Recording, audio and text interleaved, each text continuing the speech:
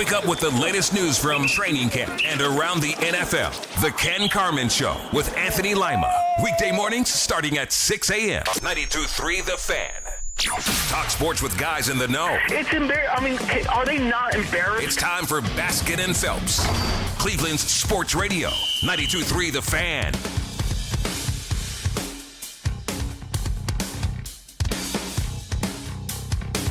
You heard Jeff Thomas say it just a few moments ago. Maybe today's the day we find out who starts on Saturday. I don't really care. We've already been told. Somebody's going to start at Well, I don't. Somebody's going to start at quarterback on Saturday, and then the other guy will start the following game. What I want to know is who's going to start at the beginning of the regular season. Oh. And I wonder, I don't think we received any hints yesterday about that with the release of the first depth chart. Or But we did get some information in that first depth chart that just hammers a couple of points home that we've been making here at Baskin and Phelps. Very nice. Good morning to you. How are you? I'm not as good as you in those Devo glasses today. Wow. They're back, baby. Yeah, I'm getting a lot of... The Devo glasses. Are we not men? He looks good. Yeah, I know. He looks really good. Looks good. Accentuates his stunning silver hair, that gray shirt. That's a good look on you. You are Mr. Radio. Well, I take it back. It's a good look on you. The folks on YouTube can see it, so I'm sure they'll have something to say about There are it. pictures. I got to believe... There are pictures now. Yeah, I'm catching grief out in the real world on this, too. They're like... On what? Is Phelps going to leave you alone about your glasses? And I'm such a brutal picker on her. Well, it's just the whole... Well, I don't know why the whole Devo They look thing. good. I thought of you over the weekend. I went to the Twins Day Parade, and it was an 80s theme, and... Two guys dressed as Devo. Dressed as Devo. There That's you right. go. They found the flower pots. That's fabulous So I news. started singing the theme to Rugrats, and they had no idea what I was talking about. See? They should have known. I don't know. Do they even have a theme? I don't know. I don't know. They have music. They should have known. Okay. Should have known. At some point, NFL teams have to put something on paper that, in theory, gives you an idea of what the coaching staff is thinking. Right? That's Correct. called a depth chart. And the players and parents also want to know where people are sitting on a depth chart, whether they're in the NFL or whether they're playing Pee Wee. Well, everybody does kind of want to know that. Where do I stand? I think that's a key element in life. In the release of yesterday's depth chart, as Todd Monken said, and by the way, Todd's going to chat with us at this press conference at 12:50 today. Mm-hmm. We'll have it for you here on the Fan. Yep. That'll be good. Chris Rose is going to join us at 11:20. Browns Television Network, Dugout Discussions, John Boy Media. So we'll be talking to Chris at 11:20. Okay. The unofficial depth chart, that's the key word. Yeah. In other words, it's just something to put a little order to things, but don't bank on it completely. Is that a good way to say it? Yeah. A lot of times coaches, first of all, it's the old cat and mouse game. Let's be honest. This happens all the time, whether it's college or pro. Coaches will be like, what do you mean they're there on the depth chart? The coach will say that when they absolutely know where every player is on the depth chart. Don't give me that. I don't. And so then they'll blame it on whoever the sports information director is or whoever the head of the media relations is. And they're like, I just told him to put any names down on a chart because it's just you guys need it, and it doesn't mean anything to me. Sometimes the coaches don't even do it. We hear. That's a total lie. The coaches know exactly what's going on. And he said to him, he goes, I told you to put or on there for the quarterback. And so he said, there we go. The offensive depth chart had no surprises, I don't think, because it does say Deshaun Watson or Shedeur Sanders as the number one quarterback. Mm-hmm. It has Dylan Gabriel listed as the third quarterback, Taylon Green is the fourth. Mm-hmm. And the other stuff, I think, is exactly what we thought, Andy, even with the guys who are on the offensive line. Spencer Fano, Zion Johnson, Elton Jenkins, Tevin Jenkins, Titus Howard. So at least for now, that's what it is, and that's kind of what we expected it to be. Interesting that the two rookie wide receivers are listed as starters. Okay. I like that. Yeah. Like that, but who were you going to start? It probably wasn't going to be Cedric Tillman. Isaiah Bond? I mean, maybe. Isaiah could have been the guy, but instead they're going with the two first-rounders and Jerry Jeudy and then Harold Fannin at tight end. Mm-hmm. So, as expected? Yeah, I didn't expect Dylan Sampson to jump over Quinshon Judkins either. So, I think offensively, this is what for an offense that is brand new, there are really very little surprises on what we thought this depth chart would look like for Saturday's game. I would agree with that. And backup situations, we'll see how those play out. And we'll see a lot of those guys coming up on Saturday against the Bears. I want to see Zinter if he'll play. Well, you wonder, don't you? I mean, to get in there, he's sitting in a backup spot, and you're waiting for that to pay dividends, right? Although you're not in a position to have him pay, because Zion's in front of him. You wonder if it's going to pay dividends. I hope so. You want to have depth. You want to have your guys end up being good players for you, and he was one of their guys. Drafted him in the third round. Same with DeJuan Jones. We'll see where DeJuan ends up. On the defensive side of the ball, no real surprises. It was Jared Verse, Malik Collins, Mason Graham, and Alex Wright across the front. And Malik has been dinged up, so we'll see about that. So we can see Mike Hall. That'll be exciting. You think? Yeah. Why wouldn't you? I mean, he's next on. If the depth chart is true, then we see Mike Hall, and quiet. Go in there and get the job done. Let's just go. Let's get her done. Come on, Mike. Don't you want to see him do well this year? Yes, I do. I want to see. I remember when he first got here and how everything was great and everything was roses and blah blah blah blah blah. Then you got a little side story going on there. Next thing you know, blah blah blah blah blah. And then you got a little side story going on there. And so now he's back in the rotation. So it's been a smooth camp for him. It's been nice. Let's get him out there. Let's go. Let's go. Go play some football. On football. The rest of the defensive line there, it's Verse, Collins, Wright, Graham. The linebackers might have contained one surprise. It's not Carson Schlesinger. It's not Quincy Williams, who they brought in. But it's second-year player Easton Mascarenas-Arnold. Good for him. He was on the team last year, kind of developing. And right now he's listed as a starter. And then in the defensive backfield, and when they go to a fifth DB, I'm sure he's coming off the field. Right. But Tyson Campbell and Denzel Ward on the corners. Boom, knew that. Grant Delpit, Ronnie Hickman at safety. And we'll see if Emmanuel McNeil-Warren can work his way past Ronnie Hickman. But I don't think there are any surprises except maybe Easton Mascarenas-Arnold at the one linebacker spot. But again, those guys are going to be coming on and off the field, so you know how you usually play defense, Andy. You bring guys on, you bring guys off, you try and keep them fresh, and you go play. Yeah, I don't know where else you were going to go with that. I wasn't really paying attention. I'll be honest. I'm not going to lie. I'm not going to sit here and tell you I was looking at that third linebacker spot. And, I think that's a name that fans are going to have to get used to seeing.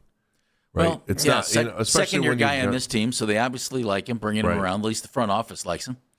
Hopefully the coaching staff likes him. I hope Carson Schlesinger's healthy. That's my big thing here. Well, when you look at the linebackers, it's like, and how much do you play him early on? If he gets in there, breaks a sweat, take him out.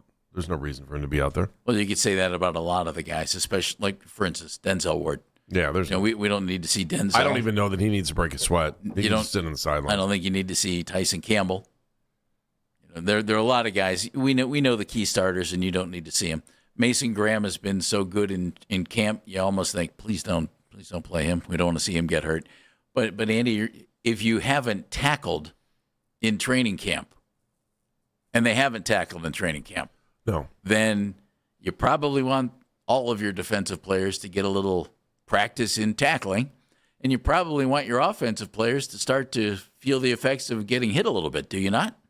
No, you absolutely do. I also I look at that, the front four, and I know you're missing the best defensive player in the NFL from last year, what everyone wants to say, but I kind of feel like the depth feels a little bit bigger to me this year, especially with what folks were saying about Isaiah McGuire at practice, and we know how good Mike Hall can be. Aiden Huntington, I thought, had a good year last year when they gave him the opportunity. Sam Kamara's sitting back there too, so I kind of feel like they have more depth on the defensive line than we have in the past, or at least I have confidence in the defensive line.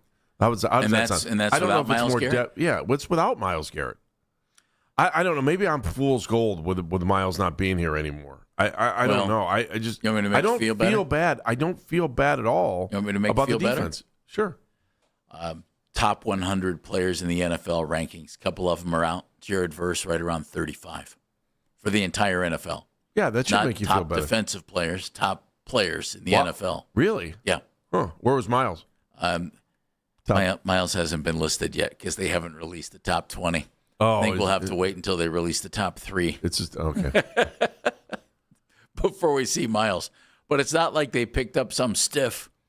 No, if you're talking about a top 35 player in the league. Player in the NFL. Wow.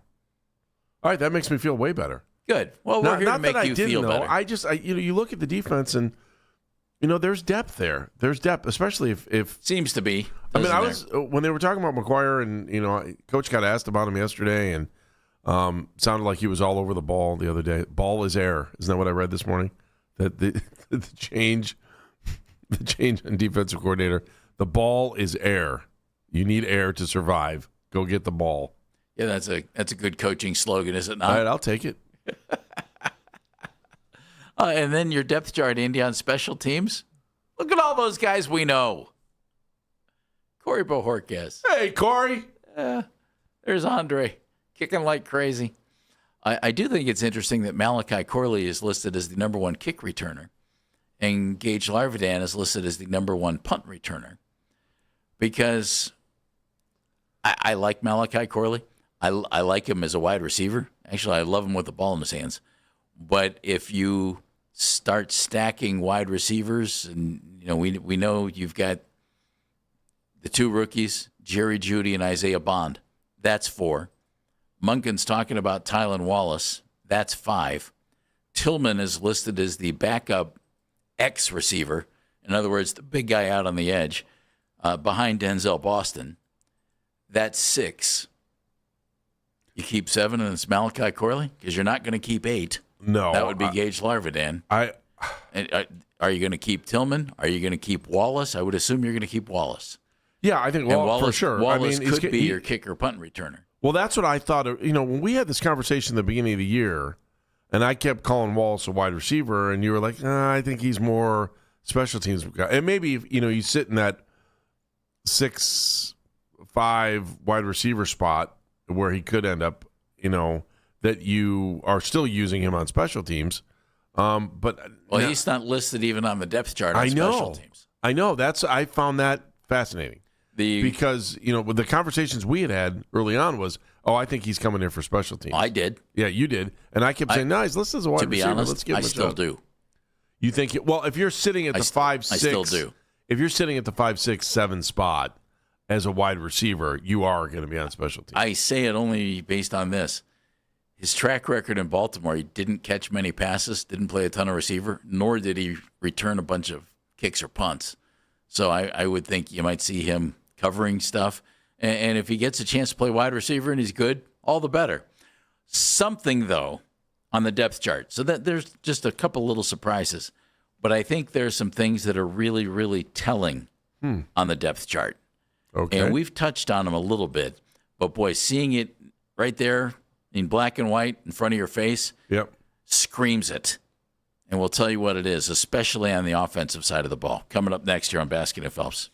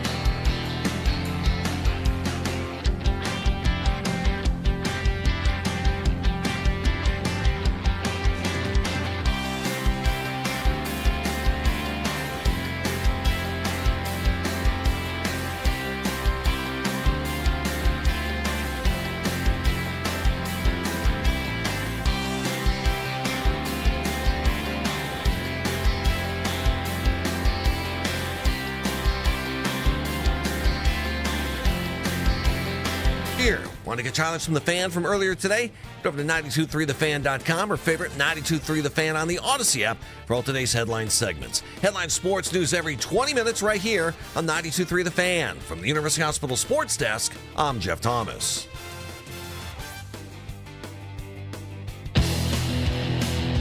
$12 billion for the Lakers. Oh my God. We're just sitting here doing our feeble attempts at math. I mean, if you wanted $2 million, wouldn't $2 million come in handy for everybody? $2 billion would too. A billion. Think 999 million. Plus 12 times over. I don't know, man, Jeff. You just can't get by on like 7 or 8 billion these days. Have you seen the price of eggs? That's Andy Baskin. I'm Jeff Phelps. Just go to your local farmer and get those brown ones. They're better anyway. I'm just happy we have gravity today. Got darker yolks, more orangey. Did you read this whole thing about gravity stuff? No, we're not going to do it now. We're not going to do it. We're getting into the depth chart right now. I don't know. No, we're going to do gravity late. No, we're not doing this. Well, it's already we're not past derailing that. the show. Well, I'm just saying these names may float right off the depth chart. We're not derailing the show. Something has happened with the release of this depth chart. Would the derails we've actually talked come about off it the a ground? little bit. If we lost, see, he's the anvil today. Am I the anvil? I'm trying to talk sports, and you're like, gosh, this thing about the gravity. Wow. Who's the anvil? Me or him? I think both of you right now. It's literally just two anvils, and I'm Wile E. Coyote getting turned into an accordion. So the official depth chart released shows something on the offense, Andy, that backs to me. It's like, here you go. This is it. This is why you should pick a quarterback now. Get your guy, and let's get this thing going. All right, good, because you kept this secret from me all morning, because I was like, okay, give me your big epiphany. It's this. Yeah. Take a look at who's on the first team of the official depth chart. Okay. Across the offensive line, Fano, Zion Johnson, Elton, and Tevin Jenkins, Titus Howard. Yeah. Okay. Mm-hmm. And then Fannin, Boston, KC, and Judy at wide receiver. Quinshawn, and for the sake of this argument, we're going to say Shedeur, okay, because it says one or the other, so I'm going or Shedeur. You're going alphabetical. If Shedeur is the quarterback, 6 of the 11 guys listed as starters for the Browns are in their first or second NFL season. All right. That's a lot.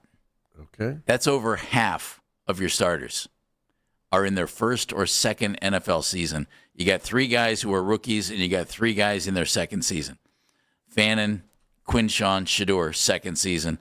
KC, Denzel Boston, Spencer Fano, rookies. Okay. So over half. Of your skill position guys, 4 of the 5 guys, and by skill position, I'm just saying wide receiver and running back and tight end. Okay? So those are your skill positions. All right. I'm not counting the quarterback. All right. 4 of your 5 guys are in your first or second season. 4 of the 5. The only one who isn't is Jerry Jeudy. Okay. So, and Jerry's a 6-year guy. The average experience of the Browns' offensive starters, average experience. This is with Shedeur at quarterback. And with Zion, who's played 4 NFL seasons, Elton Jenkins, who's played 7, Tevin Jenkins, who's played 5, and Titus Howard, who's played 7, and Jerry Jeudy, who's played 6. The average experience of the offensive starters is under 3 NFL seasons, 2.9. This is the one that gets me even more. Okay? This is not making me feel really good. Well, no, this is why you need to figure it out, Todd. You need to work this thing as a unit and get everybody on the same page. Total seasons that everybody on the depth chart, first team Browns offense, total number of seasons as a member of the Cleveland Browns, 6. 6. That's it. Shedeur has 1. Quinshawn has 1. Jeudy has 2. Fannin has 1. And Tevin Jenkins has 1. That's it. Really? So in other words, these guys need to get to know each other, and they need to get to know each other quickly. And the number of the guys who are in their first year with the Browns. Now, this takes away all the experience from that offensive line. Over half of the guys are in their first year with the Browns. Pick a quarterback and go. Pick one. It doesn't matter. If neither guy is knocking your socks off, okay, fine, take one. And if it doesn't work, play the other guy. But, Andy, they're not very experienced because of all those young guys, which I'm all for the young guys, because this team needed an influx of young guys and of more talent. I think they've had it. But of the 11 guys on the team, combined experience with the Browns, only 6 years.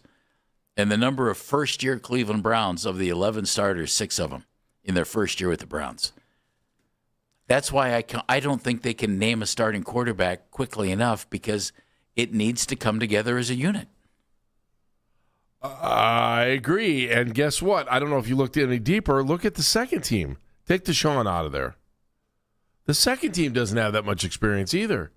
And you want to talk about total young number of years for the Browns? They've added so many young guys Sampson, to the team. 1, right? Whitehart's been here for what, 2? Several. Yeah, Barber's a newbie. Leviston got here last year. Brailsford's a newbie. Zinter's been here. He's like an old man out there from the 24 season. But he hasn't DeJuan played. Jones is ancient from coming in 23. So what does Bond is last what's year? this all scream? Get on the same page. Get on the same page quickly. And I don't know that you're going to completely be able to do that and really take the strides you need to take until you name that starting quarterback. Tony's out on the road. Tony, good morning. Hey, Tone. What's happening, fellas? You are. Hey, just wanted to tell you, I think the Browns are going to surprise some people. I was at camp yesterday. First of all, I'll get to that, but Tillman, is there any way Tillman could play tight end, man? He looks, I said that too. He's got to gain some weight. That's the only thing, right? He's got to, when you look at the weight differential between him and Fannin and Whiteheart, and then, who knows what's going on with Royer. It's like, I agree. I thought that too, because it seems like Tillman might be on the bubble.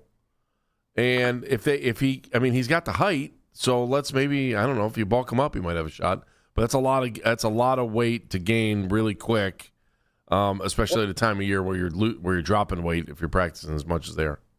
Well, that's the point. I was there yesterday, and he looked every big as Fannin and those other guys. That's why I brought it up. He just looks like a really big dude. So, but man, I just think I think just with Todd Monken alone, if you look at our offense the last few years, Stefanski's always one of the worst penalized coaches.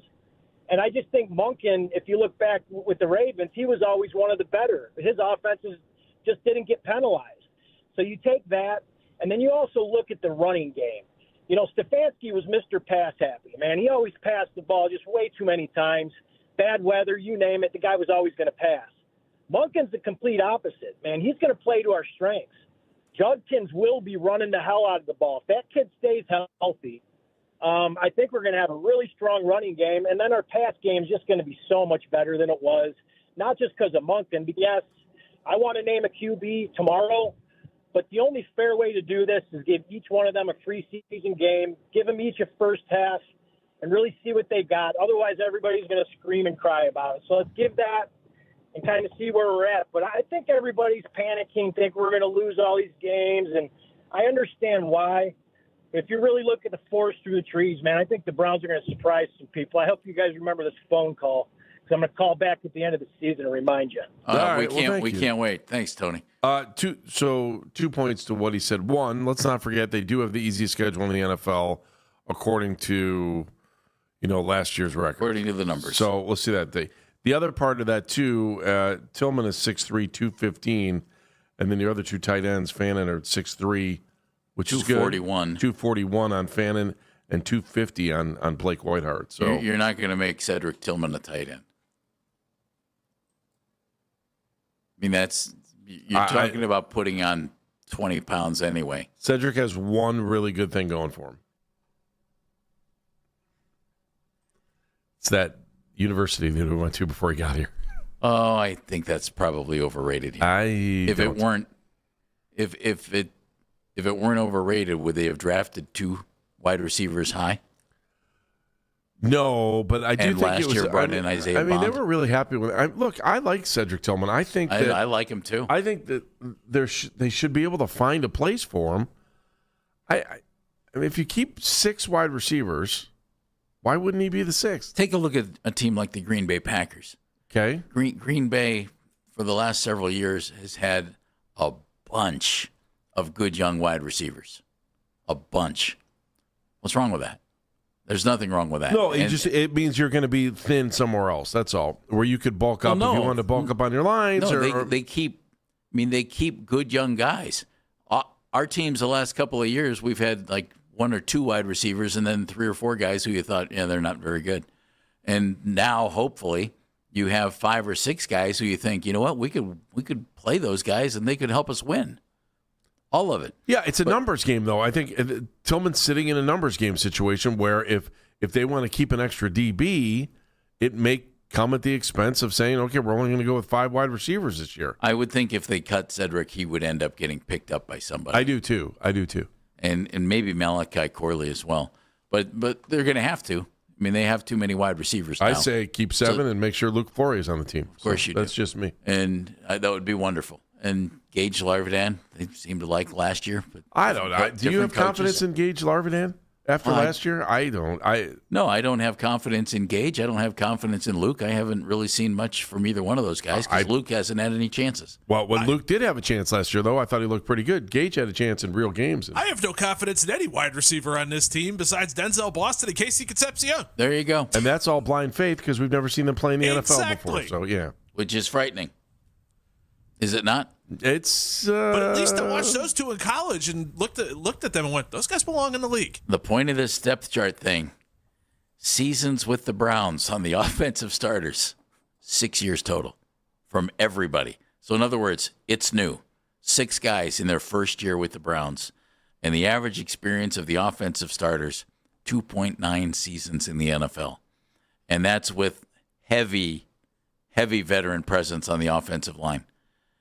Barely makes up for the young skill position guys. Love the young skill position guys, but to me it just screams, please figure out the quarterback and give that whole unit as many reps together, whichever guy it is, it's okay.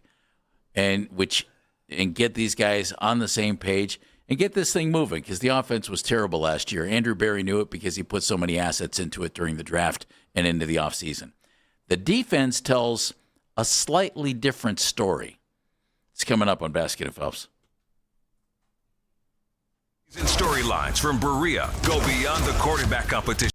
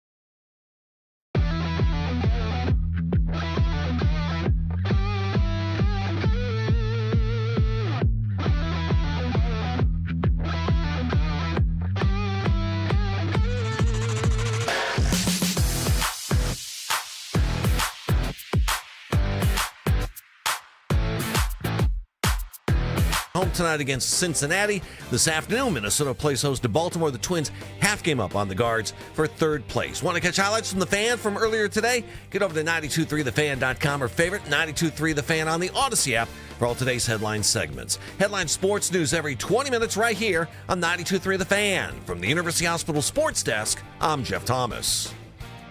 Training camp coverage powered by Expert Renovations and Consumer Tire. 92.3 The Fan. What did we learn from the release of the first depth chart? The Browns are getting ready to play the Bears coming up on Saturday. And we learned that, oh my God, is that offense inexperienced, both as members of the Browns and as people in the NFL. And that, to me, just screams, name that quarterback and let's get this thing going. And on the defensive side of the ball, Andy, I think things are kind of reassuring. Welcome back to Baskin and Phelps. Phelps, Baskin, right there. Mm-hmm. The defense, and I broke it down, there are 6 brand new Cleveland Browns on the offense. And of all 11 guys, there are only 6 seasons spent with the Cleveland Browns of the guys who are listed on the first team on the offense. So it's a young bunch, under 3 years of NFL experience on the average. The defensive side of the ball is a little different deal, Andy. First or second year players in the NFL on the defense, only 3. Only 3 of those guys are brand new guys. And I think that's a good thing. Mason Graham, Carson Schlesinger, and Mascarenas Arnold are the young guys. And so you have some experience there. You don't have any rookies. No. Who are listed as starters on the depth chart. And so in this situation, I think that's a good thing. The average NFL experience of the defensive starters, about 4.5 seasons, 4.4 to be exact. And it's kind of skewed a little bit by a couple of guys. Quincy Williams has played 7 years, Denzel's played 8, and Malik Collins has played 10. But I love the idea of having some veterans out there. And as opposed to 6 total seasons with the Browns for the offense, the defense, 26 years of Cleveland Browns experience. Yeah, Denzel's got enough to cover the whole. Denzel's got more a ton. than the Grant combined. Delpit. Ronnie Hickman's been here for 3. Alex Wright's been here for 4. And the number of defensive guys, this might be the key to the whole thing. Number of defensive guys who are in their first year with the Browns, only 2. Only 2. Jared Verse. Yep. And Quincy Williams, who comes in with a lot of NFL experience and experience playing for Mike Rutenberg. Rutenberg was his linebackers coach when he was in New York with the Jets. So if you're looking, all right, where can the strength of this team be? We all thought it would be the defense. The numbers, the experience on that first depth chart released certainly backs that up. Yeah, it's homegrown too. You know, you're looking at 2 first-rounders. I mean, we used to have 3, but 2, and then you got 2 second-rounders. You got a third-rounder in Alex Wright, and Miles Harden is. If you're in there, I was just looking at this. With a couple other guys coming in.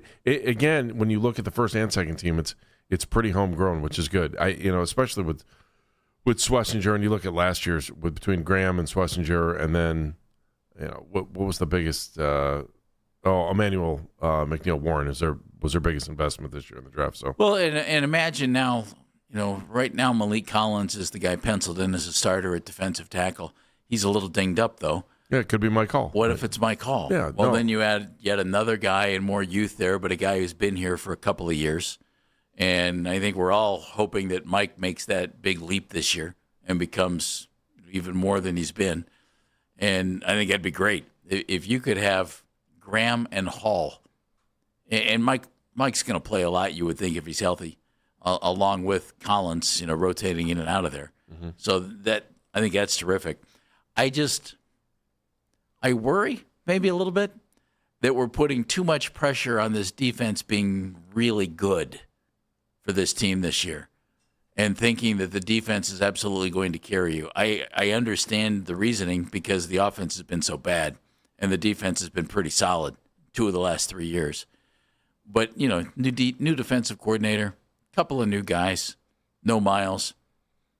I just think the defense has some things it needs to achieve for this team to do really well. I think on paper, when you look at the Browns, you're going to be like, okay, they'll be in games because of the defense. Now, will the defense be spent by the fourth quarter? Possibility. The offense is going to have to try to figure itself out early on. We are going to see a ton of offside. We are going to see pre-snap. I don't care how mad a coach gets in practice.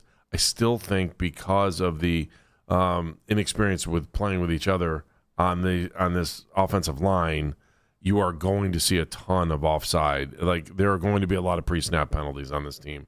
If they're not, or they're limited in the first couple games. They're trying to work on that already. Yeah, well, they should be working on it every day, and they will be. But I think there's another thing because there's another level to this thing once you start playing in real games. Even the preseason games aren't going to give you that same kind of energy that you're looking at, later in the season, when you get to this. So just be prepared. Like, I'm prepared. I'm prepared for pre-snap penalties. I'm prepared for offside. On defense? No, on offense. I just think defensively, I think we're going to get into situations where the Browns defense is going to spend a lot of time on the field because the offense is going to be trying to get it together, and they're going to look good in the beginning of games, and by the time they hit the fourth quarter, they're going to be out of gas. That is, like, on paper, when I look at this team, that's what I see. I see a good defense, and I see an offense they just don't know each other yet. So that's why. And do you agree? You haven't commented. I just want them to pick a guy and go with it, and just name your starter. I do too, Jeff. I do want them to pick somebody, but I don't want to go back and forth. I want him to pick a starter and stay with the starter. Well, why would he go back and forth unless the guy because it's so fails? Close, you're trying to figure it out. I don't want to go into the beginning of the season going, Shedeur didn't look that good. Let's put Deshaun in. Deshaun didn't look that good. Let's put Shedeur. I think once they decide, they're going to just leave that guy there. But as you said, you're worried about pre-snap penalties. We'll get the quarterback in there. Let's get everybody on the same page.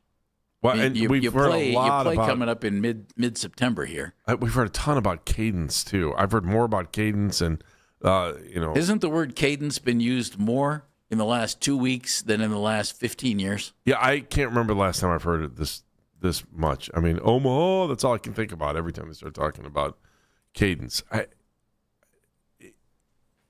It seems to be a bigger deal than I've ever thought it was.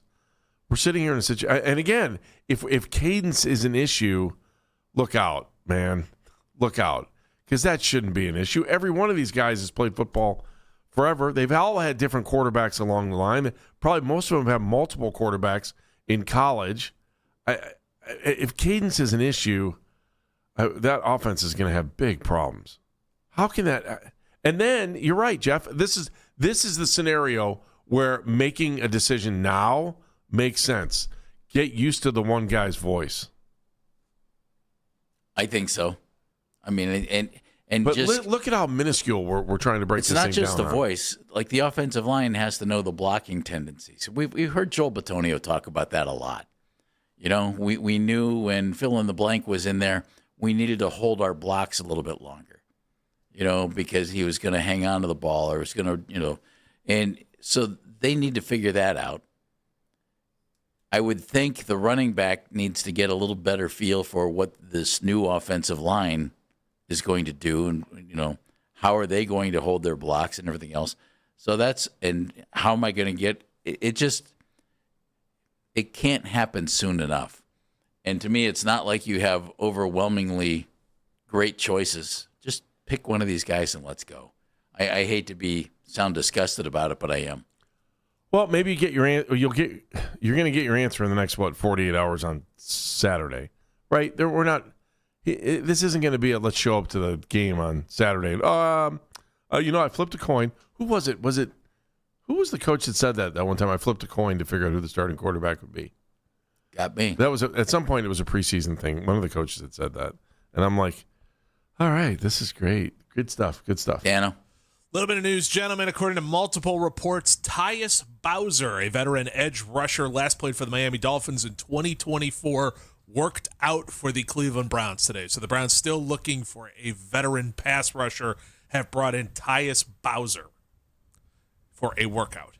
That's fabulous. Just giving you the latest. I was thinking, Bowser. That's beautiful. Were you going Sha Na or Yeah, I was thinking of Bowser from Sha Na Na, actually. is he still around? I don't know if he's still around or No. not. The defensive end spot I've thought has been a little light. I thought it was a little light when Miles was here, and then they make the trade for Verse, and so Jared comes in. That's great, but it's still a little light. Browns obviously thought it was a little light. He tried to sign one guy. He fails his physical. AJ is now with Philadelphia, by the way, and saying, thank God it didn't work out in Cleveland. So is that a depth thing for camp, or are they concerned? No, and then they tried to, they brought in Jadeveon Clowney, gave him lunch. Yeah, I mean, are they concerned? Hoping that Jadeveon would be there. I would be concerned. Did you not get the feeling they offered Jadeveon more money to come here?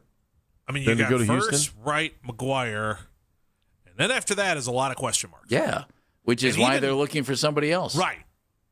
Which is odd because you'd think they'd be doing that for cornerback as well, but I know they brought in a couple guys. But yeah, clearly they want a veteran pass rusher on the other side of Jared Verse, at least as some kind of depth piece. I don't mind that at all, do you?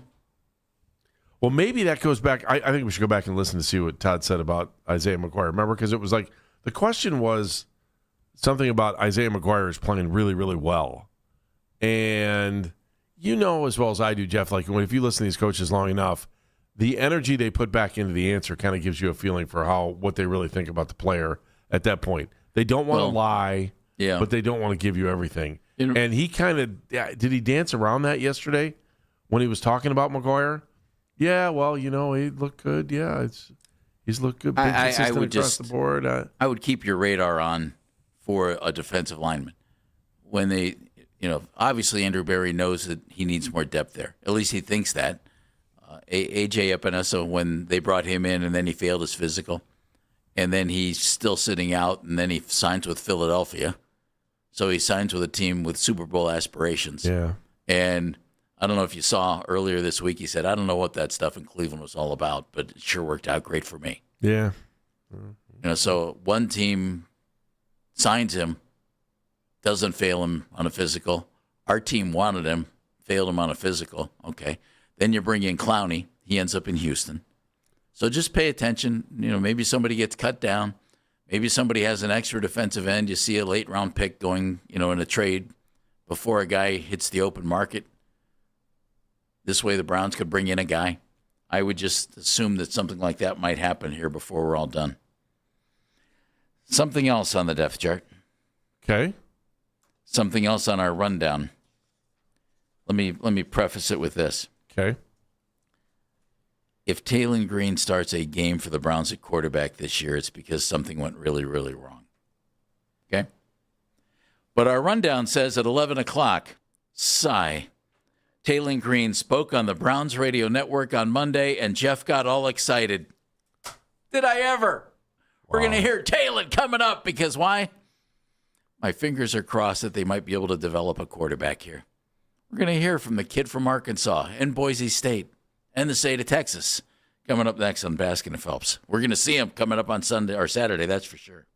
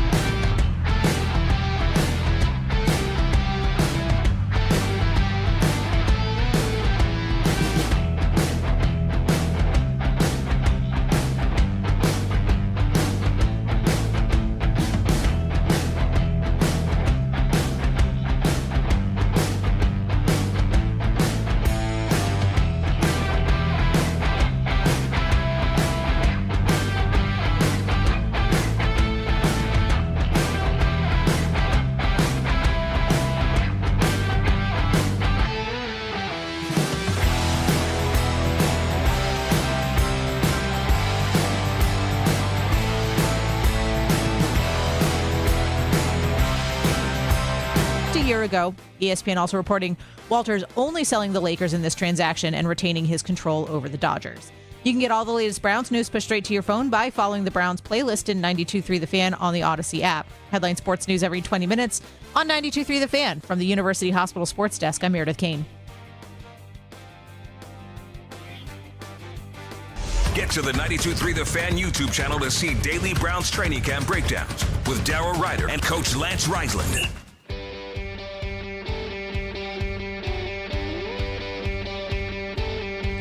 Welcome back to Baskin and Phelps. Coming up at 11:20, Chris Rose, Browns Television Network. He'll be calling the game on TV coming up on Saturday against the Chicago Bears.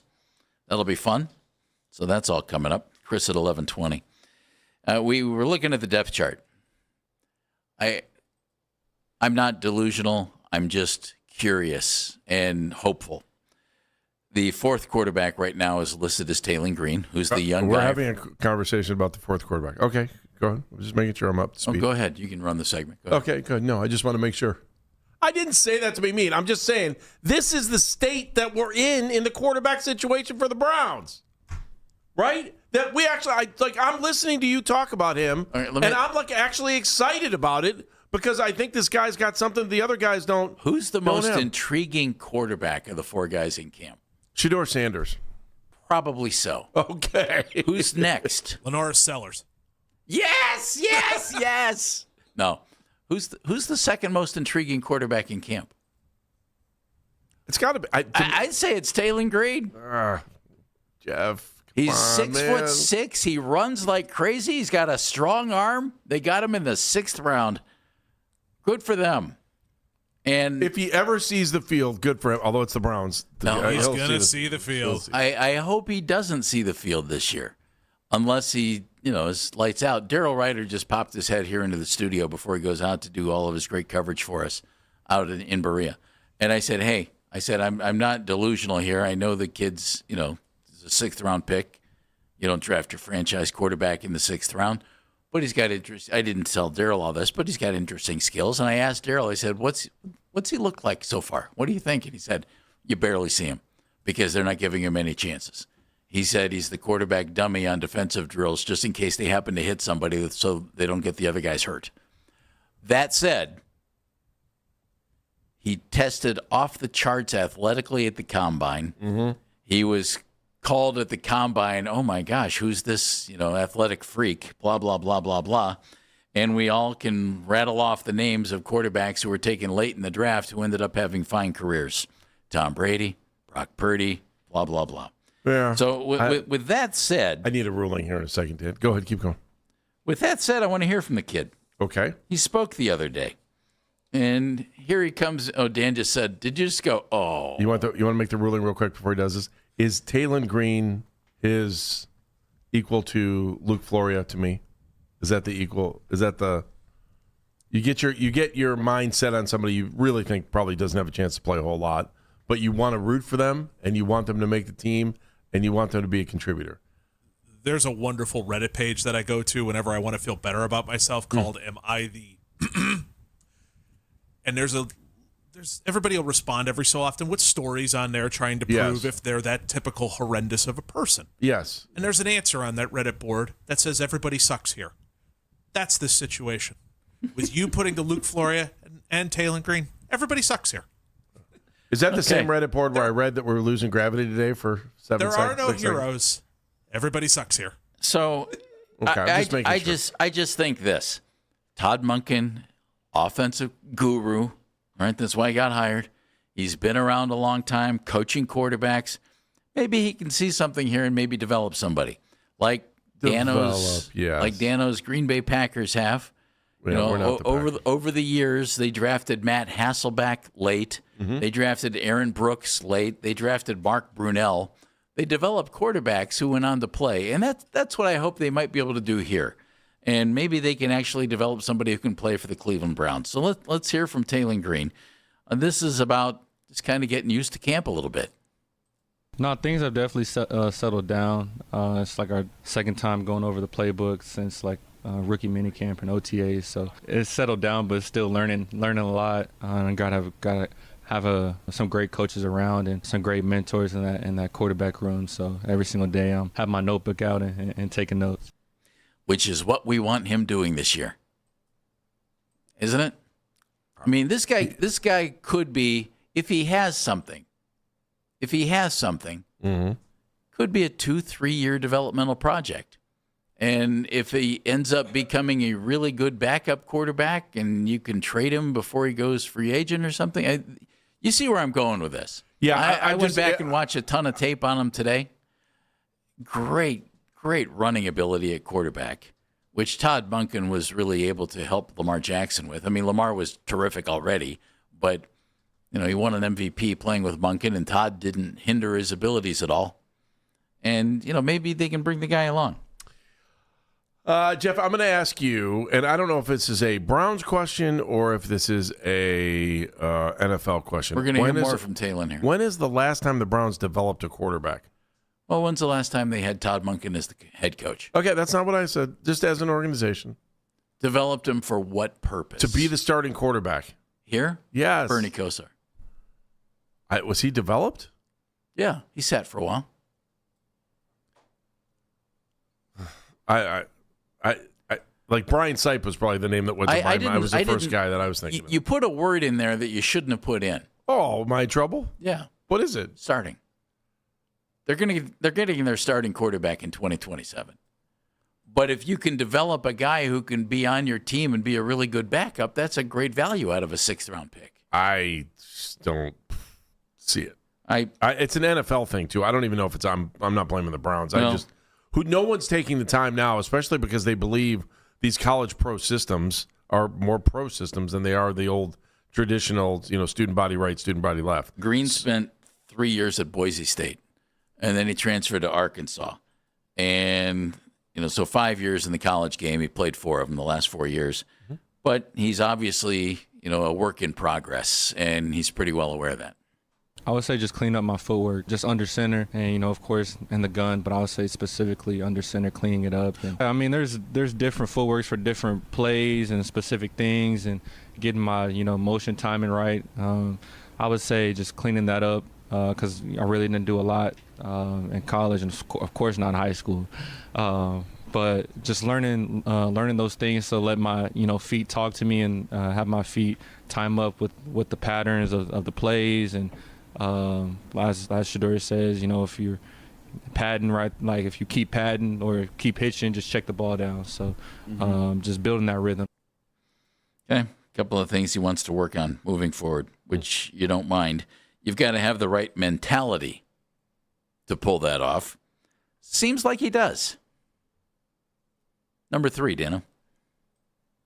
Yeah, you have to. You have to be, especially in this line of work. You have to be have like a craziness or a madness to you. Have to be really attention to details and just be your worst critic. And it's something I had to learn. And it's something like that I'm glad that I got to experience in college with some great coaches that taught me. And I'm grateful to have Coach Monken and all my coaches offensively here to even bump that even more. Once you can always improve. No matter if you're Tom Brady, no matter if you're Pat Mahomes, and no matter what, you can always improve. So this is Taylor Green.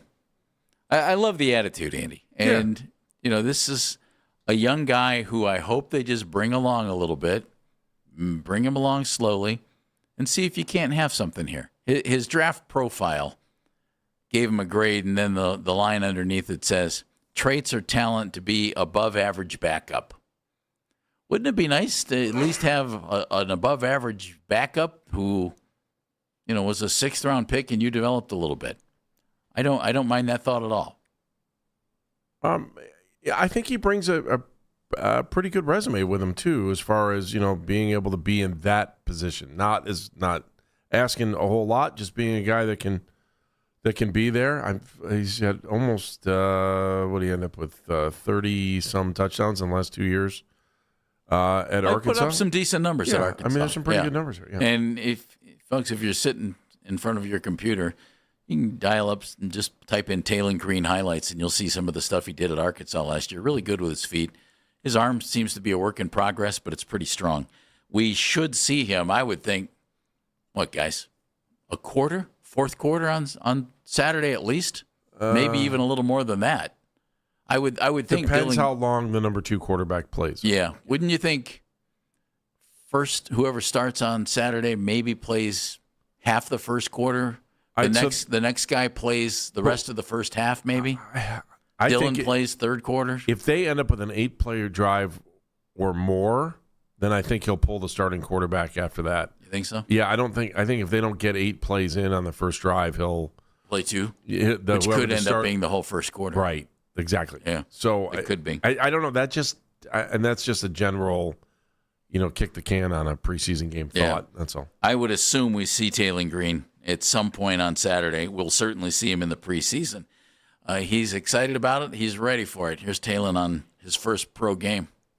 Honestly, I'm just super excited for the opportunity. I'm excited to be in the pads and to play again and to play in the National Football League. So, whenever my number's called, I'm going to be ready and excited and, maybe a little nervous, but, that means you care. And I'm going to put my best foot forward and take it one play at a time. Okay. I'm anxious to see him. He might look what I hope he looks like, Andy, when he does get out there and play. I hope he looks like a guy who you think, wow, I want to see more of this guy. I want to see if they can develop this guy. I don't want him to look overwhelmed. I don't want him to look like, okay, this guy's getting cut. It would be really sweet if they can keep him and develop him a little bit. Remember, we had DTR here, Dorian Thompson-Robinson, and he was a 5th-round pick not too long ago. There were moments where you thought, well, I wonder if this could be the guy. And he played. Didn't do real well, but here's another guy, similar type of athleticism, big arm. Maybe this guy can do a little bit better. I love this attitude. He was asked, last thought from Taylor Green, he was asked, what's the best part of your game? That's a good question. I would say y'all got to tune in. Chicago. Love that, don't you? That's a good one. Yeah, I love that. So we'll see. Look, I will readily admit, Andy, I am so intrigued by his athleticism. And, it's like he's the lump of clay who's played 4 years of college football and done a pretty decent job. At the combine, the athleticism, the production score was down. He was ranked 7th of the quarterbacks at the combine. The athleticism score was a 99, and he was ranked number 1 at the combine. I'm willing to go for that. Total score combine ranked this year, he was the 2nd-rated quarterback at the combine, according to NFL.com and their prospects. Although, what does that mean? It doesn't mean anything other than all it means to me, Andy, is this. This guy was freakishly athletic at the combine and during his time in college. And let's see if he can develop into something here. I'm not delusional. No. He's not going to be your starting quarterback this year. There are guys ahead of him who are going to play ahead of him, probably 3 guys, unless he shows he could be the 3rd-string quarterback if needed. And then they could move on from a guy. But I just want to see him. I hope the Browns get really lucky here. Here's my – I'll throw this out there really quick. At 6'6", 230, could he do anything else? Let's let him be a quarterback. He's been a quarterback his whole life. I'm just saying if he's not going to play, and you got a chance to maybe throw him in on a trick play or something. If you can develop him as a quarterback, why wouldn't you? I just don't think they develop quarterbacks anymore, so why not give him a shot to do something if he – he looks athletic, right? You said. Some teams develop quarterbacks. Chris Rose joining us next. We'll talk about the game coming up on Saturday because Chris will be calling it. Hey, it's Nick Wilson for Kitchen Cabinets at Northeast Factory Direct. You're not just picking cabinets from a catalog, you're collaborating with actual designers who know what works. And the best part, their design expertise works for every project. From efficient 10x10 layouts to expansive custom kitchens. All wood construction, soft close.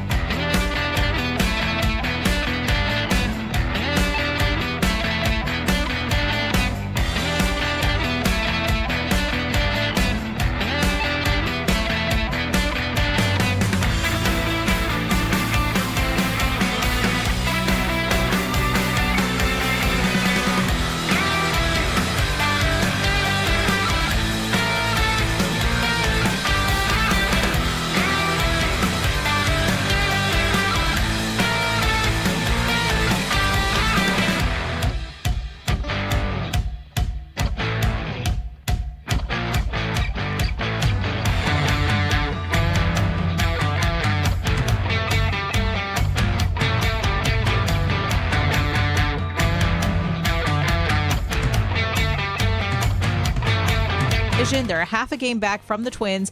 Guards are still only 4 games back from the first-place White Sox after they fell to the Reds in 10 innings. You can now find 92.3 The Fan on YouTube. Subscribe to our YouTube channel and get the best content from our shows each and every weekday. That's 92.3 The Fan on YouTube. Headline sports news every 20 minutes on 92.3 The Fan. From the University Hospital Sports Desk, I'm Meredith Kane.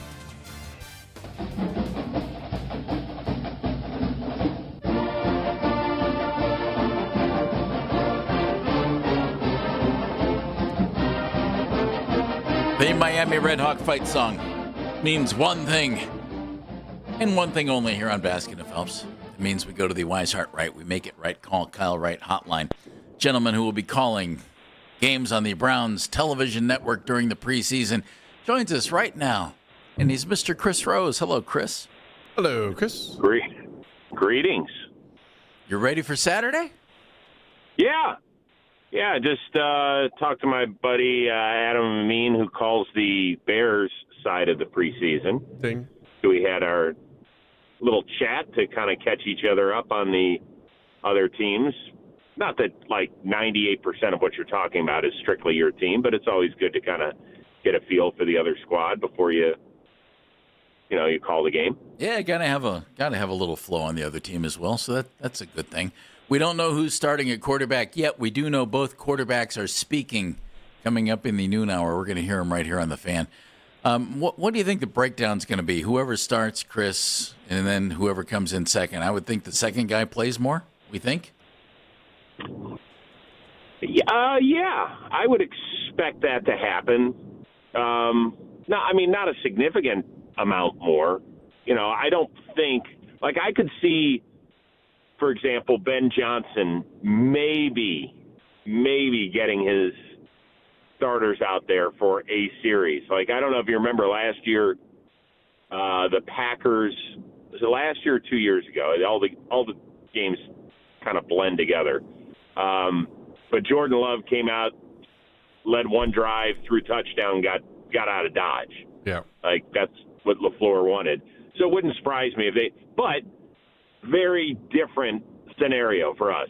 Number one, we've got a first-time NFL head coach who's, getting used to Operation Day as a head coach, which is very different than as an offensive coordinator. Number two, the Bears kind of know who their quarterback is. I'm going to go out on a limb. I think they feel pretty good about that. That Caleb fellow looks pretty good, yeah. Yeah, he's fine. I don't know. I don't know, maybe Bajent and our old buddy Case Keenum can push him a little bit. So, that look, we got to find our quarterback. And I'll be curious. We get a production meeting with Todd Monken tomorrow, and I get a chance to ask him how much this game weighs into his decision-making. What percentage of it is it? I think people will be interested to know.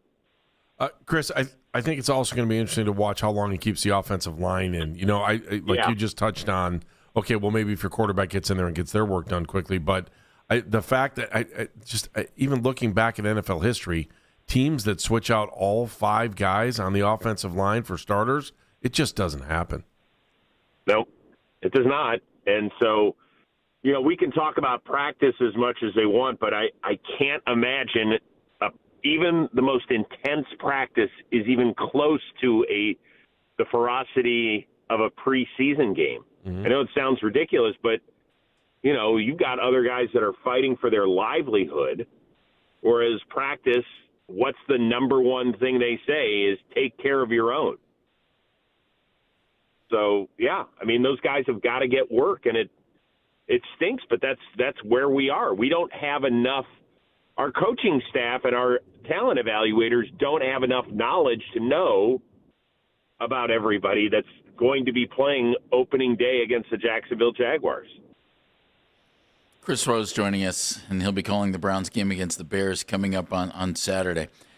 The offensive line has been thrown together, and the only guy that is listed on the depth chart who was here last year was Tevin Jenkins. We don't even know if Tevin will end up being the starting right guard, but he's listed that way for right now.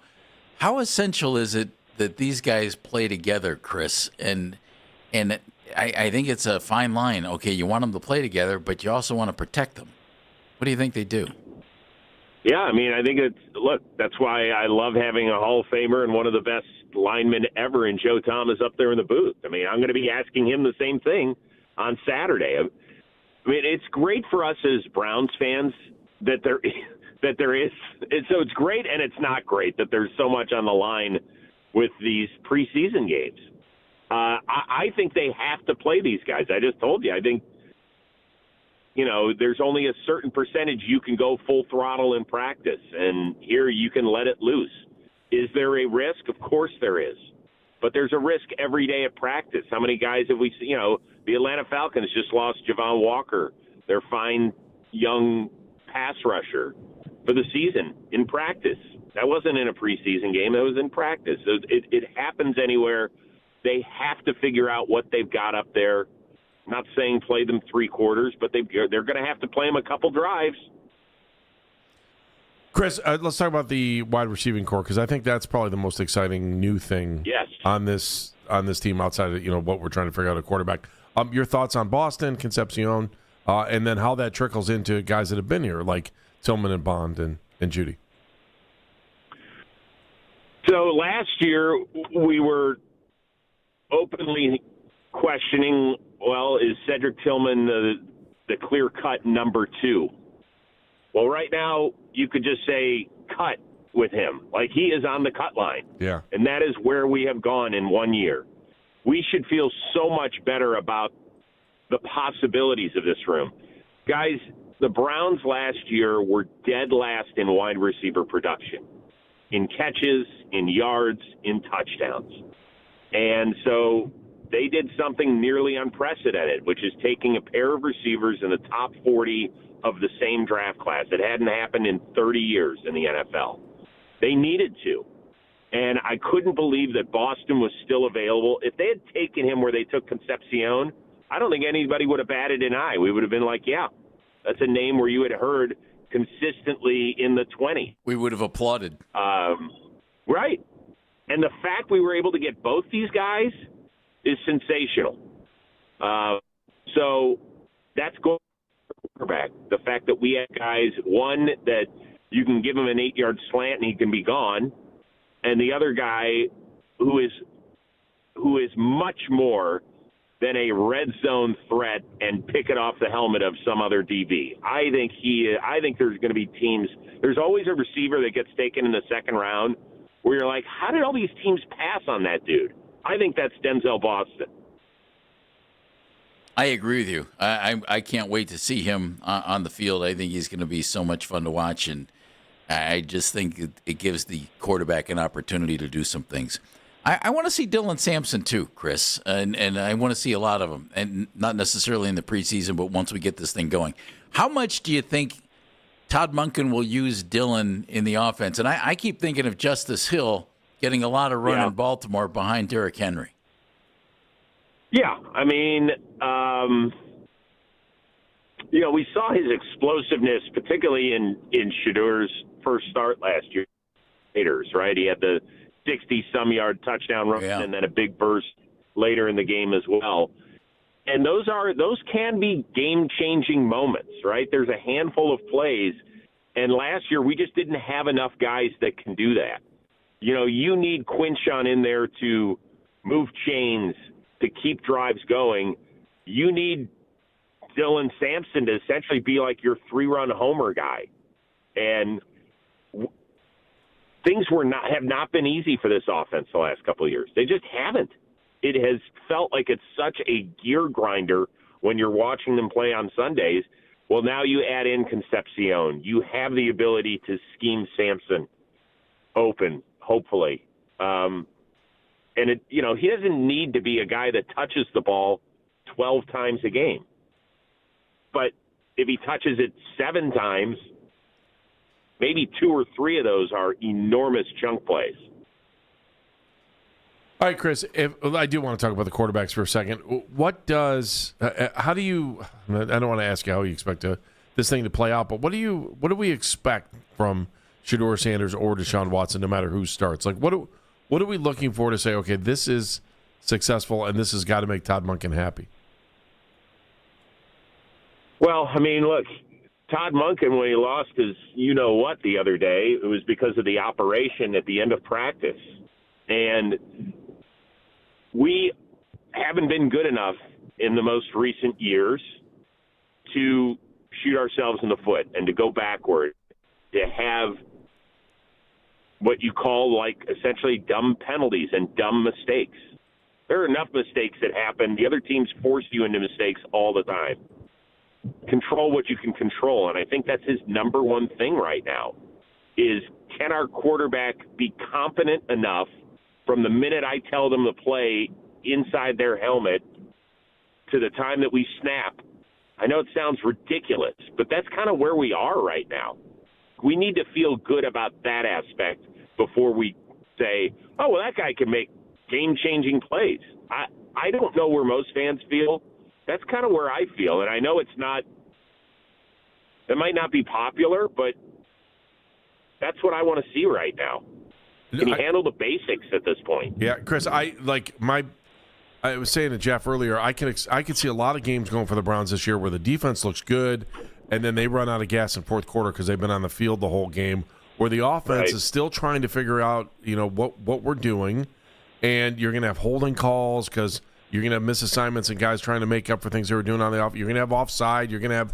I just feel like I keep trying to tell myself, don't get frustrated by the offense when you think about the fact that 9 of the 11 starters weren't here last year. I mean, I think we need to be realistic about what we're watching on offense.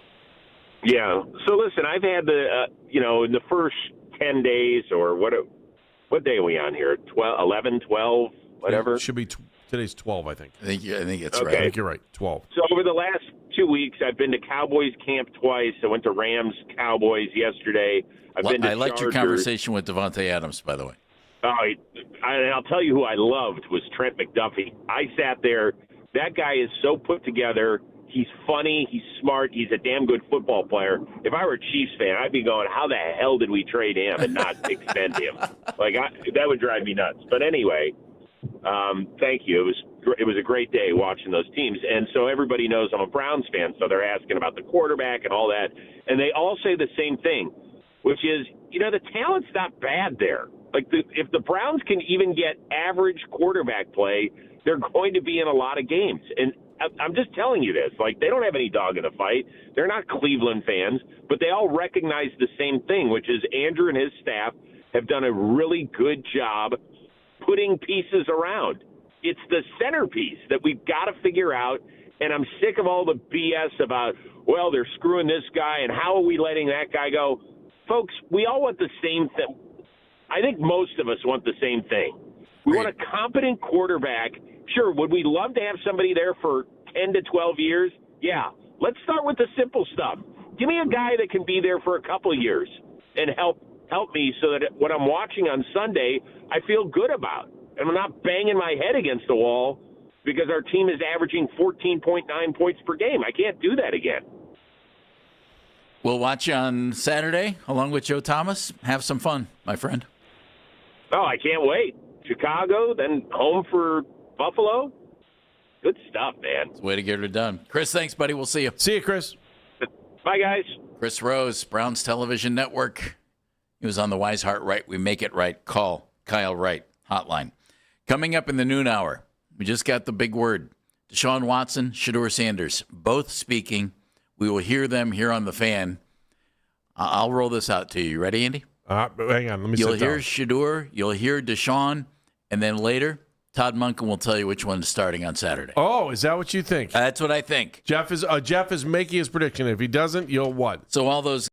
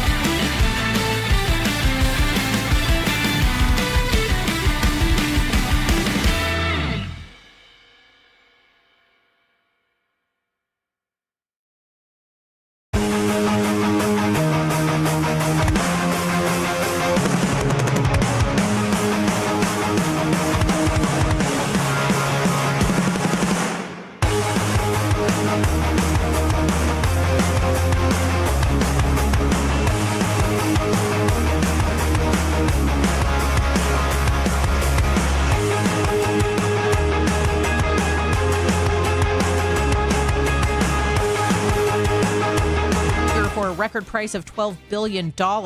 Walter purchased controlling interest from the Buss family for $10 billion just last year. ESPN also reporting Walter is only selling the Lakers in this transaction and is retaining his control over the Dodgers. You can get all the latest Browns news pushed straight to your phone by following the Browns playlist in 92.3 The Fan in the Odyssey app. Headline Sports News every 20 minutes on 92.3 The Fan. From the University Hospital Sports Desk, I'm Meredith King.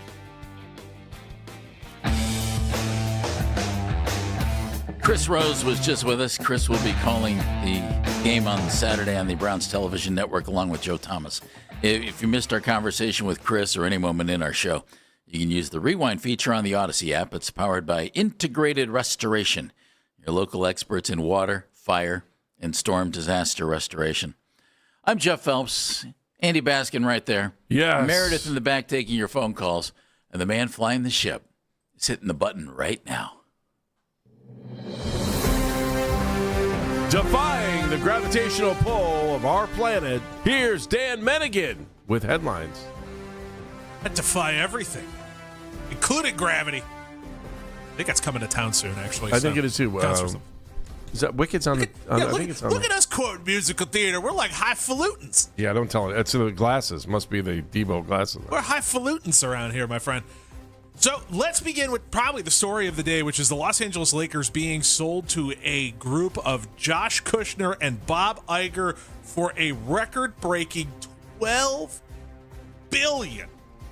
Billion with a B. That's a B, right? As B. in 12 with 9 zeros on the end of it. Unbelievable how much money that is. And more than anything else, this part is what shocks me most. So on June 18th of 2025, the Lakers, the Buss family sold the Lakers to Mark Walters for $10 billion. Okay? Big money. 1 year later, August 12th, 2026, Mark Walters sells the Lakers to this group for $12 billion. Dude made $2 billion in 365 days. It's good to be rich. It's good to be the king. I'm told. Unbelievable. He got $2 billion more without LeBron James, right? I mean, Yeah. I know LeBron's up there in years now, but He's 42. I mean, what does that say? Says Well, he's what was it? franchise- How Says much he's- more would they have got if LeBron was still there? Says it's the Lakers. Says that they have Luka. Why lot would of you cash. buy the team for $10 million and sell it for $12 a year later? Bill. I know it's a billion. Yeah. Excuse me. I realize he made a profit. That's great. Why even bother? Apparently, he didn't like owning an NBA team nearly as much as he likes owning the Dodgers. He's got some financial issues going on as well. Well, then there's that. Okay. So that also plays in. Iger or Kushner's got the financial? The former owner. Oh, the former owners. Okay. The guy who's well, either that or somebody walked up to him and said, "Hey, do you want to make 20% more than you paid?" Either that or he shouldn't have run up the visa bill. This is insanity. I mean, just absolute insanity. little nuts, It leads isn't it? into Guys, can I tell you the difference between 1 million and 1 billion? So if you frame it in the passage of time, 999 million. if you frame it in the passage of time, 1 million seconds is roughly 11 days. 1 billion seconds is almost 32 years. damn. That is a good way to Deep put it. thoughts. That's a good way to heavy. put it. Thanks, Mer. Hey, That is a pretty. Just thought I'd Good throw that in perspective. there because that We're just good. I feel like it helps contextualize how much $2 billion really is. that's It's heavy. good. That's What is this? See, gravitational pull thing you're talking about today? It's heavy. so. Sportico released the 10 most valuable NFL franchises as we're sitting here talking about cash. The Yeah. number one franchise, Dallas. of course, the Dallas Cowboys. Dallas. Ready for this? If Jerry decided to sell, according to Sportico, because, someone's got to pay, Right. $15.5 billion. Whoa. $15.5 billion. Following that one up, the Los Angeles Rams at $12.7 billion. The Giants sit there at $12 billion. And down the line it goes. I do not have the Browns in front of me. I only have the top 10. So the Browns aren't in the top 10. They are not in the top 10. Okay. Just figured All I I would, needed to know. figured I would get to that point of it because I knew that was going to ask. Are the Raiders in the top 5? Yes, they Yeah. are number 9 Oh, top at 10. $10.1 bill. Okay. So previous Laker. Do you know what Forbes said the Browns are worth? Is that what you're? Can I have Sportico. Okay, I can tell you what Forbes said. It's all Want to hear it? 6. $6.4 billion. That's what I thought. Yeah. Yeah. $6.4 billion for your team, kids. But honestly, when they get that stadium built, that might turn into 8, especially if all the land comes with it. And if Caitlin Green takes off at quarterback, it could be 7. Oh, I'm sorry. Dollars? Sorry. Good gravy. It is insane. So yesterday, a lot of people freaking out, especially if you did an early fantasy football draft, because Puka Nacua left the practice field with the trainers. Ian Rappaport saying it is minor groin soreness. And we've all been there. Minor groin soreness. So I wanted to ask this because I've got Jeff, and I know Andy's going to either snort or make a snoring noise or something along those lines. It must be a fantasy football thought. Yes. When is the right time to draft your fantasy football team in your mind? The best time? The right time. The absolute right time is after the preseason. That's exactly how I feel. And before the season opener. To me, Labor Day weekend. Even apathy after week 3 agrees. Yeah. A fun time to do it is like May. There's just so much volatility. I've never been in one that does. I would think that would be a lot of fun. I'm in 2 leagues this year. Both drafts are after the last preseason game. Unbelievable. I guess I better find out. May. Sure. So hopefully everybody stays healthy all through there, because especially on the Bears side of things, because Ben Johnson yesterday came to the media and said that he wants to break the NFL record for most points scored in a season. He said, I want that more than the Super Bowl. I want to have the highest scoring offense ever. It also happens to be the 2013 Denver Broncos. They scored 37.9 points a game. I want to surpass them. I want shootouts. I want blowouts. That's really nice, but I'll bet the Hallis family that owns the team would rather have a Super Bowl. Can you imagine if a coach here said something like that? Yeah. We'd be going nuts. What do you mean you want to play the Super Bowl? It's an interesting thought, though, Andy. What do you think when you hear that? I think, man, you got me wondering if the Browns had the lowest scoring offense last year. And thank God for like the 77 Buccaneers who got shut out 6 times in 14 games. Seattle had a really bad year in 92. So, the 2000 Cleveland Browns averaged 10.1 points per game. That's the 4th worst in the history of the NFL. You think positive, I think about a team that can barely get over 16 points last year. Guess what? It's not as bad as I thought it could have been. We could all thank goodness that we are not the 1992 Seattle Seahawks at 8.8 points per game. So they got that going for them. Yeah, good for you. Which is nice. Cool on. 2,000 Browns, man. Well-oiled machine. Anyway, Matt Hasselbeck did something really interesting. He announced yesterday that he is going to be doing research for CTE with his brain and everything else after years of playing in the NFL to try to get to the bottom of it. I think this is kind of cool. You're going to have a quarterback who played in the league for a good period of time doing research for CTE and trying to get to the bottom on his brain? Mm-hmm. Is he okay? He is okay. All right. But he wants to, he wants to start doing the research, and he wants to try to find some kind of a solution to CTE before we run into the situations we've ran into with a lot of these football players.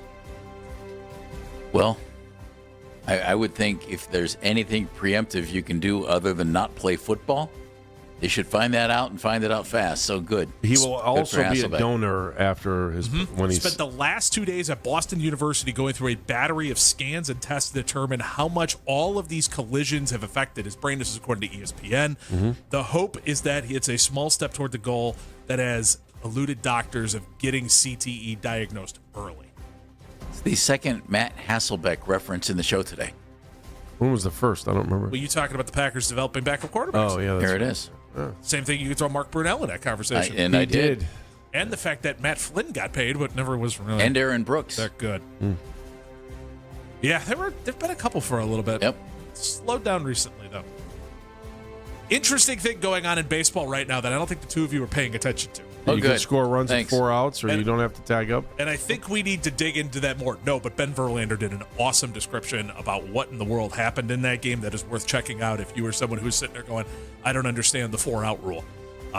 great job by him on that one. I can't explain it half as good as he did. Okay. So go find that. So Jacob Wilson, the shortstop for the Los Oaklamento Athletics, I should say. What used to be the Athletics. What was once the Oakland Athletics, now the Los Oakland, Oaklamento Athletics, because they don't have a home, is in the midst of a major league record errorless streak by a position player. Way to jinx him, Dan. We're already at 113 games here. And the Pretty reason impressive. that I bring this up is that he made an errant throw in the 8th inning going up against the Tampa Bay Rays. Scorekeeper. That the scorekeeper ruled to be an infield single and not an error. So a little bit shaky there. Again, this is the first time we were even having this conversation since July 6th of 2025. Amazing how long this has been going. He beat Mike Bordick. Well, especially playing shortstop. Exactly. He beat Mike Bordick's streak before then, which was 110 games. So something we're going to keep an eye on here for sure is that how long Jacob Wilson can keep this going where he does not make an error playing shortstop. It was absolutely amazing how long this has gone and how much fun it is. So it's really cool. That's headlines. It's really cool. Dano, well done. Noon hour. Done. Quarterbacks. Shedeur Sanders. Push. We will hear from him. Yes. Deshaun Watson. Then Todd Monken. I'm predicting today Todd will tell us who's starting on Saturday. And if you're my wrong, guess is it'll be Shedeur or Deshaun. Oh, that's you, man. You go out on a limb. Baskin and Phelps right here on the Fan. Hey, everybody.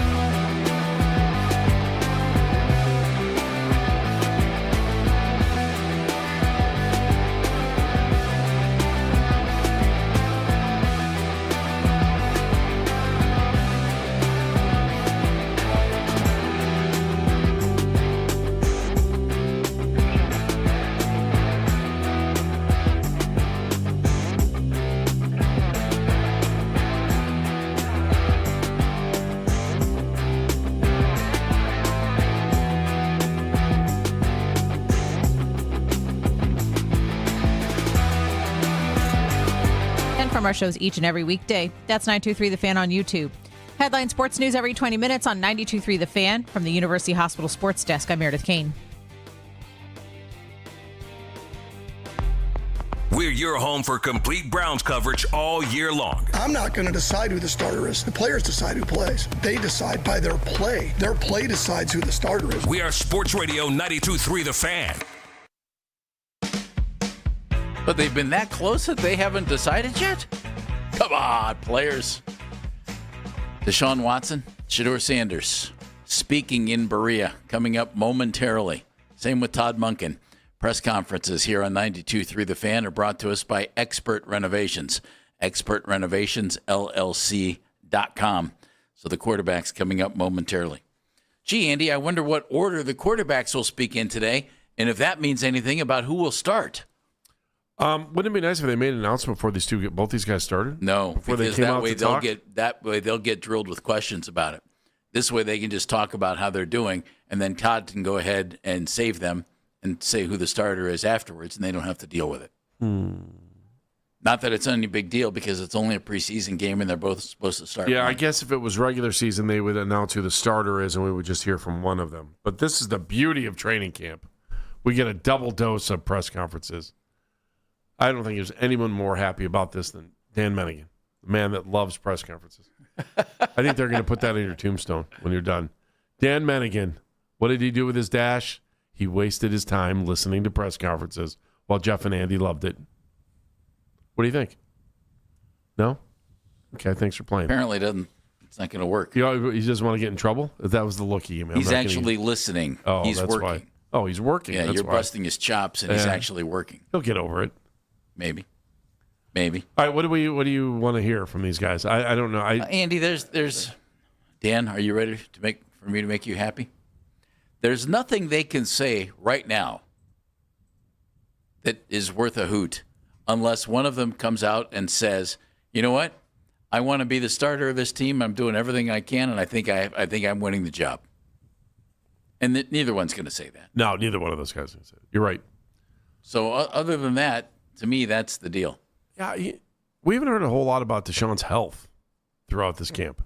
Maybe because of the way the competition's played out. You have to again, he had some pretty serious injuries. Did he ever? Right? And two Achilles tears in the shoulder. No one's really talking about that. So I who knows? That might play a factor, and we may see that right away in this game on Saturday. Well, I just so want Todd Monken to pick a guy based on what he has seen in practice more than preseason games. Because the playing field in the preseason games, if the guy gets the starting gig who you don't want to get the starting gig, it's going to be real easy to say, well, he played against the ones of the other team and he didn't play against and blah, blah, blah, blah, blah. Todd Monken has to know who he wants, and he should just name the guy for the regular season. I don't think he's at that point yet, though. I think apparently not. He said, and I just think he wants to live up to his word on saying both of these guys are going to get a start. I think that's part of the deal here. Yeah, but he can change, as he said. He can change his feels mind. but it also feels like, they had this excuse that they weren't really going to name a starter because they were doing the install. Okay, are you really going to know like 2 days later? If you're truly having a fair competition, you're not going to know right away. You're going to want to look and see what happens in these first two preseason games. The games don't mean anything. Tom Withers was here yesterday talking about how he thought the most important part of the whole way this thing was going to play out was during the joint practices with Buffalo. And when that happens, and then you see who gets the reps in those. Because that's going to be – I don't know. That might be a big deal. That might be more important than the preseason game itself. So, well, I would think so because you're going to be going at it then. Correct? Yeah.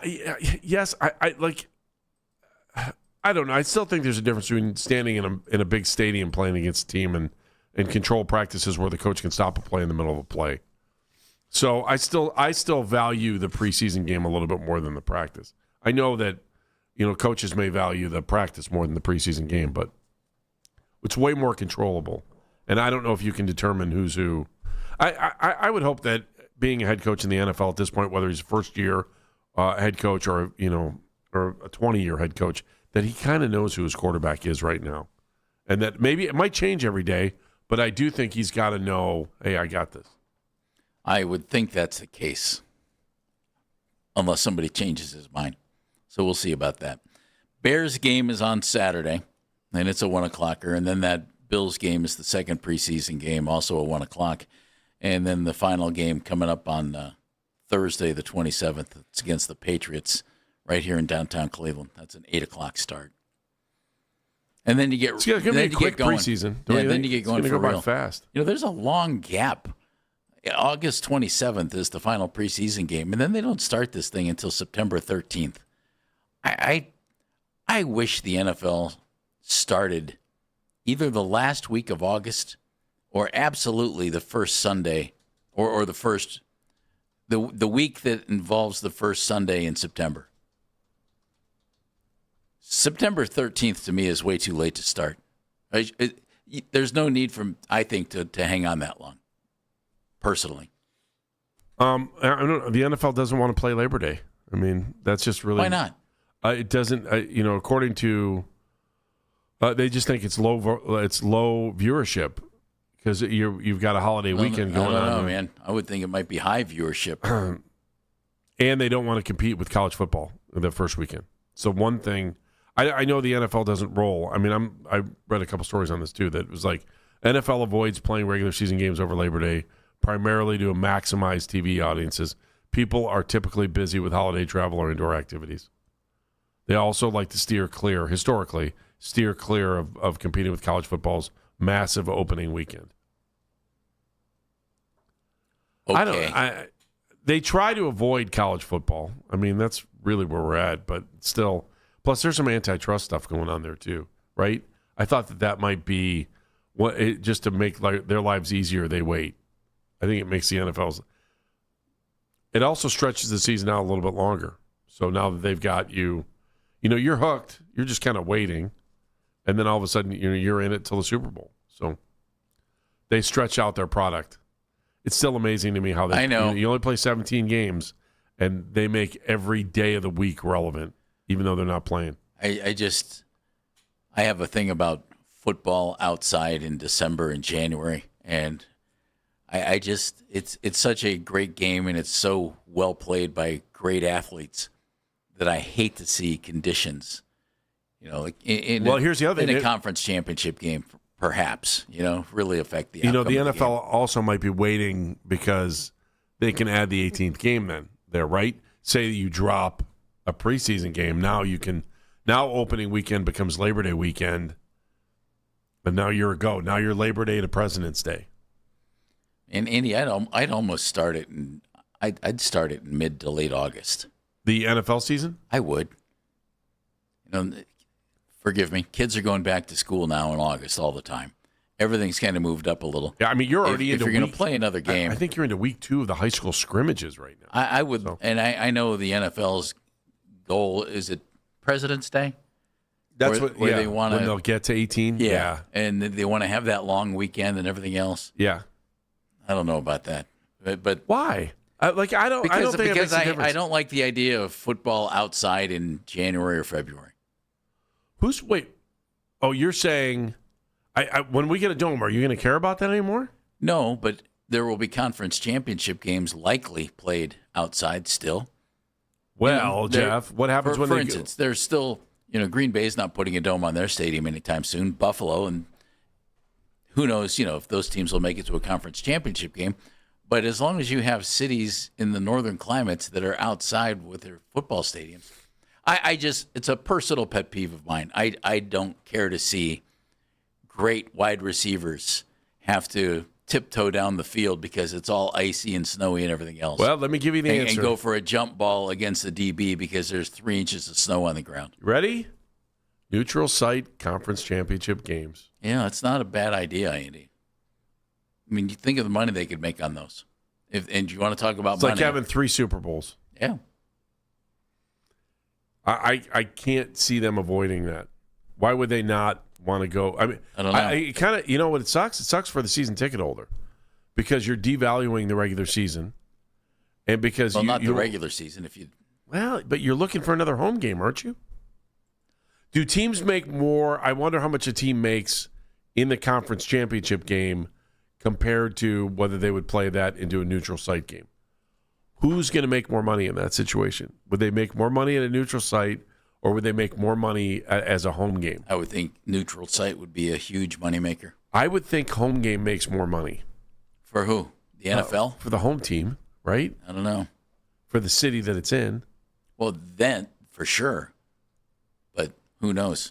Shedeur Sanders, Deshaun Watson going to speak in Berea. Spencer Fano is speaking right now.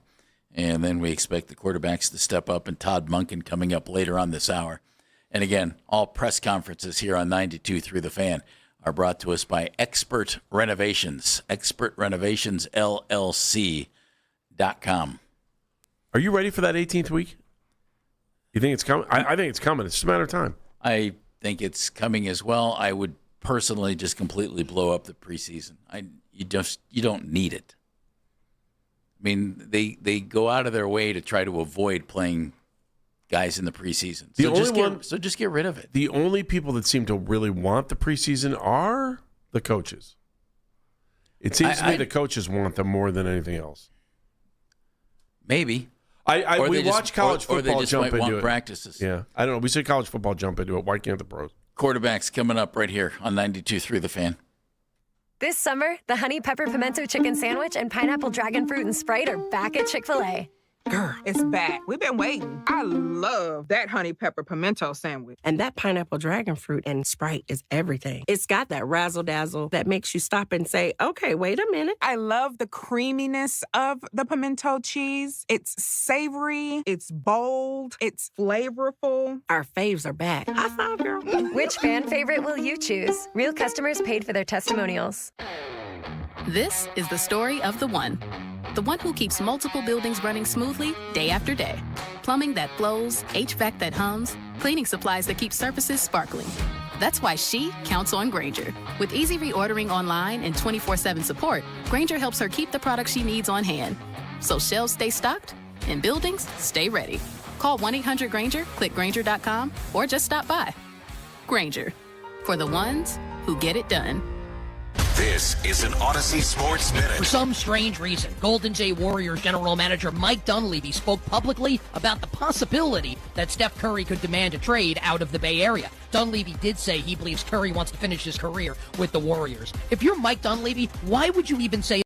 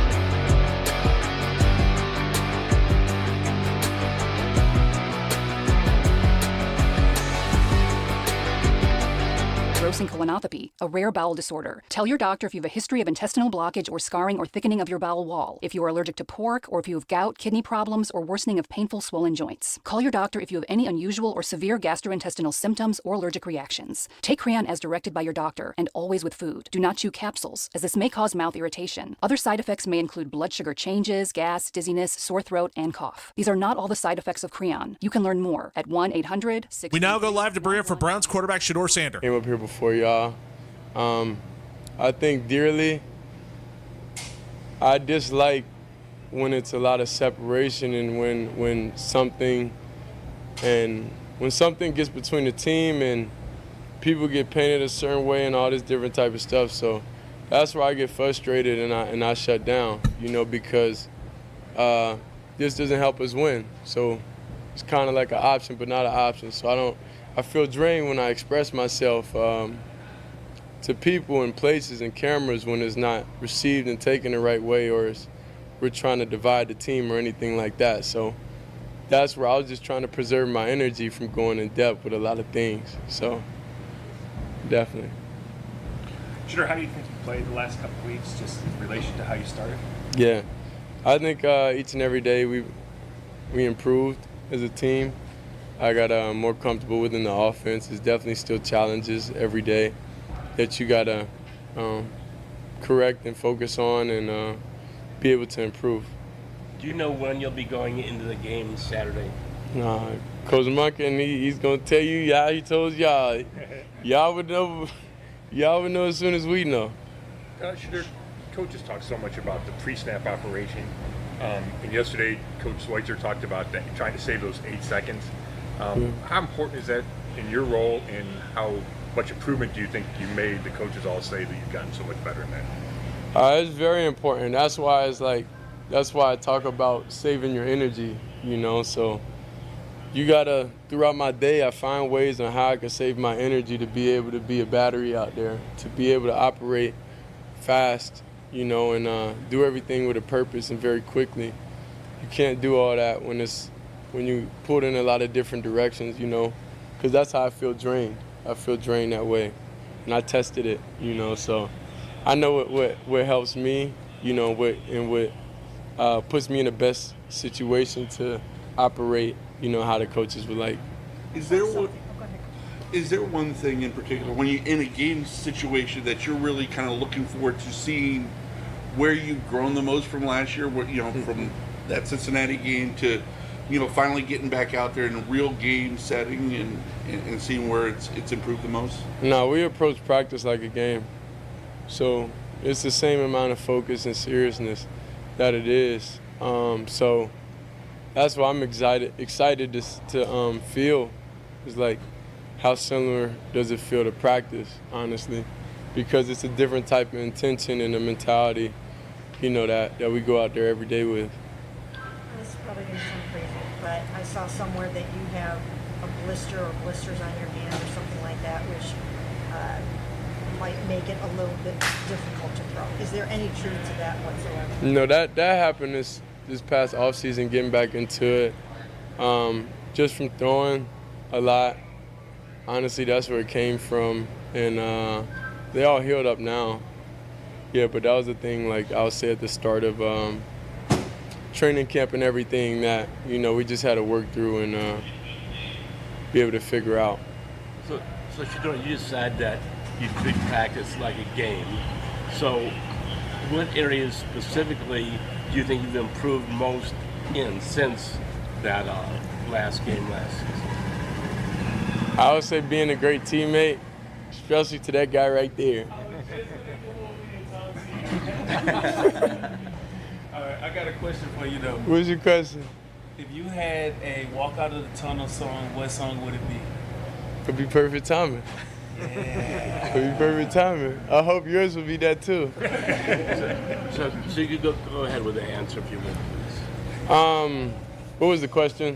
What you said that you treat practice like a game. Mm-hmm. So my question was, what specific areas have you improved most since the end of last week? I wouldn't really say improve most. I'll say every area I try to improve. It's like a chart within myself and saying, okay, if I got 10 different areas to improve, like let's improve each area every day, you know, until it gets to max threshold. Max threshold, that'll take some time, you know. That's gonna take a couple years, you know, max threshold. But I think I'm improving in every area overall. Coach Malkin was saying the other day that he wants to see you and Sean in preseason games because it's a little bit different when a quarterback can get hit. There's a little, maybe an extra layer of evaluation there. How, if at all, does the game change for you when you know you can be hit? You gotta think of how many times I got hit in college. That don't really faze me at all at this point in life. And obviously, it's the league, and I got hit multiple times last year. So I like the challenge of going out there to be able to get the ball out of my hands so I don't get hit. You know, that's the challenge for me. To be able to make the right reads, to be able to go through the progressions and figure it out. You know, and even in practice, I don't take it lightly when I possibly could get hit, because I'm trying to improve the process and speed everything up. You know, and it's extremely tough, but it's definitely a challenge I look forward to every day going out there. He also with the switching of the reps with the ones every day. I mean, how do you think you've handled that so far in these first few weeks? Yeah, I think that doesn't even faze me or get to me, or I think about that at all. You know, I'm just thankful to be out able to practice, you know. So sometimes you gotta sit back and reflect on, why would I feel negative in this situation if last year was a total different situation? So I think about things that I'm thankful for in life and not that I really want. If you live in that want world, then you're gonna always be searching. There's been a lot of interceptions at this camp. Defense is playing great. I understand that. But you have the fewest, the quarterbacks. Why is that? I'm not sure. I just try to go about the process every day, make my decisions and not really second guess or not. And not really I try to go through the process the right way and try to do everything I'm trying to do.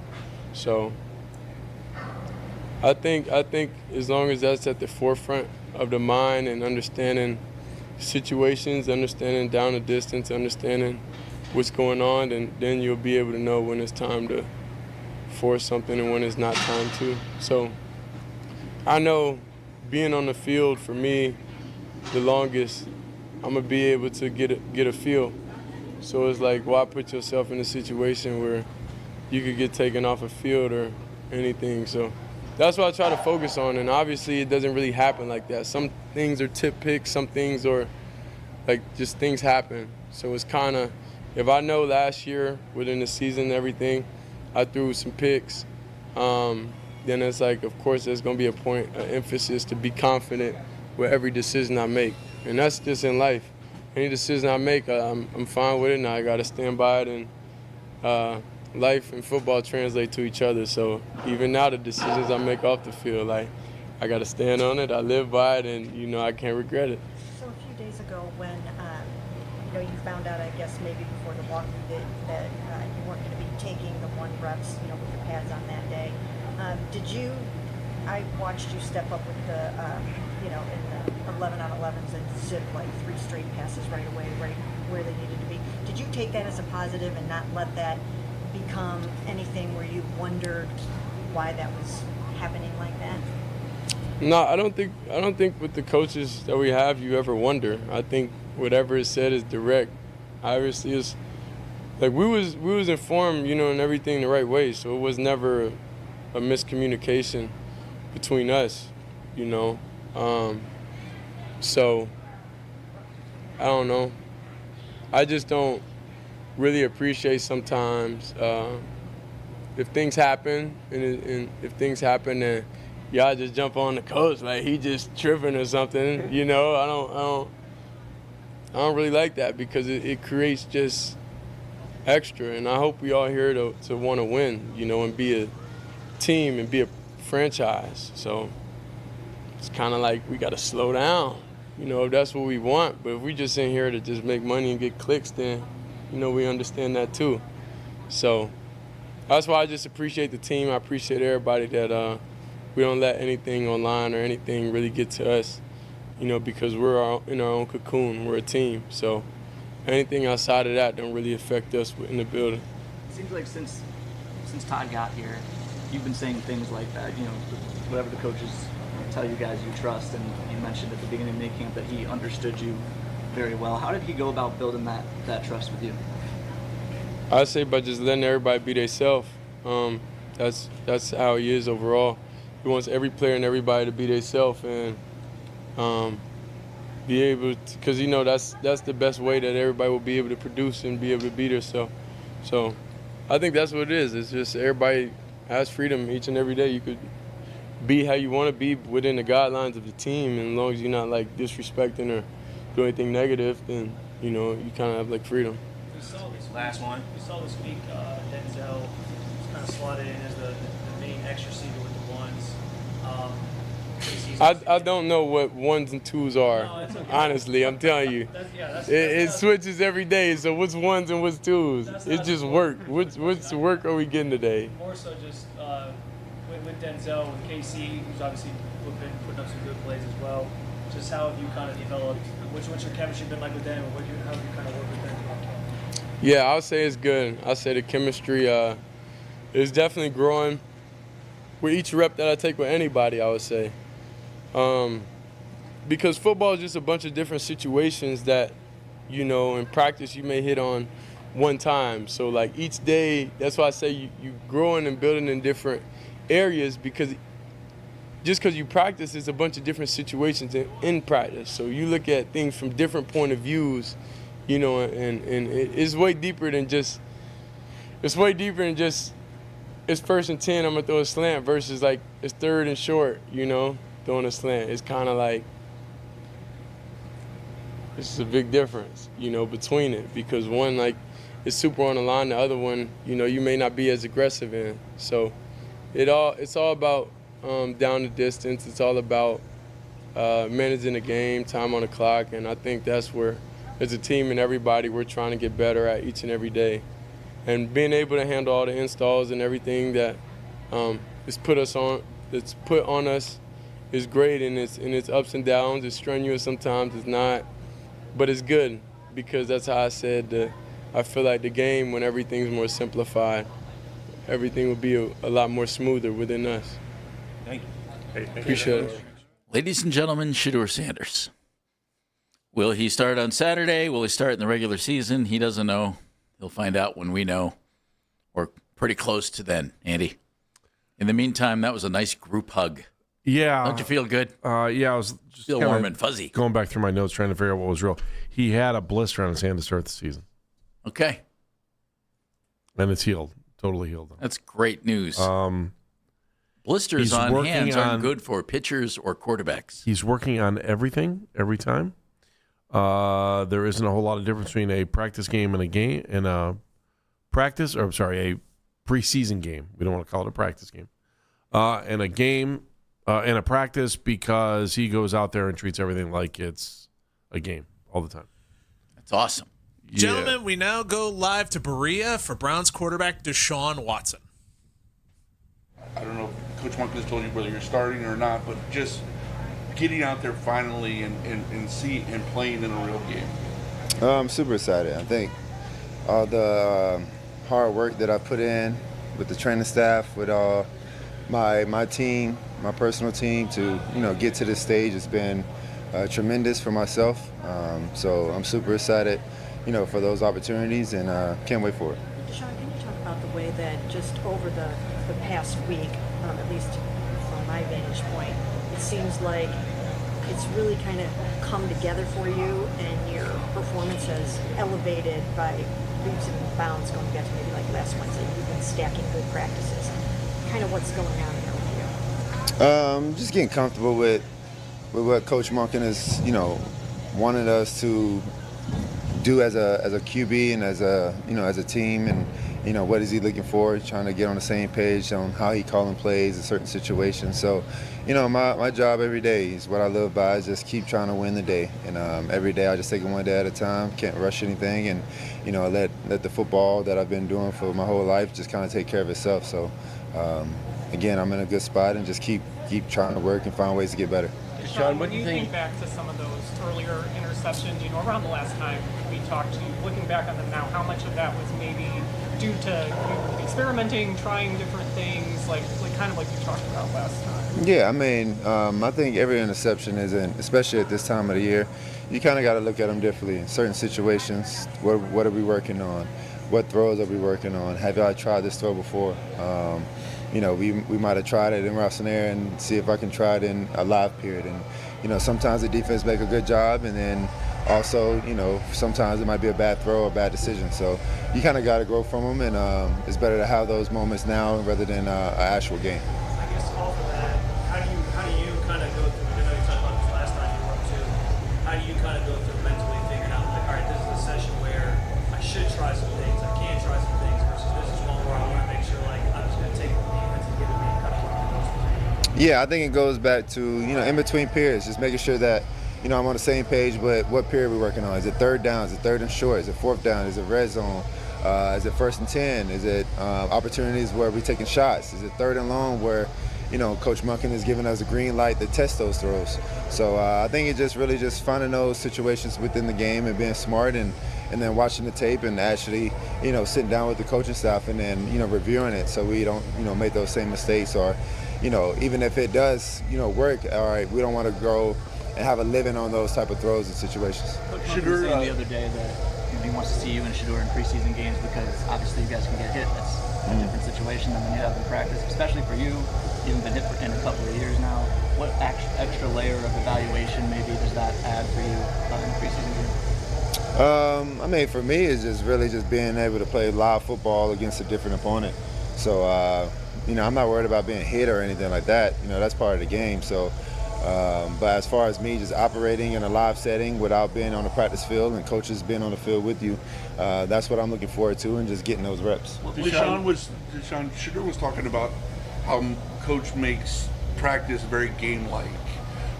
In what ways do you feel like he does that? In having been in games before, what can't you replicate, no matter how hard you try when you're out there, beyond obviously the contact that you'll face from defense? I think the biggest thing is just really, I think what we just talked about is just those mistakes. The interceptions, the turnovers, the bad operation.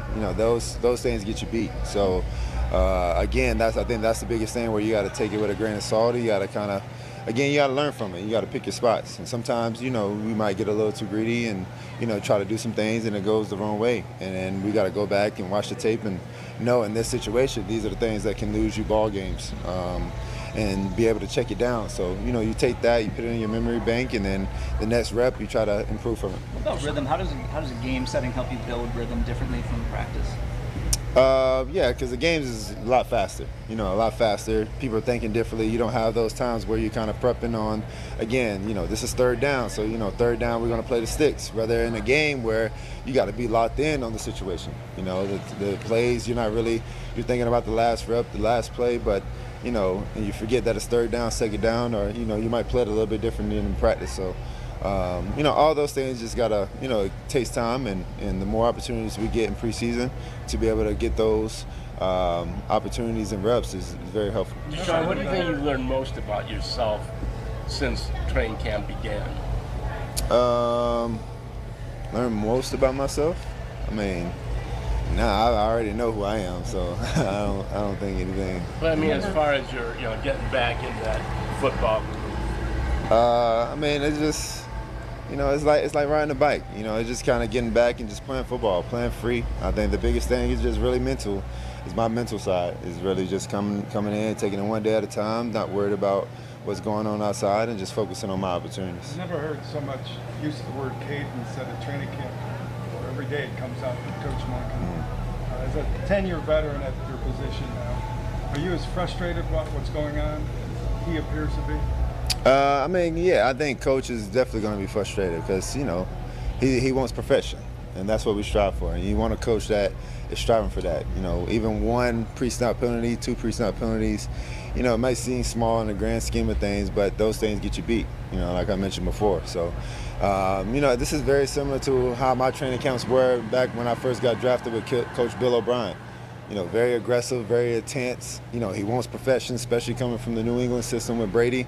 Everything was to the beat, crossing the T's and dotting the I's. So, I'm very familiar with that, and we got to stay on top of those things because they're either going to help you or they're going to help you lose a lot of games. Sean, 2 things real quick. How much do you think it will help you once you get to take those, or if you do get to take those first team reps every day to develop that continuity day after day after day with the 11s, and then I have another one after this? Yeah, I mean, it's very helpful. I think it's very helpful when you get to, speak with or play with the same guys, practice with the same guys, so you kind of build that trust and you build that, okay, this guy's coming out this way. Everyone is different. Everyone has different tendencies. Everyone has different ways of running routes and how explosive they are, catch radius, everything about that. So, it's obviously it's hard to going back and forth and different guys, but, you just try to, learn as much as possible and try to trust it as much as possible until that opportunity comes. And then the other thing real quick is the fact that 9 times out of 10, when I see you make a throw, it goes exactly where you want it to go, and it looks very accurate, it looks great. Occasionally, it looks like maybe the ball didn't go exactly where you want it to go. Is that just typical, normal practice for any quarterback, or are you still kind of knocking a little bit of rust off, or what happens when you see a pass that looks a little off? Yeah, I mean, I think it's not every quarterback's going to be perfect. So I don't think it's just no different than Steph Curry going and shooting a 3. Sometimes it looks really, really good, but that's not the first time he's tried that. So a lot of times he missed a lot of shots, and you keep repeating it until you get it perfect. So sometimes it's going to be off. Defense give you different looks. They get paid on the other side, and we have a really good defense, and they're doing a lot of different things, disguising and making it tough for the offense. So you just try to, time it up, and the ball doesn't go that way, and they be in the right spot. So again, that's what the tape and this time period is for, is being able to learn and gain that trust and gain that experience. So you can put it in your memory bank and move forward. Sean, when you get back on the field, like in your mind, do you envision yourself playing exactly how you did in Houston, or do you think that you maybe have to change up your style a little bit, just given the injuries and the years? Yeah, I mean, I'm different, man. I think ever since I've been here, early on, I think, bringing up Houston was cool, but I'm 30 now, so I think I had some injuries and things like that, so my game has definitely changed, but the mentality and how I play and what how I approach it doesn't. So I don't know. I think just going out there and just playing free and let my instinct just take over. So I think that's the biggest thing. And I've always had a coach. My Coach O'Brien always told me, I always trust my instincts. So I think that's the biggest thing, is just go out there, play free, and let the game come to me. 2 more and we're gonna wrap. Tony just fumbled. Do you think you're practicing better than you ever have as a Cleveland Brown? Of course, yeah, of course. I have a clear vision, I have a clear mind. So, I think the world know what I went through. It's no secret, off the field and then on the field also with injuries. So, I think for anybody that had what I went through, I think would be in a different spot maybe. So I think I'm mentally tough and dealt with it as best as I possibly could to be able to be standing here talking with you guys. So I think if I would have handled it differently, I definitely wouldn't be sitting right here in front of you guys on my 5th year. Sean, in recent days, you really thrived with them patching the scramble attack. In recent days, you really thrived with them passing and run, and that's an integral part of your game now. Things are different injury. How's it been for you post-injury within re-acclimating that's your game and just levels of coming? It's been good. I think being able to practice it and be able to get out on the field, and I know it's not live, but guys are chasing us. Our defense is doing a heck of a job of reacting and being full speed to the point of attack. It's been really good to be able to test, my injuries and see where I'm at and my strengths. So I think I'm in a good spot and confident that, it's going to continue to just get better and improve. Sean, you talked about the pre-snap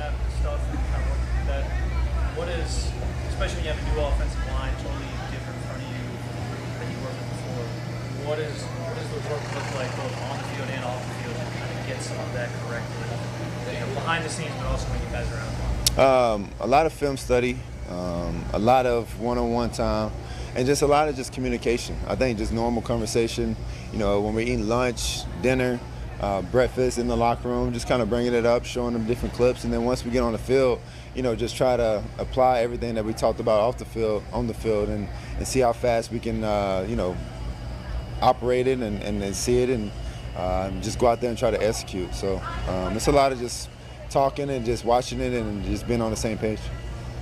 Good. All right. Thank you. Thank you. That's Deshaun Watson. He may start on Saturday. Shedeur may start on Saturday. Todd Monken should give us that word momentarily right here, and we'll hear it on the Fan. You can catch Darryl Ryder and Lance Reisland's daily Browns training camp recaps on 92.3 The Fan's YouTube page. Darryl and Coach Reisland break down every storyline each and every day. Subscribe to 92.3 The Fan's YouTube page now. Great. Awesome. Todd Gentlemen, Monken. we now go to Berea for Browns head coach Todd Monken. That's why, and neither one of them know yet. When will you inform them? Well, I'm going to tell them after practice. After? Mhm. And why exactly are you leaving Thursday for a Saturday game? We're going to have a team dinner tomorrow night in Chicago. I thought that'd be great. We're going to get together and start the season off, so we're going to go early. We wanted to practice against them, but didn't fit their schedule, so we said, well, what the hell, we'll go on Thursday. And It's the Houston days, and he doesn't really think of himself the same way anymore. Do you feel like he has to change his style of play at all, given the injuries and the time that's passed? I think you have to be who you are, and because if you try to be something you're not going to play at the highest level of your skill set. So it's just the way it is with him. He's going to have to play, utilize his athleticism in order to play at the top of his skill set. Now, can he learn how to slide? Of course. Can he get better at throwing the ball away? Of course. But one of his superpowers is his athleticism. I mean, that always has been. So you can't take that away, or you've basically taken away, a part of what made him special. Todd, you made the decision who's going to start Saturday? I have. Mm-hmm. The other day you said it was going to be who gave you the best chance to score. How much of that is effective versus how you balance? That's for the first game. Of the regular season? Correct. I mean, we're going to see both of them. I mean, one's going to start this week, and one's going to start next week, right? And we're going to play about a similar. I'd like to see the quarterback play a half and get a 2-minute. We're going to do everything we can to try and get a 2-minute, right? Simulate that for the half, and we're going to try to do the exact same thing the next week. Why one for Chicago and the other for Buffalo? I mean, which one? You have to pick. I know. I mean, somewhere along I got to pick somebody. Yeah. So I have my reasons. I have my reasons of how it's going to go, and it's not. I mean, it's still a competition. We're still excited to watch guys practice today, let alone, on Saturday and then next week against Buffalo, and we'll get a chance to see them both. And then every week we'll assess it.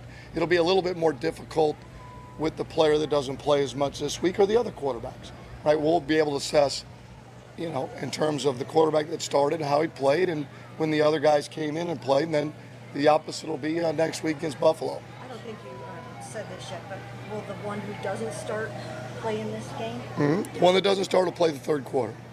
So will you keep your starting offensive line in for the whole first half?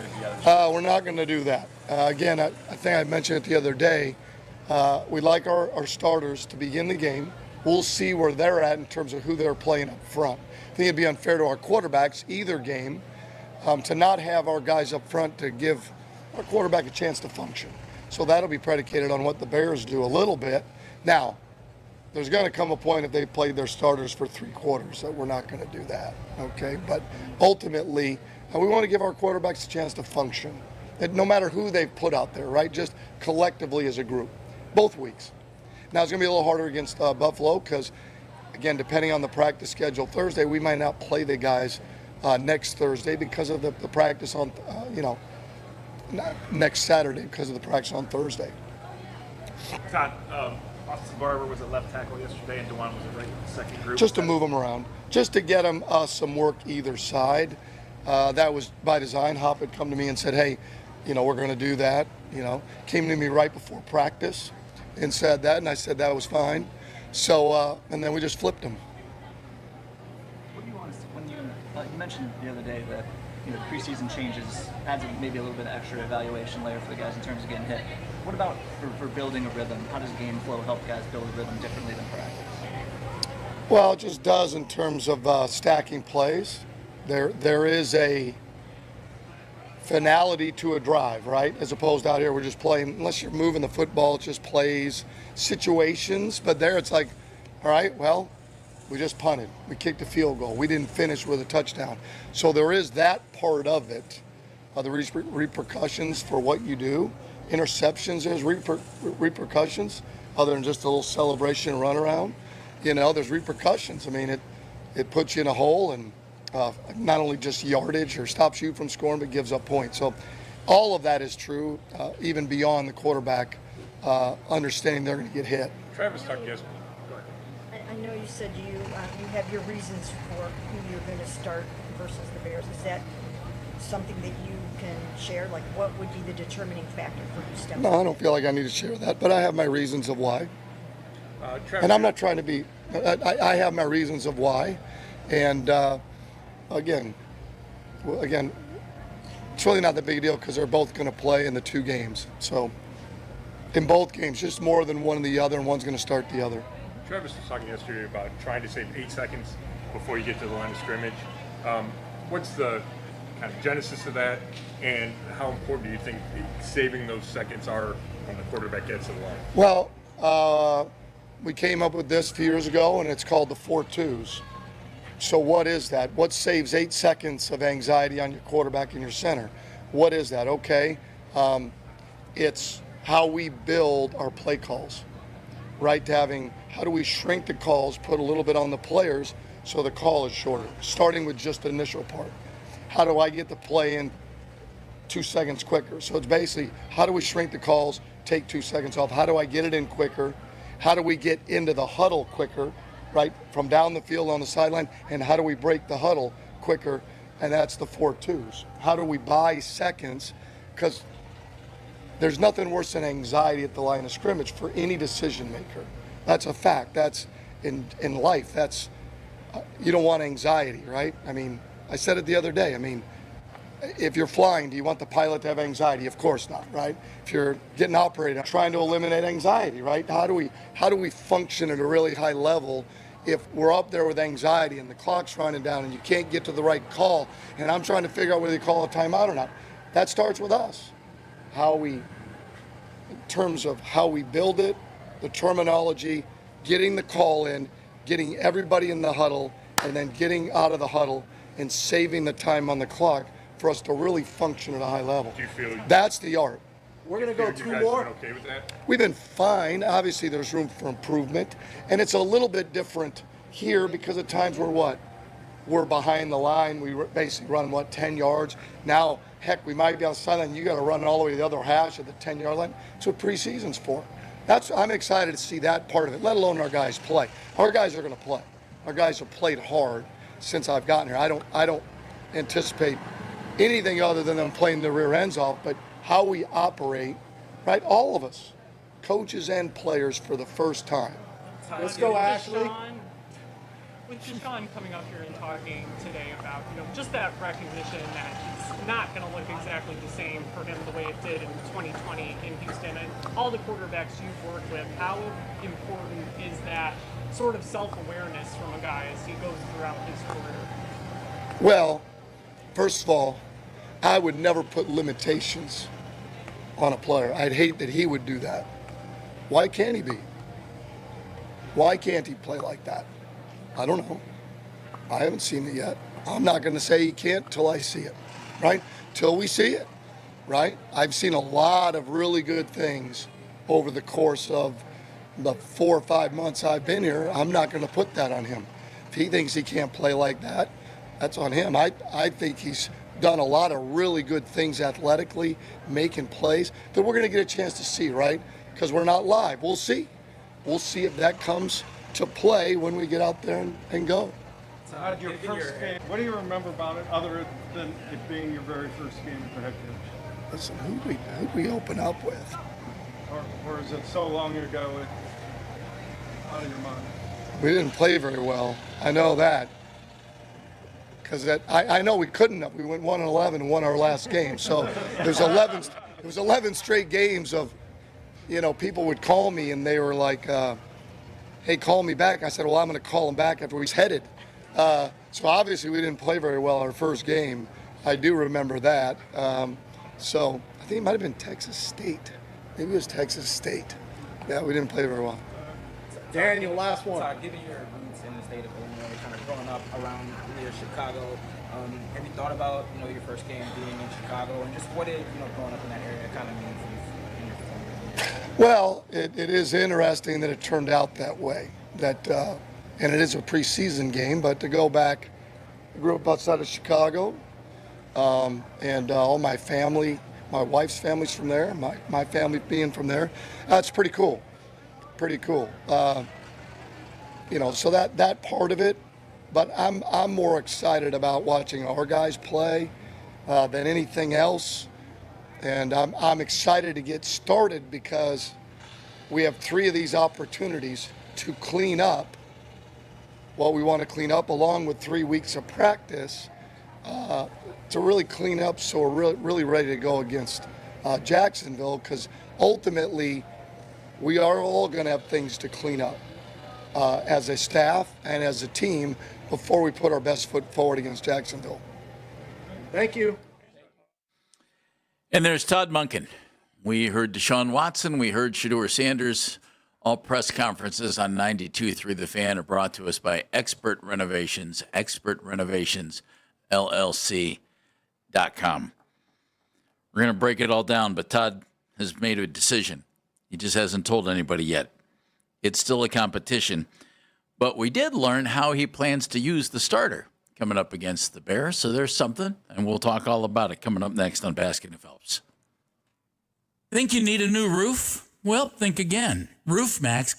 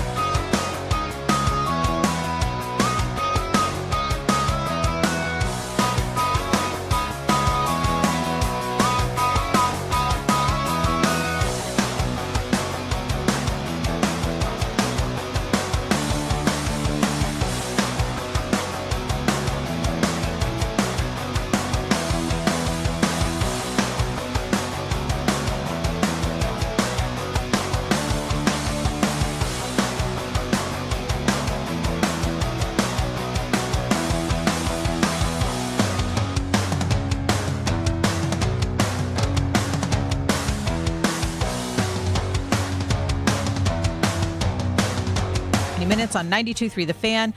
From the University Hospital Sports Desk, I'm Meredith Kane. If you can't listen to us live, we've got you covered. You can hear the Ken Carman Show with Anthony Lima, Baskin and Phelps, an afternoon drive with Nick Wilson and Jonathan Peterlin as a podcast. Full hours, full shows. Find it all on the Odyssey app, Apple Podcasts, Spotify, and anywhere you get your podcasts. You know, you can listen to The Fan anytime, anywhere on the free Odyssey app or by telling your smart speaker to play 92.3 The Fan. And now you can find 92.3 The Fan on YouTube, including the morning show with Ken and Anthony, our show from 10 to 2, afternoon drive from 2 to 7. That's each and every weekday on 92.3 The Fan's YouTube channel. Subscribe to our channel for free and watch all the best content from your favorite shows on The Fan, live and on demand. That would be now. Baskin and Phelps right here on The Fan. Todd Monken just spoke. You just heard Meredith sum it up. He has made a decision. I saw the smoke coming out of the chimney. The decision is in, Jeff. Did you see the smoke coming out of the chimney in Berea? I did. It was orange. Yeah. Okay, so that's good. The quarterbacks will find out afterwards, which I anticipated, because if they found out beforehand and they announced it, then they'd have to talk about it, but now they don't. Yes, it is still a competition. I did think this was telling, and this was good. Starter will play a half. Okay. Whether the starting offensive line is out there or not. Yeah, that to me is a little scary. But they're hoping to get a 2-minute drill in. So the starter will get an entire half, and then whoever the other guy is who isn't starting will play the third quarter, is what he said. How much of the third quarter, I don't know, but I would probably guess most of it. So maybe we don't see Taylon Green. Maybe we don't see Dillon Gabriel. Maybe we'll see them both in the fourth quarter, one or the other. Whatever way it goes, that's fine. Might be a situation where if he's going to do that and then he's going to turn around and flip it against Buffalo, then maybe somebody plays the entire first half against Buffalo. Somebody plays part of the third quarter, and Dillon Gabriel plays the fourth quarter, and then we see nothing but Taylon Green in the final preseason game. I don't think we've seen something like that. I don't think we see Taylon Green for the first 2 games. Didn't sound that way, did it? Nope. Not if he's going to play the starter for an entire half. No, I think. Oh boy, I probably would think Dillon Gabriel gets fourth quarter or mop up time in both these first 2 games, and then he'll get the. Will he get the start in the third game then? Dillon? Yeah. We might have some decisions by then that might answer that question for you. Yeah. I would think if Dillon is your third string quarterback and he played the fourth quarter in 2 preseason games, that would be enough, and you'd play Taylon Green the entire game unless he got hurt. Or maybe Dillon would play a quarter and Taylon would play 3 quarters or something like that. Yeah. Well, the other thing to do in that third game is you could always send your first team offense with first team quarterback out for the first drive and then call it a day. That's it. Just one drive. Oh, Andy wants to risk it. It's not a risk it. It's I understand my team does not have a lot of experience playing with each other. Yeah, that's a fact. I would probably lend more towards that. Okay. You want me to throw cold water on anybody's enthusiasm? Sure. Your thought could be absolutely perfect. You throw your starter out there in that third preseason game and he plays a little because if he gets hurt, it doesn't matter because neither guy's separated from the other guy anyway. Yeah, that's ice cold. Isn't that terrible? I don't think we're in that spot though. I think I think he'll be comfortable after 2 games making his call with the starter. I'm telling you, after listening to the 2 guys, Jeff, Deshaun sounds like a starting quarterback. He sounds like a guy that's been in the league for a few years. Compared to Shedeur sounds like a young guy who's just kind of like enjoying things and trying to figure it all out. And maybe that's just his superpower that he's so cool and calm. By the way, I'm tired of hearing about superpowers on quarterbacks. Brett Favre had a superpower. When did that become a thing? Lamar Jackson has a superpower. I don't see any superpowers in our guys. No, I don't see anybody spinning webs or flying. Or putting up 30 points a game. Or putting up 16.5 points per game. Can we please get to 20 and above? Todd Monken's revelation mean anything to anybody? 216-474-0092 if you'd like to join in our conversation. Otherwise, Andy and I will just keep talking because we're enjoying it. Well, I wonder where they're going to dinner in Chicago because they're going tonight. That's a lot. This is much better than going to Greenbrier. Gene and Giorgetti is a great steakhouse. Just saying. But, they'll have a great big team dinner in the team hotel. I don't know. Gibson's is a good call. Anything in the Viagra Triangle over there? It'll be in the team hotel. No, they're going out. They're not ordering off a menu. Gentlemen. What? This is a working man's team. We go to a working man's dinner.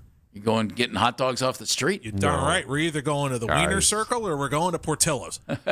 This is a working man's team. We're Now, not Portillo's I could see. We're not going to sit here and get some uppity steak. You think Todd Monken's showing up at an uppity steakhouse? Yeah, I think you they're going that's to Gibson's. working? I can't see Todd Monken owning a suit. You don't have to wear a suit to go to Gibson's. I can't see Todd Monken owning a shirt with a collar. This is a working man's team. We go to a working man's place. They're definitely going out for dinner. I don't think they're eating in the hotel, Jeff. Did Deshaun? Right? Yeah, I got the feeling they were going out. He said that they wanted to. Andy, they've got like 150 guys. Hit some tavern-style pizza. We know what we're restaurant's going to take in 150 guys and have the room to do it? One that's willing to spend a lot of money? Come on, Jeff. This is the NFL. This isn't. So you go pro to teams go into restaurants all the time if they want to. Okay. I mean, our championship basketball team took a plane to Vegas after they won. That's 15 guys. Maybe Jeff, they would take these guys to the Greenbrier for a couple days. That's a big hotel with a big dining room. He worries about like the littlest I'm not things. worried about it at all. We were just guessing where they were going to go. My guess was that they'll be in the team hotel, which will have a fabulous dinner, and they can eat till their heart's content because they'll have a buffet the size of Montana. All right, well, and you've been to Montana. Yeah, okay. This is a pizza bet that they go out to dinner. You on? They go out. They do not stay in the hotel.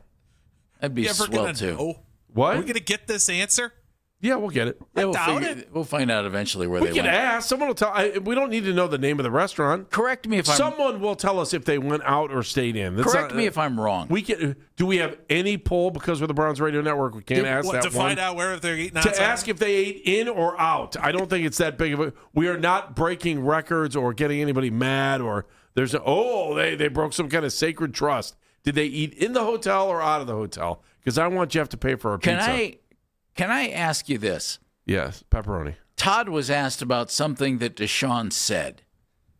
And the way the question was phrased was that Deshaun said he can't play like he played in Houston.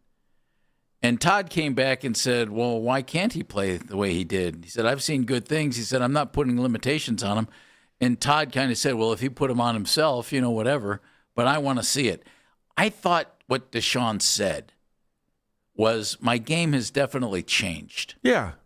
I didn't hear him say that I can't play at that level anymore. Yeah, no, I he didn't said hear that how I either. approach it hasn't changed. My instincts and everything are still there. And I may have not heard it properly.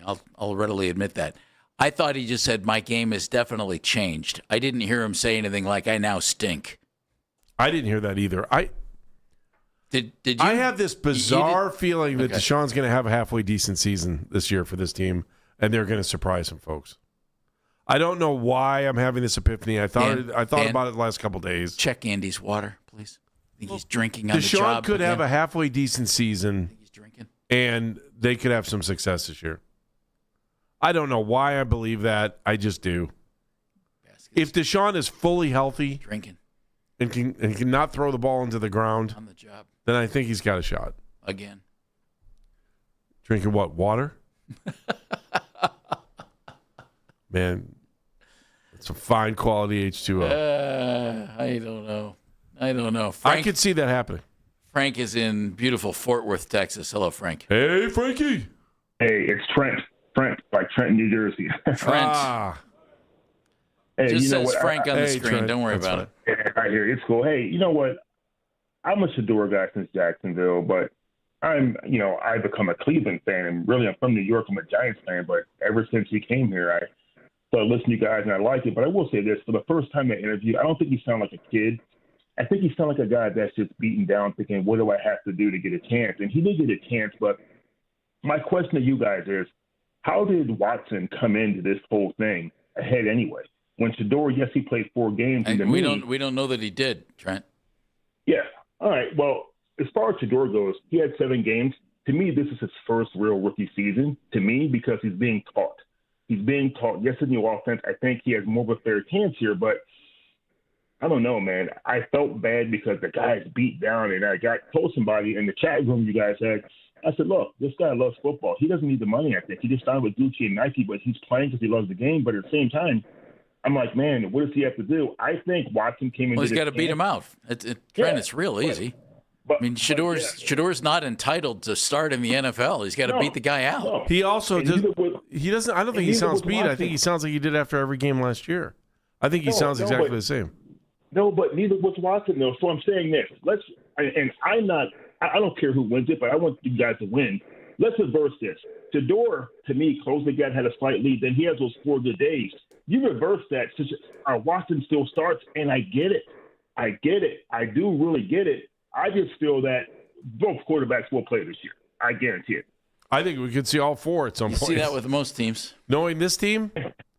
Yeah, I hear you. Trent, Take thanks. care, guys. Look, thanks, Trent. Take care. Appreciate the call from Fort Worth. Yeah. Look, Shador is not entitled to start in the NFL. If he beats him out, he beats him out. I think that would be the best case scenario for the team. That would be the best case scenario, personally.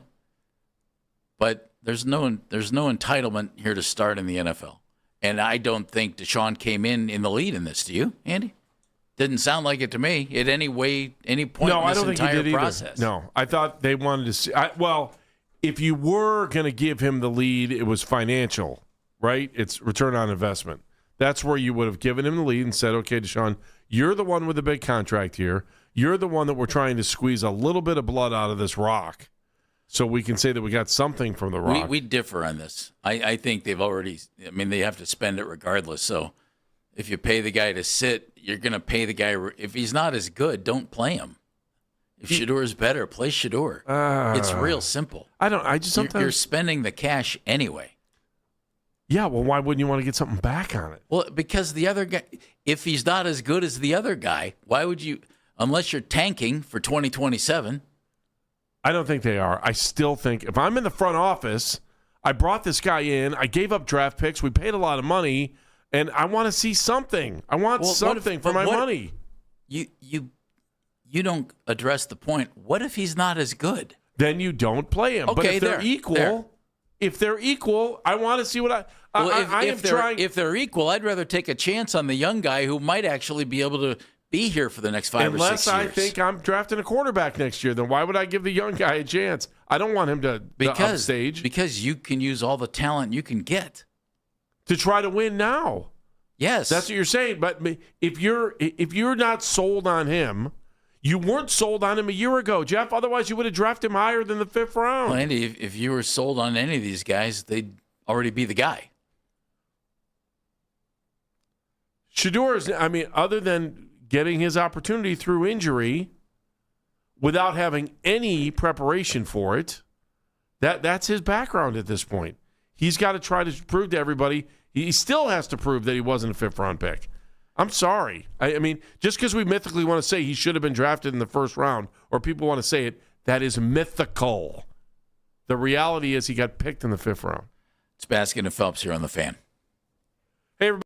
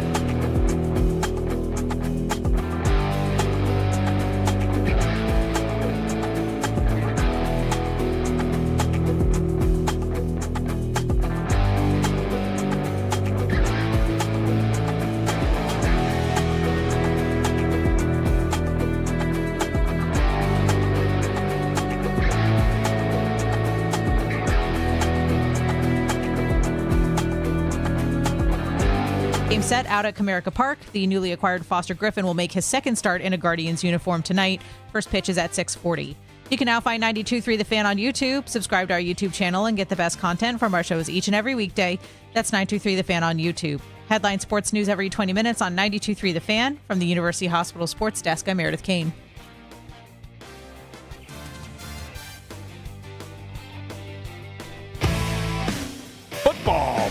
Football talk. And our coverage of football on 92.3 The Fan is presented by Xfinity. Score the most reliable Wi-Fi. One price, 5 years guaranteed. Xfinity. Imagine that. It's Andy Baskin. I'm Jeff Phelps. We heard from Shedeur Sanders. We heard from Deshaun Watson. We heard from Todd Monken. The quarterbacks will hear from Todd Monken after practice, who's going to start on Saturday. Again, does the order matter? You want to look into it? I don't know. Maybe the guy who starts the game closer to the regular season. I don't know. Who knows? I would think that the Buffalo practice has a lot to do with it. Maybe the guy here. Let me connect some dots. Okay? The guy who starts today, who is announced as the starter for Game 1, will also get most of the practice reps against Buffalo. The other guy will start against Buffalo and will not be named the starting quarterback for the regular season. I would think the guy that gets most of the practice reps against Buffalo is the guy you would start in the regular season, because that would mean probably.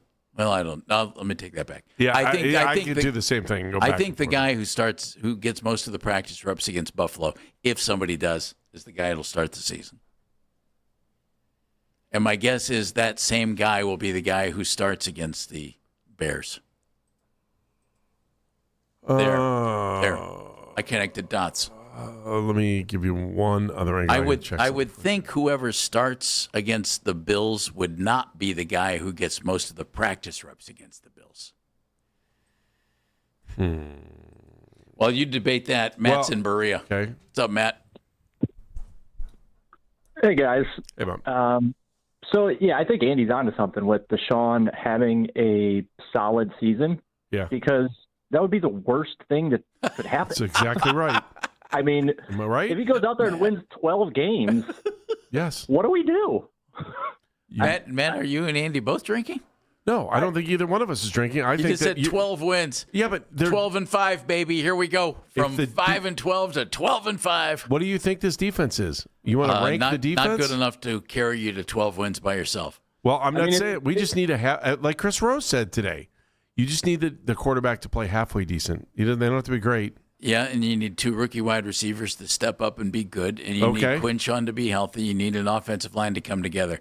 I don't think we're asking too much. I don't think there's any question the team can win more than 5 games, but I don't see them being a 12-win team, Matt. Matt, your bad scenario is that they win like 8 or 9 games, get in the playoffs, and then win 2 or 3 playoff games. Win 2. Oh. Well, three playoff games. Now you're drinking. Yeah, now you're drinking. That's all right. Some fine quality water. Thanks, guys. All right, Matt. Thank you very much. They do have the easiest schedule in the NFL. Yeah, you keep telling me that. Yeah, well. That's what happens when you stink. Okay. 3 wins, 5 wins. Hey, easy schedule. Teams luck into good seasons all the time. Without question. It happens all the time. Without question. Andy, I think the team will be better than 5 wins. I do. I think 7 wins would be a step in the right direction. I wouldn't even say that there's a chance that they couldn't be right around 500. That would mean 8 or 9 wins. But I'm not going 12-5 like Matt did. All I know is I'm looking at some of the ticket prices for some of these games early on. Man, have you looked at any of the Browns' ticket prices for this year? That was a big left turn. I know. I was looking at the schedule because I was trying to figure out how easy the schedule could be. The most expensive game is the first one at Jacksonville, $172. Every other game, with the exception of at Pittsburgh, is less than $75 a ticket. Some are $30 and $35. Wow. Yeah, there's not a lot of hope or expectation for this season. Nope. And they're not a big draw here. So my other point was, We keep saying you're drinking, but I think we need to waste CBD in there too. Whatever. Since they're allowed to do that in drink stuff. My other point was, and again, I'll look at the media side of it. If your NFL Network has the first 2 games too. So, in fact, all 3 games are nationally televised. NFL Network, and Prime Video. So, I'll be watching the games there. I just, I wondered if that played into it, but I don't think it does. You have an 8:00 game on a Thursday night, which is for Prime Video. You talk. They put a lot of money into a preseason game against New England. Ooh. Do you guys come to any Waste of money. conclusions on my thought? Guy who starts this game ends up being the starting quarterback because he'll also get most of the practice reps against Buffalo and then not start against. You know the Bills. what, Jeff? I think about what you're saying, and I think you're right. Actually, I think you're right. Yeah. I think if you start this game, you're probably starting the season opener. I would think that the guy who gets the practice reps against Buffalo is the guy who gets the start. That's what I have circled. Yeah. I think this game is utterly meaningless of who is starting or who is coming in second. And then what's going to happen in those practice reps against Buffalo is going to be, all right, this is. So you're saying the games are are completely meaningless. Here's your strategy That's what you're guide saying. for the test. Yes, I do. I You think believe the that games thoroughly. are completely meaningless? No, I think who plays and when might be something, though. I would think that they wouldn't have the same guy get most of the practice reps against Buffalo and then start against the Bills. Correct. I've just been burnt too many times watching vanilla offenses versus vanilla defense and going, oh, look, it's going. It's clicking. Yay. I've just been burnt too many times. By the way, going back to the ticket thing, the Buffalo and New England games are here. Well, let's play this game. What's more expensive, a beer at the game or a ticket to get in? Beer or I'll ticket? go beer. You are both correct. The beer is more expensive. According to ESPN, the Buffalo game tickets are as low as $8. That For checks New out. England, the Thursday nighter, as low as $6. That checks out. It's great for families. Yeah, that's true. I was saying finally You get to go to a football game. Yeah. You know? It is a great time to And take your family it's- to a game. Yeah. Let's be honest. Attending an event like that, if you're not a diehard actual football fan, but you like it kind of and it's fun and it's a younger family, they don't know nor care if you have younger kids, whether it's a preseason or a regular season game. Less opportunity to learn 4-letter words. Sure. Early in the season, yeah. See what alcohol does to people? You get to see less of that, though, You in learn a preseason lot. games. Do You'll you, learn a though? lot. Do you? Used to always be the statement. I don't know. Andy, I'm not going to lie. A Thursday night game? I've spent the last 7 years of my life working the Browns radio network. I haven't been to a football game in a good period of time that isn't a high school game. What he said. So, yeah, I'm a bad source for that one. You're better because you're in the Yeah, building I know. I for that see it. stuff. I'll sometimes I'll sneak over and watch part of the game with friends, too. And I just, a lot of beer. It's all right. It is troublesome for me to start sitting here thinking about, especially after sitting there 2 nights ago during the concert, kicking around the fact that stadium's not going to be there in a couple of years, or at least we don't think it's going to be there. I don't know what they're, we haven't heard the end all be all on the old stadium. It's just, and then to think that you're trying to ride these teams to eventually kind of hit an apex when you move into the new place. That bothers me, and I think the only reason I think that way is because we watched one franchise in this town do that, and they've done a great job since they moved. So, didn't it feel like everything, like I don't know that there was that commitment to win. I mean, it seems so long ago now, too, for the Indians at that point. And then to get to the new ballpark, look at this, this shiny young team that we have that can go out and win, and we should be able to do some things. Then you had a strike, and then all of a sudden, boom, you watch it for the next decade, right? And so I think we're kind of all hoping that the Browns have that formula, that maybe now, you know what would be nice? You know what would be a nice way to say goodbye to the stadium?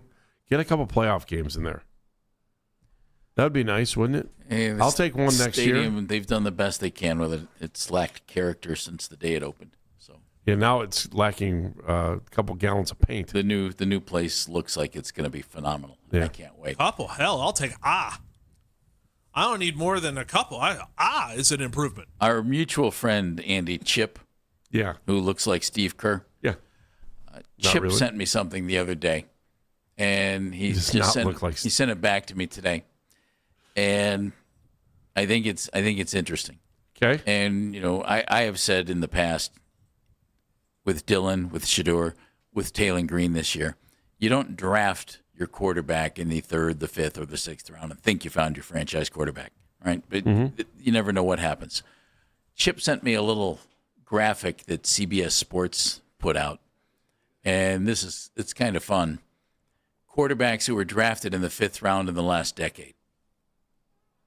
Now, this doesn't mean you can't become, a good quarterback or a starting quarterback in the NFL. But these guys were 5th-round draft choices in the last decade. And this is kind of where, Shedeur's coming from here. So, in other words, if he steps up and becomes really, really good, congratulations to him. Okay. Because he's overcome the odds. Quarterbacks drafted in the 5th round in the last decade. Shedeur. Okay. In 2024, Spencer Rattler in New Orleans, who's been beat out by Tyler Shuck. Okay. Jordan Travis, Jets. Yeah. Clayton Tune, Cardinals. Mm. Dorian Thompson-Robinson, Browns. Sean Clifford in Green Bay. Jaron Hall in Minnesota. Ooh. Sam Howell with the Washington Commanders, who actually threw a bunch of passes, like over 600 passes that second year, I believe. Jake Fromm with Buffalo. All right. Easton. No, all right. Yeah, at least I knew who he was. Easton Stick with the Chargers. Clayton Thorson with the Eagles. Mike White, not our former mayor, with Dallas in 2018. Nathan Peterman in 2017. I can't wait. He's on after us. And Kevin Hogan. Played here. That's why I say, and accurately, you don't draft your quarterback in the 5th round and think you found your quarterback of the future. Doesn't mean it can't happen. Good luck to Shedeur. I hope he pulls it off. It would be a blessing for everybody. Anybody on that list have more than 5 touchdown passes? Yeah, Sam Howell. Oh, 1. Okay. Sam Howell was really actually fairly competent when he was playing for Washington. Man, what a great way to describe someone. Some people would say they're big boned. Nah, fairly competent. Well, it's saying something. Actually, the first line on my resume. What, fairly competent? Mm-hmm. It's not a bad way to approach. I really need you to meet my friend. They're fairly NFL competent. Quarterbacks. Let's put it this way. Anybody else on that list you feel is fairly competent as an NFL quarterback? I thought Jake Fromm was in college. Mike White was a good time from afar. He was for a little while. Yeah, from afar, I enjoyed it. Yeah. It was a good ride. And Spencer You're right. So what are those guys, barely Spencer competent? Rattler had a moment or two. But there's some people who still haven't left that hype train yet. Yeah, What's below fairly competent? What's the next level after that? Kind of competent? Kind of competent. Would it be in? In would be a good answer. Would be incompetent. I'm telling you, if we get competent quarterback play, we could surprise people. Competent. Yeah. 8 wins. What a bar. We can ask Jim Brown to come back and be here, too. That would help. It's Baskin and Phelps on the Fan. Not nice.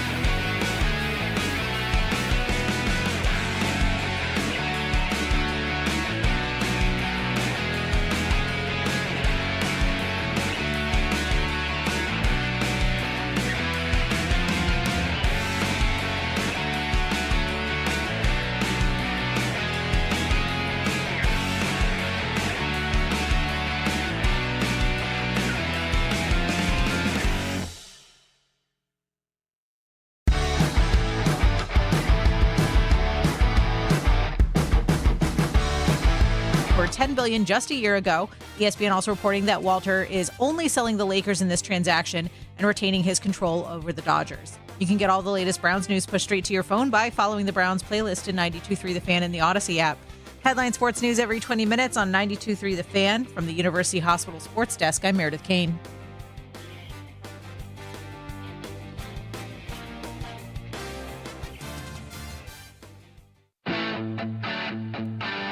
Yes, friends, you can take the Fan with you wherever you go. Listen to us on the Odyssey, iHeartRadio, or TuneIn apps.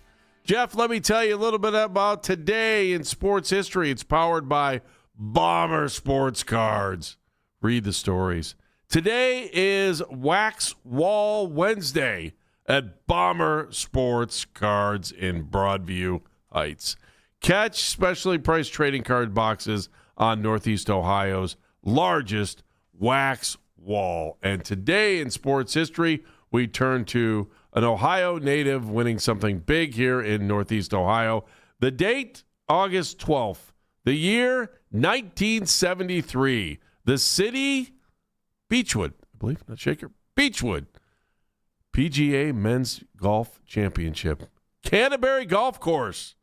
Jack Nicklaus, the Golden Bear, the pride of Upper Arlington, wins his third of 5 PGA championships by 4 strokes from over Bruce Crampton of Australia. Yes, my friends, what a wonderful day. Right here, a couple of little Ohio ties to that. By the way, in 1948, the Indians got 29 hits in a 9-inning game. Well, that's great. There you go. That's today in sports history. history. Couldn't have carried some over to last night or tonight. That's right, because you got to save those runs. Can you save some hits? Because we need them for the next game. Dan loves that. Man, they scored 12 runs last night. Too bad they couldn't have saved some for today.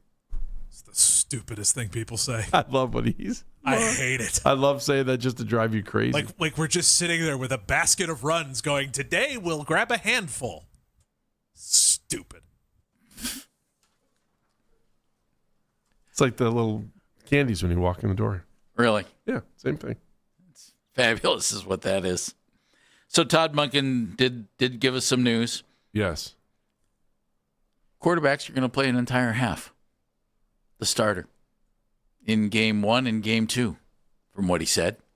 Now, that can adjust in game, of course. But right now, that's the deal. I think that's good.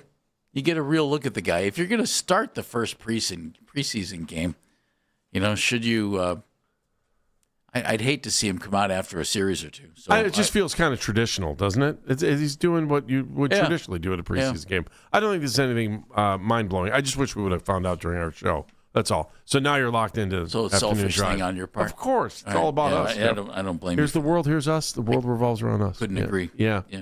Couldn't agree more. Daryl Ryder is our Browns beat reporter, of course. When he joins us, he's brought to us by Scheiben Jewelers, Cleveland's premier jewelry store. I think Daryl might be with us tomorrow. Is that the case, Dano? Yeah, he's going to be with us tomorrow. And then make sure you're checking out his YouTube with Coach Riz as they do that each and every day from practice today. It'll be interesting today because now I would think they'll know when he does that who the starting quarterback is. So but you just got to hang tight now. You find out. Unless you want to do what I did, try and connect the dots.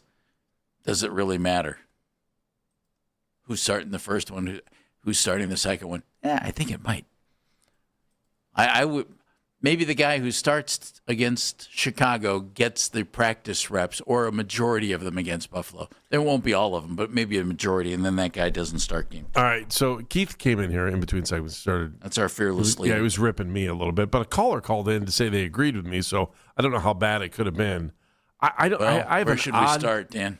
I have an odd feeling about Deshaun Watson, and if he could just get rolling in the beginning of the season. I don't. Maybe they beat the odds this year. Maybe they have a decent year. I'm not trying to be Mensa guy in this, but I'm trying to find the most optimistic way to look at the offense rather than sitting here going, "Ooh, we got 5 new off." And I do this every day. We have 5 new offensive linemen who haven't played together at all. I would play them all 3 games in the preseason. I wouldn't worry about injury, and I would give them as many reps as I possibly could. Can I give you my Dan Mennigan impression? Yeah. Oh, that's adorable. That's not going to happen. I know. So,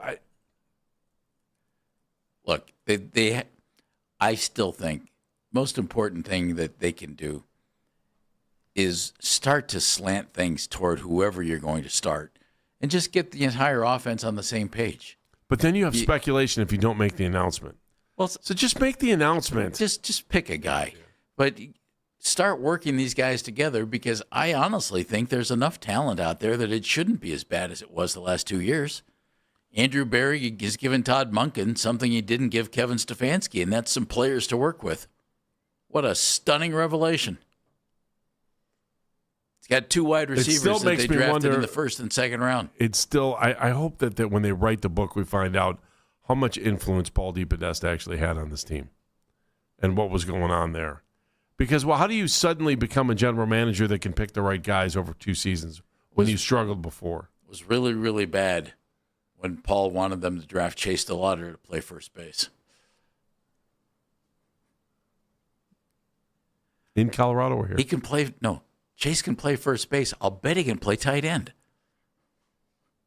What is wrong with you? Sorry. Sorry. How are the Rockies doing? Oh, wait, they're one of the few teams that don't have no chance. He just got there. Don't worry about that. They have no chance to get to the playoffs. Don't worry about that. You just got there. I got a nice ballpark. I thought Deshaun Watson sounded very upbeat today. He's got a good play-by-play guy, Jack Corrigan. I thought that Deshaun sounded very upbeat. I thought he did too. Yeah, I thought Deshaun started. I didn't think Shedeur did. Deshaun sounded like your starting quarterback. He gave you answers that you kind of like. Okay, that makes more like. What was the question they asked Shedeur about? Where do you think you've gotten better over the this training camp? What doesn't everybody kind of like at some point, if you're going to practice something, don't you think you're going to get better at something? Well, it's the idea. So he just came on and said, "Listen to our show over the years." I think he said, "Damn, you beat me to it." I was going to say that about me.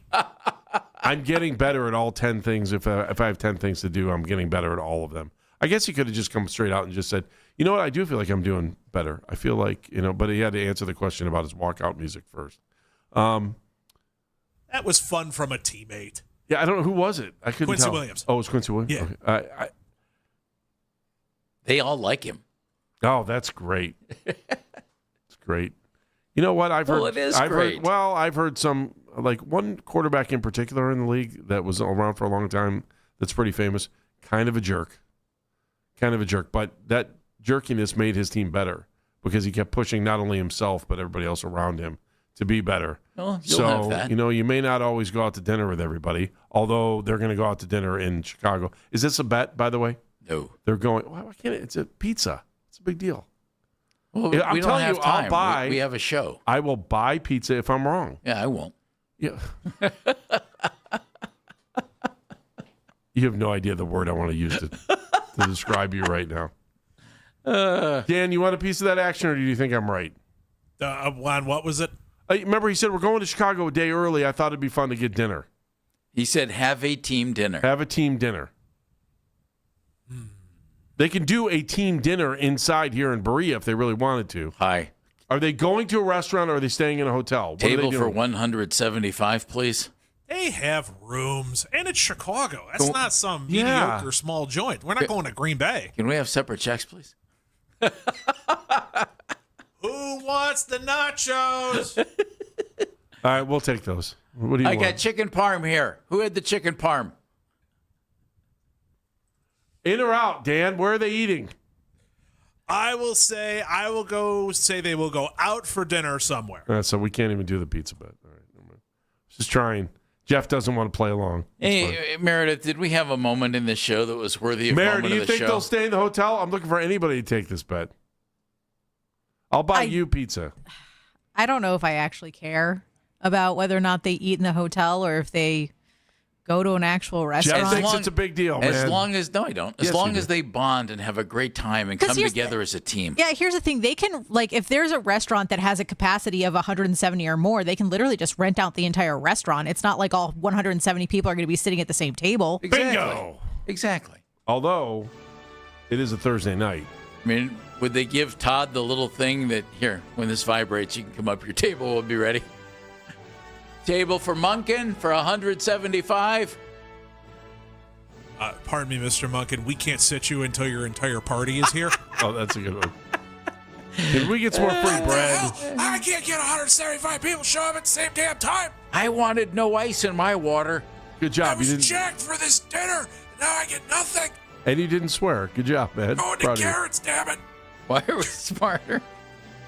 Brought to us by QC Kinetics. I thought this was deep dish. The leader in regenerative medicine. If you're in pain like I am right now, give QC Kinetics a call. 216-770-5488. Dano. Italian beef sandwich is awesome. Jacked.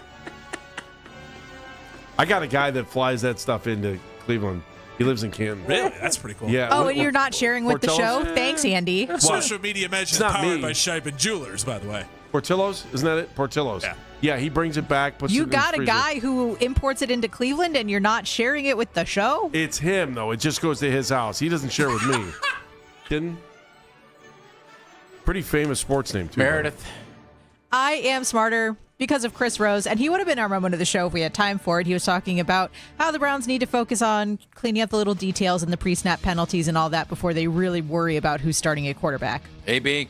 I'll be smarter when he tells me who the quarterback is. I'm done with this. At least we'll know tomorrow who's playing Saturday. Let's go. I'm smarter after listening to Deshaun Watson today.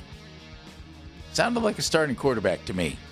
And I did find it interesting when he said, my game has definitely changed, but how I approach the game hasn't changed.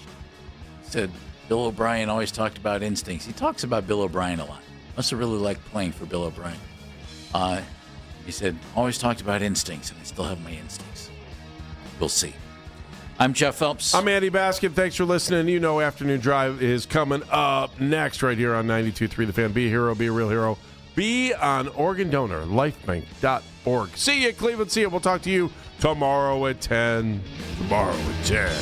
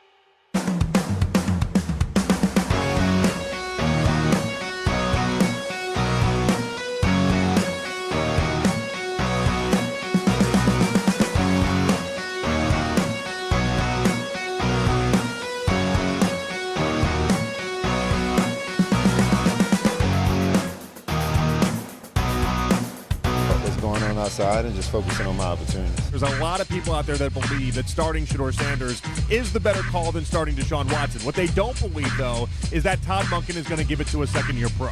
I think we're just starting to believe that Monken cares about whether or not a veteran gets the first crack at it, whether or not that veteran actually is the best option for this team. It's the Afternoon Drive with Nick Wilson and Jonathan Peterlin on Cleveland Sports Radio, 92.3 The Fan. The show is back. The final day of Browns training camp here for Afternoon Drive. Nick Wilson, Jonathan Peterlin with you for the next 5 hours, and we got a loaded show for you today. But as I had said, the last show live in Berea for JP and I. It has been a lot of fun. It has been hot and sticky, although today it's just kind of weirdly cool and sticky. But that open, courtesy of Jax Gregory on the board. Yes. Hi, Jax. And we got Jake Murren, man in the 92.3 The Fan YouTube channel. He's also our on-site engineer today, producing. The man wears many hats and a very nice Guardians hat, a sexy Guardians hat. As always, you can follow the show all 5 hours on terrestrial radio, 92.3 The Fan, on the free Odyssey app. It is free after all. And speaking of free, all 5 hours are going to be up on 92.3 The Fan's YouTube channel. Make sure to subscribe to 92.3 The Fan's YouTube channel. Ring that bell. Except you, Cornlito. Suck it, Cornlito. And like our videos, we desperately need to be liked around these parts. I believe it's Mackenzie Flume on 2020s today. Hi, JP. How you doing? Hello. How's it going today? It's going well. It's going well. Yeah. Nice little change of pace with a 70-degree day with humidity. I could deal with this. Yeah. I feel like 2 weeks ago I wanted to die out here. 2 weeks ago I remember telling you something effective like, man, these beat reporters.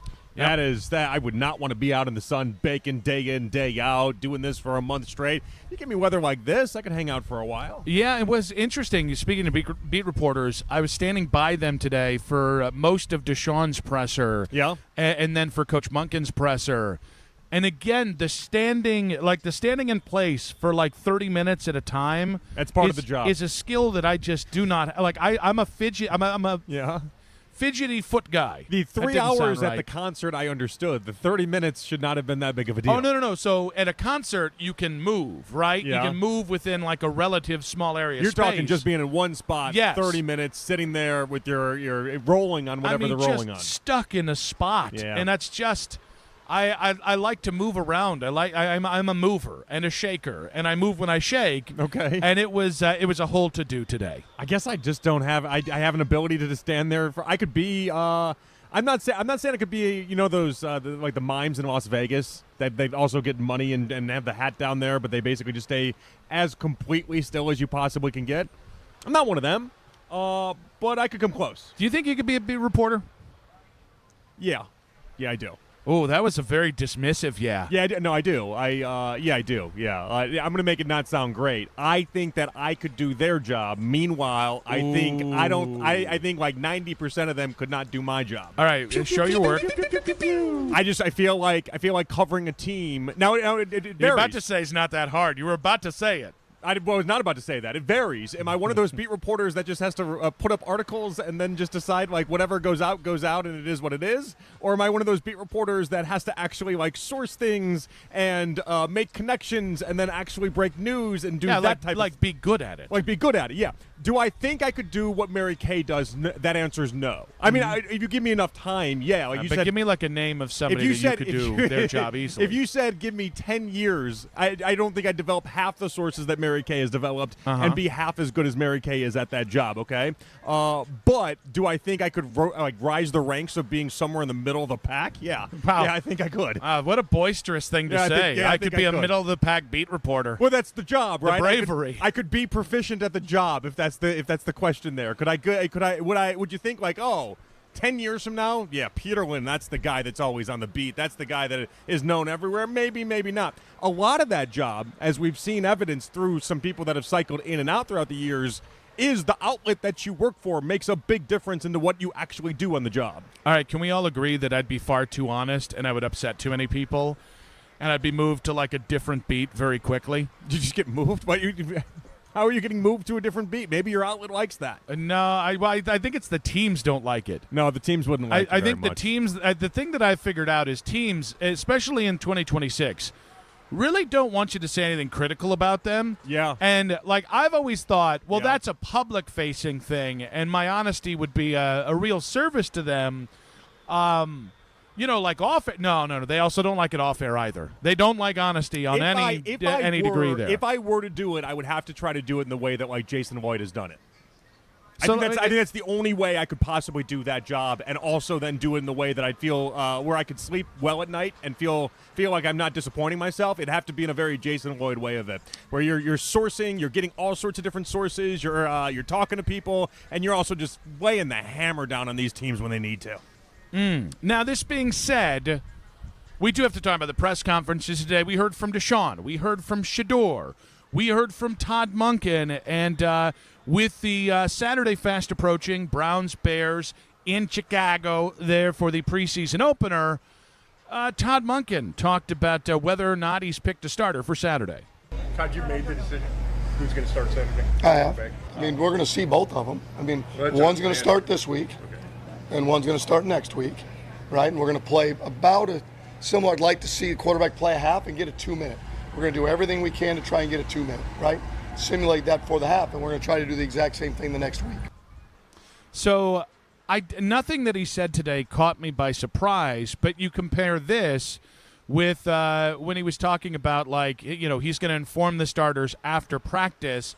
It did get a lot of people talking about how it just feels like this is Deshaun's start, and that's just the way this is going to go, and that it just feels like people would be shocked if it was Shedeur. It feels like, I would be shocked if it's Shedeur at this point, and it's funny because it's not as if Monken has given us too much to believe that. He's just rotated these days, and he's made Deshaun the first one out of the gate. He hasn't really moved off of that, and it just does kind of feel like he's going to give the first crack to Deshaun. Now, that doesn't mean Deshaun is the front runner for the job. It also doesn't mean that Deshaun is named the starter in week 1. It just means out of the gate, the same way he did training camp, out of the gate, the first one goes to Deshaun, and then we just kind of go from there. That one seems like that one was written in the stars and already kind of laid out before we ever even did anything. Oh, so you don't think that has something to do with the last week? Because I have seen a lot of people saying, like, Deshaun's come on here lately, and maybe Deshaun has stolen that first right to get in the preseason game. I don't think that the Browns have gone back and forth on this for weeks on end and been like, now Shedeur is going to start week 1 against the Bears, and now Deshaun's going to start week 1 against the Bears.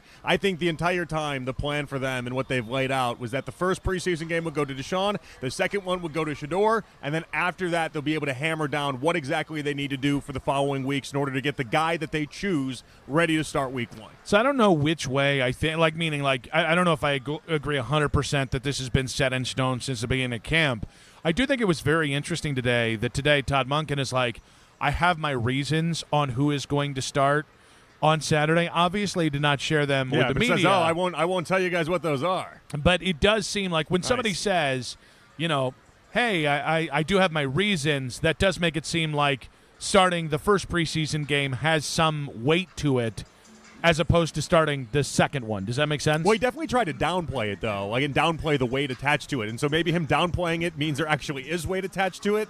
Maybe that's the other spin on this for yourself, that idea that if you're going to try to tell us that it means nothing, maybe it in fact does mean something.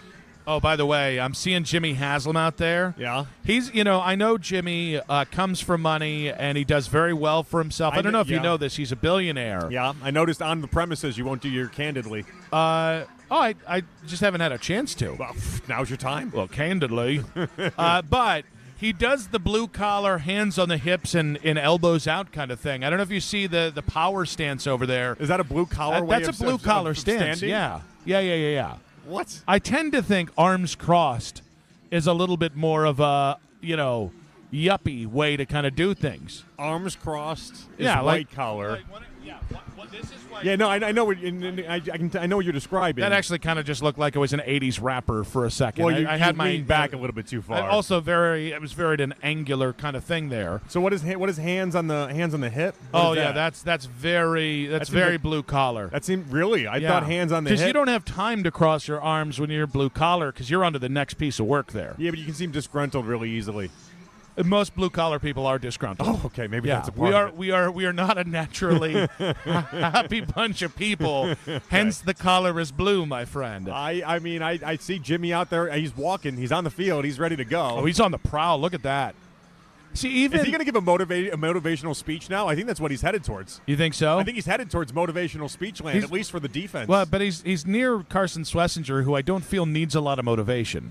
I don't think any of these guys need motivation. Yeah. They're probably like, why in the hell is the owner in this meeting right now that we're having? No, they're probably like, I really like this guy. He talks to us, and he puts his hands out all blue collar like. I do love the idea of Jimmy just kind of patting one of them on the back and being like, "That's a job well done." Yeah, like that's not. You're doing good. That's the one that he's been waiting for. You're doing real nice out there, son. Because he calls everybody son.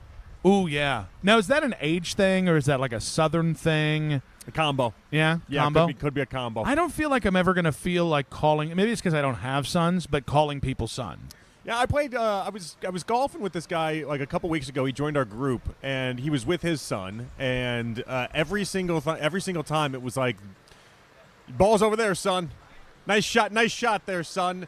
And it wasn't like a Southern thing. I think he was trying to really imprint to us that this was his son. Yeah. Meanwhile, when I was talking to his son just kept bringing up his stepdad. Oh, that's a tough one right there. I kept being like, I get it. You're the biological dad, but you're losing out in this battle because he clearly likes this stepdad that he keeps talking about way more than he likes you. Oh, I wanna and hear. in fact, you seem like you might be embarrassing the kid. I'm not sure. Seems like I want to hear more about this stepdad here. I would not be surprised if Shedeur starts, mostly because I do think that I buy into whatever happened on Saturday, that they've been much more flimsy on who gets reps on what day than I think we have realized. I think that's what Saturday encapsulated to me. So I wouldn't be shocked. Is there an advantage? Maybe that's an right. advantage to going first? I'm trying to figure out what that is. Because if you're week 2, do you get to start? If you're starting week 2 against the Bills at home, do you also then get to start any of the joint practices, or are the joint practices going to rotate as well? I know Munkin kind of alluded to that today. I would imagine you'd rather start week 2. You'd rather start week 2. Like if you're going to start in the joint practice and then you also get to start in the game, that's much more valuable. That'd be the only way I could find a spot for Shedeur to start this week 1 is if they thought it was more valuable for week 2 for Deshaun to get the joint practice and then also the game if they do combo that up. If it's a true competition, though, whoever's starting week 2 should not be the person that's starting in the joint practice. And teams care more about these joint practices, at least the appearances right now. They care more about these joint practices than they do sometimes a game. So you'd have Deshaun start the joint practice against the Bills, and then you'd have Shedeur go in the actual game. Because I think there's just one joint practice against the Bills. I don't think there's 2. 216-474-0092. At Nick Wilson says, at Jay Peterlin on social media. Social media reactions on X, powered by Scheiben Jewelers, Cleveland's premier jewelry store. Browns practice is going on here, but after what you heard from Todd Munkin there saying he has picked a starter for Saturday, and I'll tell them after practice, how surprised would you be if Shedeur actually starts this Saturday against the Chicago Bears in the preseason opener? We got quick hits at 2:40. We've got Ashley Bastock of Cleveland.com and the Orange and Brown Report, or the Orange and Brown podcast, at 3:40. Daryl Ryder at 4:40. The Lead at 5. And then Quincy Williams, Browns linebacker, out here at camp at 6 o'clock tonight. But 216-474-0092. And Nick Wilson says, at Jay Peterlin, how surprised would you be if Shedeur starts on Saturday and Deshaun Watson says he's back? Don't believe me? You're going to hear him in 5 minutes on 92.3 The Fan. Hey, it's Nick Wilson, and today feels like the right day to remind everybody fall is coming. It's 70 degrees outside. It's a little muggy, but it's 70 degrees outside. And we know once fall happens, guys, we'll be talking about the winter. And then before you know it, guys, life has a way of rolling along, and you might have missed your opportunity to capitalize on a great deal that is going to allow you to upgrade your old and drafty windows. Because right now, Universal Windows Direct has an offer that's hard to beat. Right now, when you buy 4 windows, you get 4 windows free. And to make things even easier, you'll get 48 months of 0% interest financing, same as cash. So if you've been living with drafty windows, rooms that never seem to stay comfortable, or an air conditioner that's constantly running, it's time. Take advantage of this great deal by calling Universal Windows Direct today, 216-243-6648, or visit universalwindowsdirect.com to schedule your free estimate today. Buy 4 windows, get 4 free. 48 months of 0% interest, same as cash. take one more thing off your list and enjoy a more comfortable home for years to come. Like me, you'll be saying, I love my windows.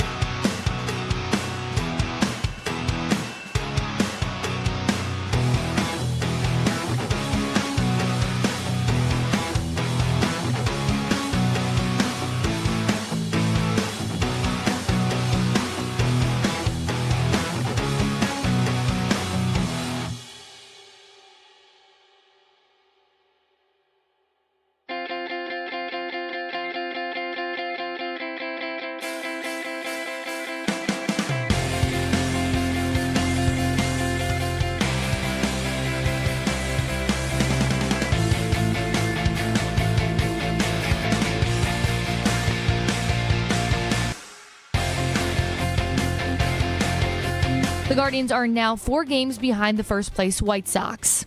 Headline Sports News continues every 20 minutes on 92.3 The Fan. From the University Hospital Sports Desk, I'm Mackenzie Flume. Hey Browns fans, this is Denzel Ward. Keep up with the latest football news every 20 minutes with exclusive 2020 reports on the radio home of the Cleveland Browns, 92.3 The Fan.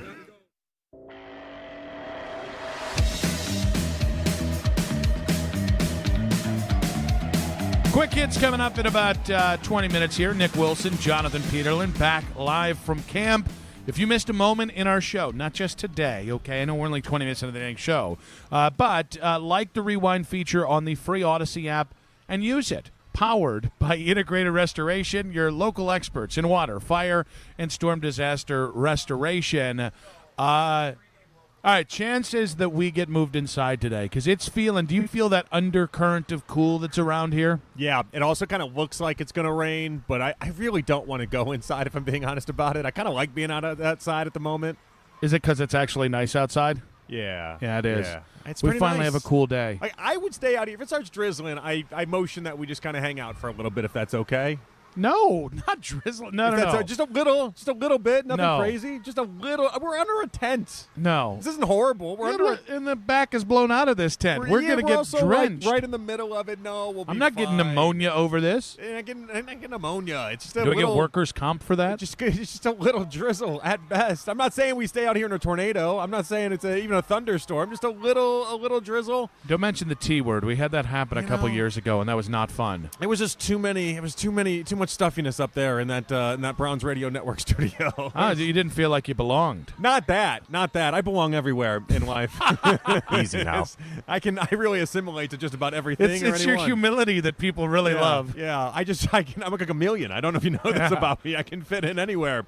It was, I do miss that bathroom though. That bathroom smelled pretty That's great. a very nice bathroom. That's a great bathroom. It's the chair for me. There's a very nice chair. My back's hurting today. I'm kind of blaming that chair a little bit. I don't really want to stare at the Nick Chubb photo for 3 hours again. Oh, I like that Nick Chubb Now, photo. yeah, no, it was nice. I was But thinking then about... You're exclusively looking at it for 3 hours and wondering for 3 hours why it's there. It becomes a problem for me mentally. I was thinking about actually just trying to take it off the wall and see if anybody noticed, but then I was like, that's a pretty dumb thing to get fired over. I don't think you can carry that one.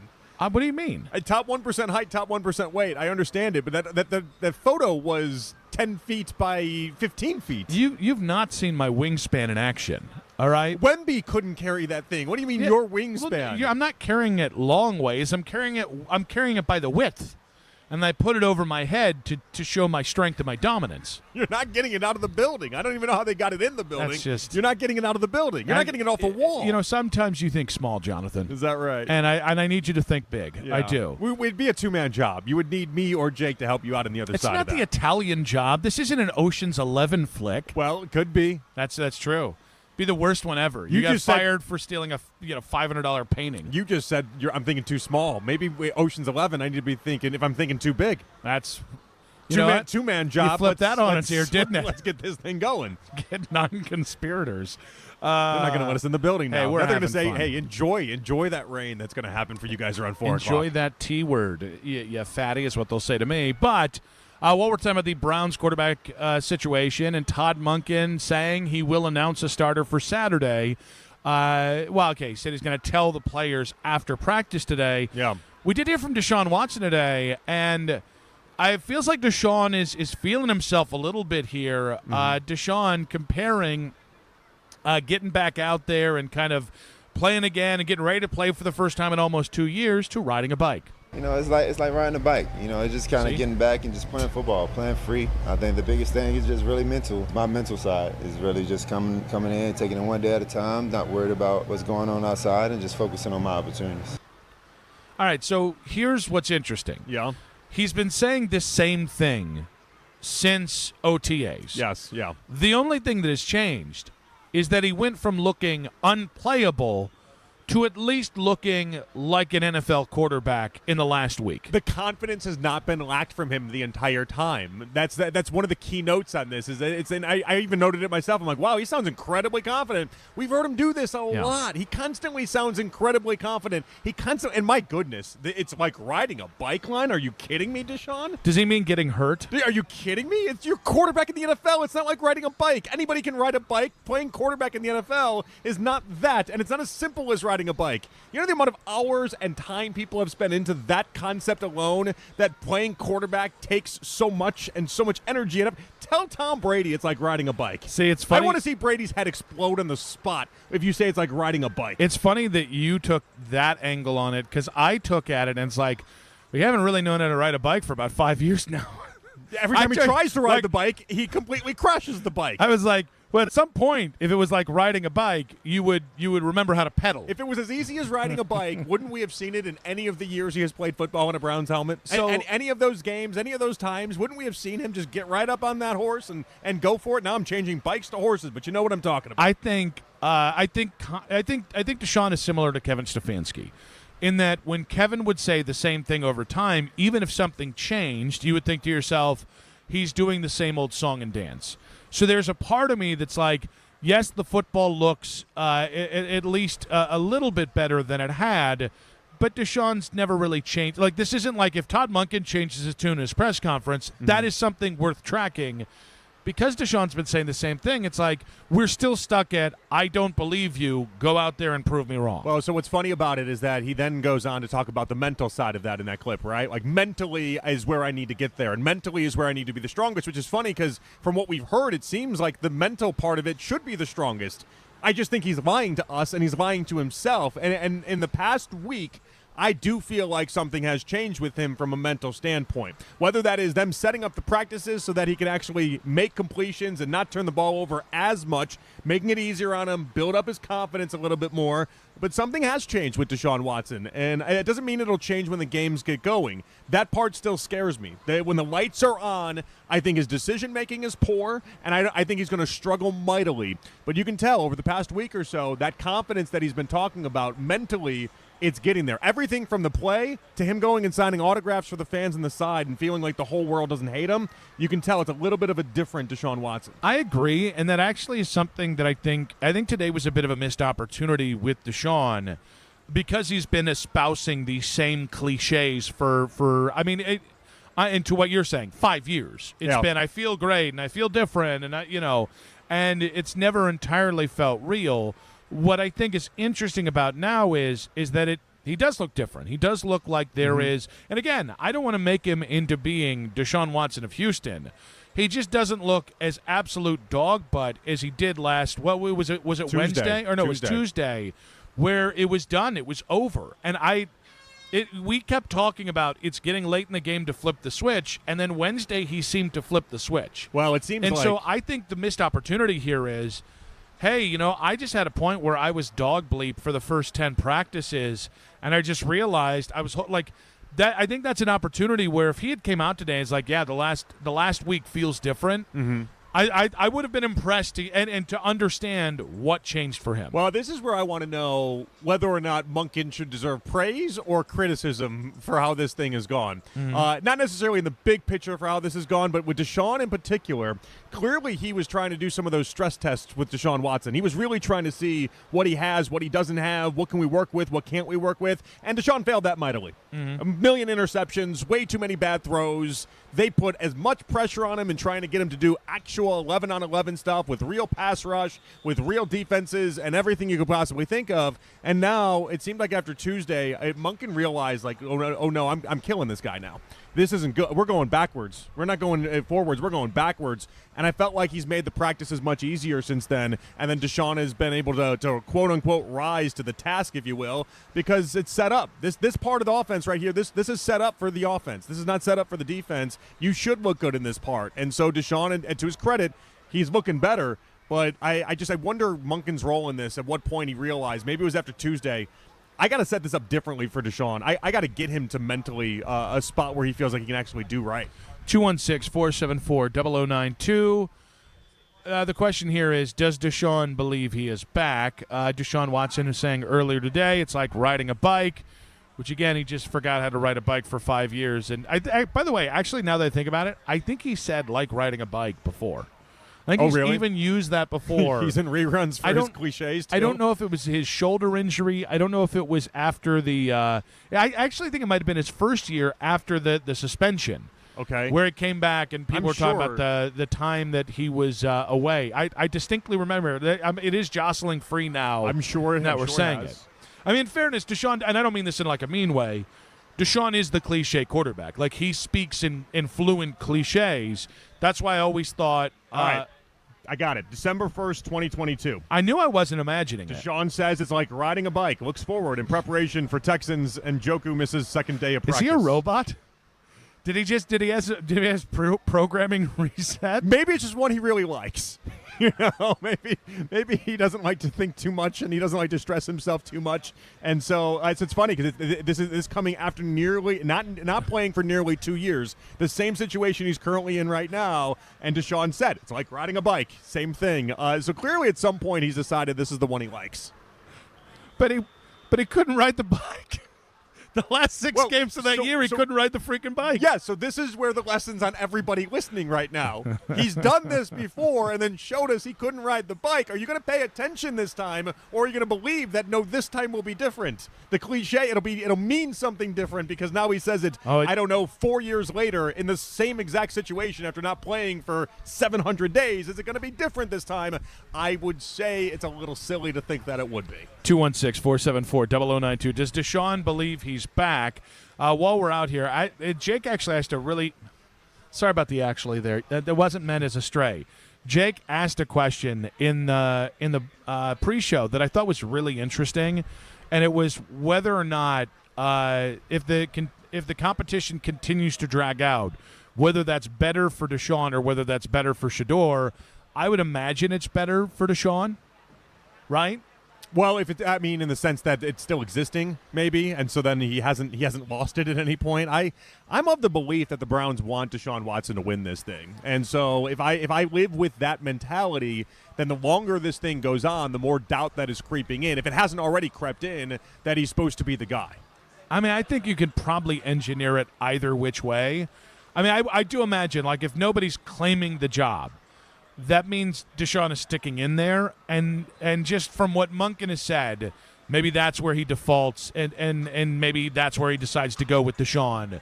But I mean, we're about a week and a half away from that spot where it's just all right. A decision has to be made. I'm thinking everyone and then says you go there. Everyone says the 23rd. It seems right to me. After the second preseason game, you see what happens under the bright lights. You see what happens. I mean, Monken's not giving these guys us a series to figure it out. The starter for the Bears game is going to play a whole first half, and then the other quarterback is going to play the third quarter. Like, this is not a tiny amount of action that these guys are getting. Does it help Shedeur if the competition continues to drag out? We've got quick hits coming up in 5 minutes on 92.3 The Fan. When there's news that affects the Cleveland sports fan, Darrow Ryder is on top of every headline. Listen to his reports on the station with the most local sports talk in town. 92.3 The Fan, powered by Scheiben Jewelers, Cleveland's premier jewelry store.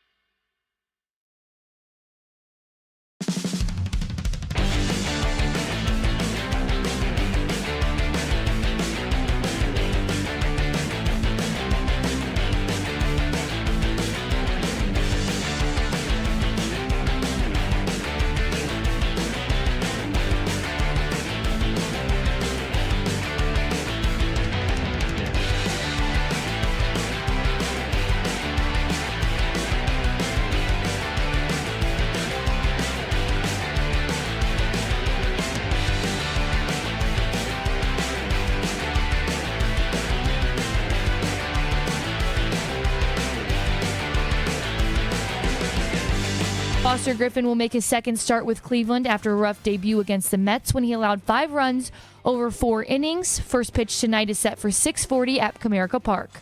Headline Sports News continues every 20 minutes on 92.3 The Fan.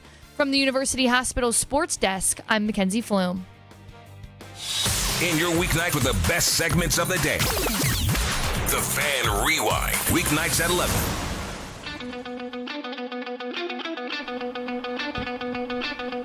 Nick and JP back at Browns camp here. It is a cool day. We got some football going on. I do have a Shadat to report. Was it the Fannin one? It was the Fannin one. Yeah. He actually also had a nice little check down to Isaiah Bond over here on the sidelines. That was nice, too. There's a nice check down by Dylan Gabriel. I do not have a Deshaun Watson dot to report yet, but that is because I just have missed it. That's completely coincidental. It's not They're like on the he's other like, side of the where we are. It's a little tougher. Well, and we're looking through the white collar guys right now. You There's a got whole row Jimmy of them. there, J Dub there, Mr. Pink Shirt there. I'm going to tell you right now, that guy comes for money. There's like 7 different layers of the Peter Millar Summer Comfort series that Yeah. I'm looking at right now. Yeah, one day we'll be there. No, not really. It's a nice No. collection they have. No. Yeah. What I'm always fascinated about with those group of guys is they spend a lot of time just talking, and they're just talking about like Wall Street.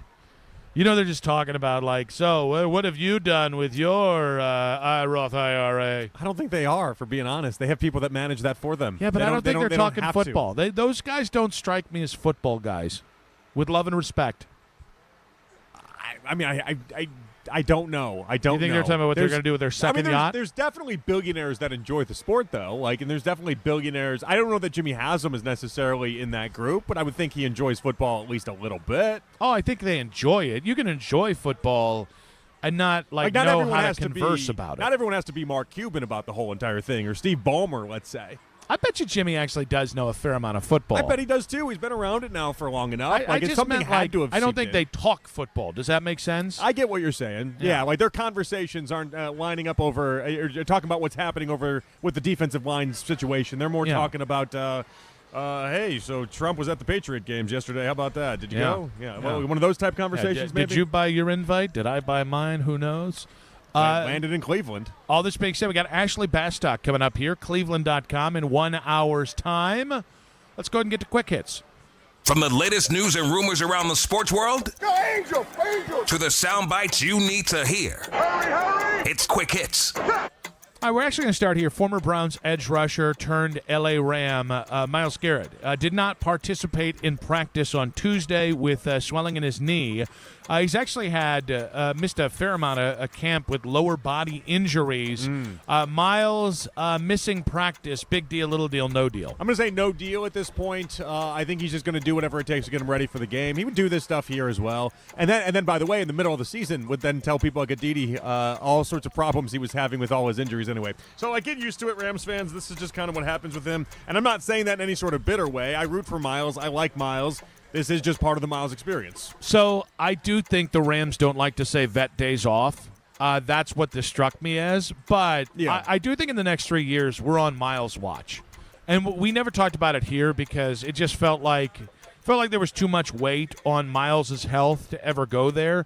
But with a feet injury that was hampering a couple of years ago, he's kind of consistently been dinged up. Yeah. Because of Myles and because of how he is just so gifted, both strength-wise and athleticism-wise, I would be really surprised if he doesn't have a major injury in the next 3 years. He's been able to avoid it, but it's just so hard to do that in the NFL. I just think he plays through so much as is, but it's one of those things, at some point a major injury is probably going to come if you just do the odds attached to it all. It's incredible. The things he was willing to play through and was trying to play through as a member of the Browns, you got to say it. He was tough. He was tough with it. I know he doesn't get that label too often, but when it came to playing through injuries, I always thought he was incredibly tough. I'm not saying it's going to be the most likely thing, but there's a version of this thing with the Rams that could go hysterically wrong this year. You do have an old quarterback with a back injury.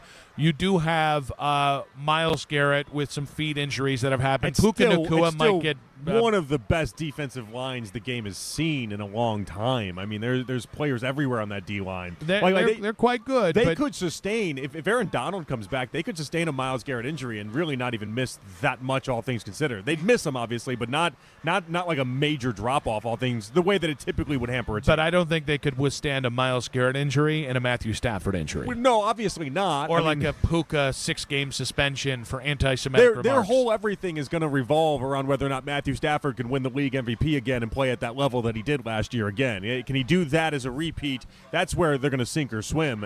Stafford It'd be a is- real shame if they sunk. Well, so if Stafford gets injured, do they just throw Ty Simpson out there or just immediately? Even though the reason why they drafted him is they wouldn't have to play him for 3 years. Yeah, but you have to. Yeah, but like the MO on Ty Simpson is that he's not going to be ready for a while. Like he was one of the few draftable quarterbacks that everyone looked at and said, You hate no matter to- what you do, you cannot play him this year. You hate to see it. All right, let's stay in Los Angeles. The Lakers are being sold to Josh Kushner and Bob Iger for a record-breaking price of over $12 billion. You're like, oh, didn't they just get sold? Yeah, 18 months ago. Yeah. They were sold.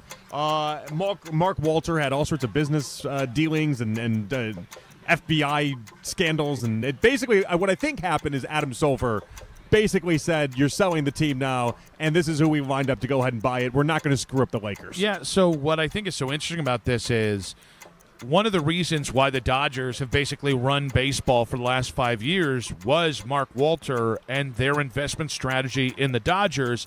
I do tend to think that the Dodgers are a little recession-proof on that front, but it just wouldn't surprise me if you have to sell the Lakers, and it wouldn't surprise me if the same thing happens with the Dodgers. He is in deep, deep Dutch.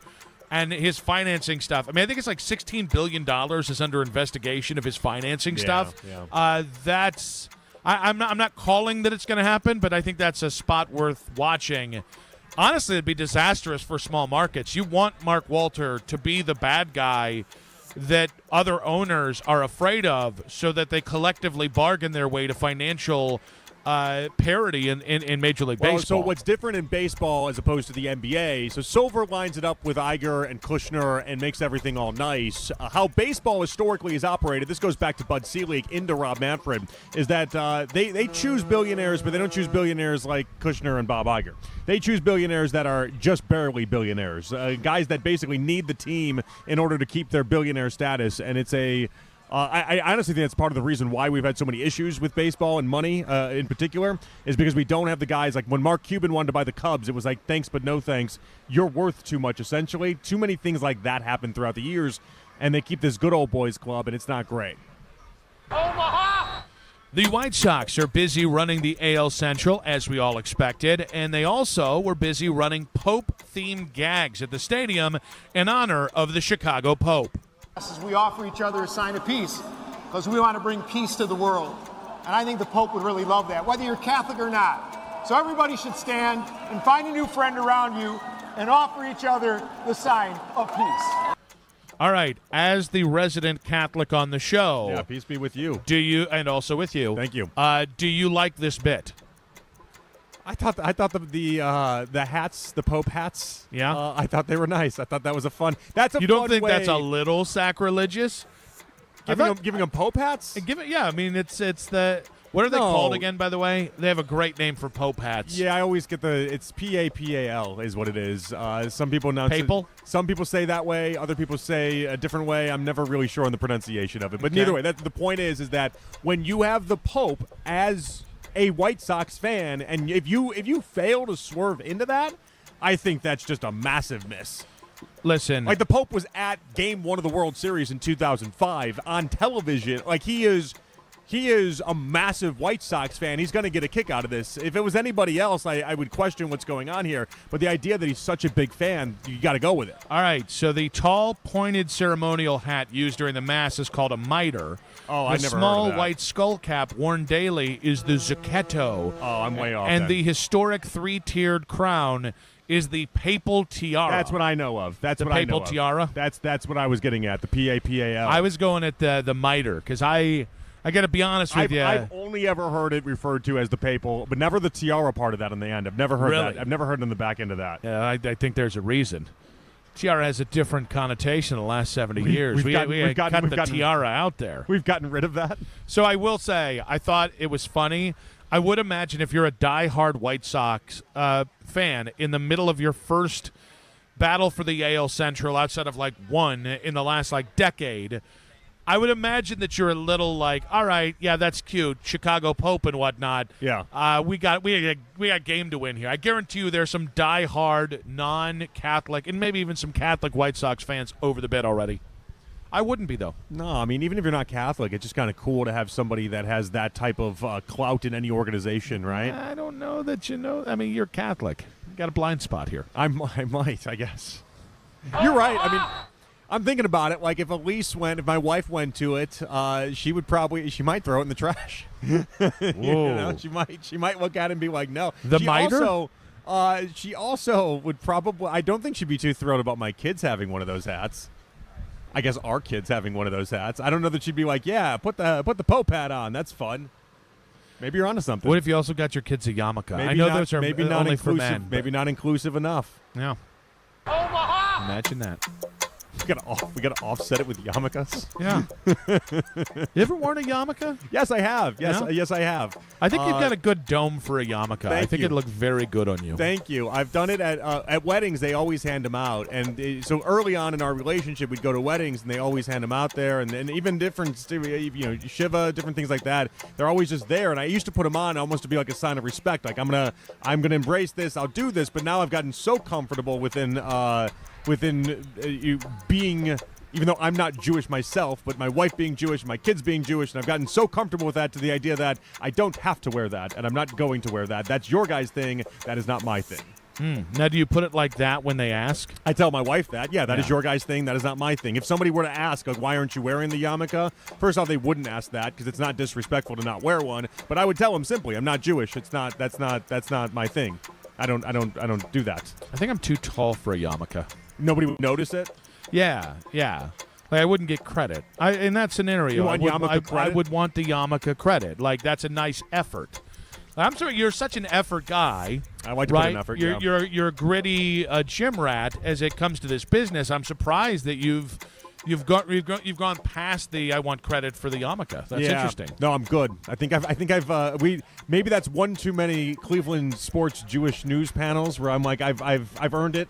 The community accepts me. They embrace me. They don't need the faux yarmulke wear from me. No, they don't. They know where I stand. They know where I stand in their world. I always like the idea, and very pro is where I stand. By the way, I know where I stand. That'd be good. By the way, good for clarifying. I just need to make sure. I know you didn't convert, but I always love that when people convert to a religion, they become more of that religion than the person they married into. Yeah, all the time. Yeah, and.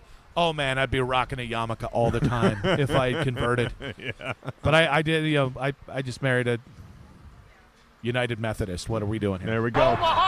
Kevin Clark on ESPN said the Max Crosby and Kirk Cousins brawl had a level of seriousness to it. Here we go. I think it was anything until they held them out of practice for a day, which seems to suggest that there was a level of seriousness to it, maybe that rises above a normal training camp fight. Rex Ryan used to have, Rob Turner to start training camp fights if things were going a little boring or a little quiet. Like, training camp fights are a part of the process here. The fact that Clint Kubiak wanted to say, hey, we don't do that here, it suggests that something was a little bit amiss. To me, I actually like it.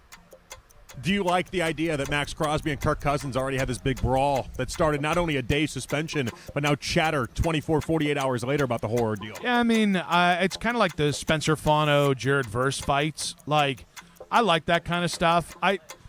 It's just so hard to buy Kirk Cousins as like a real human being, though. I think Kirk Cousins had a very prison yard rule on this, or prison yard ideology on this, is I'm going to go after the biggest, baddest mofo I can find. Yeah, the problem is he's still Kirk Cousins. And that's what makes this a problem. There's nothing that he does that he isn't a complete cheese day about. Could it have been staged completely? I'm not even sure. Like, maybe Max Crosby was in on it, because Max Crosby didn't just level him. Like, Max Crosby could have been in on it. Like, you know how you get respect in this locker room? Come after me. We'll make it look good. And then, we'll just kind of, everyone will think you're a badass. Because too many people think you're football Flanders. No, Max Crosby's too much. Nobody takes you seriously, Kirk Cousins. Max Crosby's above that. I think he's tired of losing. I think this man will do anything. Because it looks like Kirk Cousins is going to start week 1, by the way. They have not moved off of that in the slightest bit. And I think that might be the right play. Really? Yeah. I disagree. I feel like in a year, if you're going for the playoffs, then I understand starting a veteran quarterback over the rookie. This is not a playoff team that the Raiders have. Throw the rookie out there, see what he can do, and let him get the reps and let him keep building. So I agree that it's not a playoff team, but I think if you're the Raiders, you have to approach it because you've already got your quarterback. There's no incentive to lose. So if Kirk Cousins into Mendoza allows you to win 8 games this year, even if it costs you 8 to 9 to 10 games of Fernando in his rookie season, it's still setting the foundation for Kubiak. It's different if you don't have a quarterback, though. That is Quick Hits when we come back looking at the defense in 5 minutes on 92.3 The Fan. Effortless power. That's what I'm here to talk to you about. Because if you're looking at new trucks this month, you know a Ram.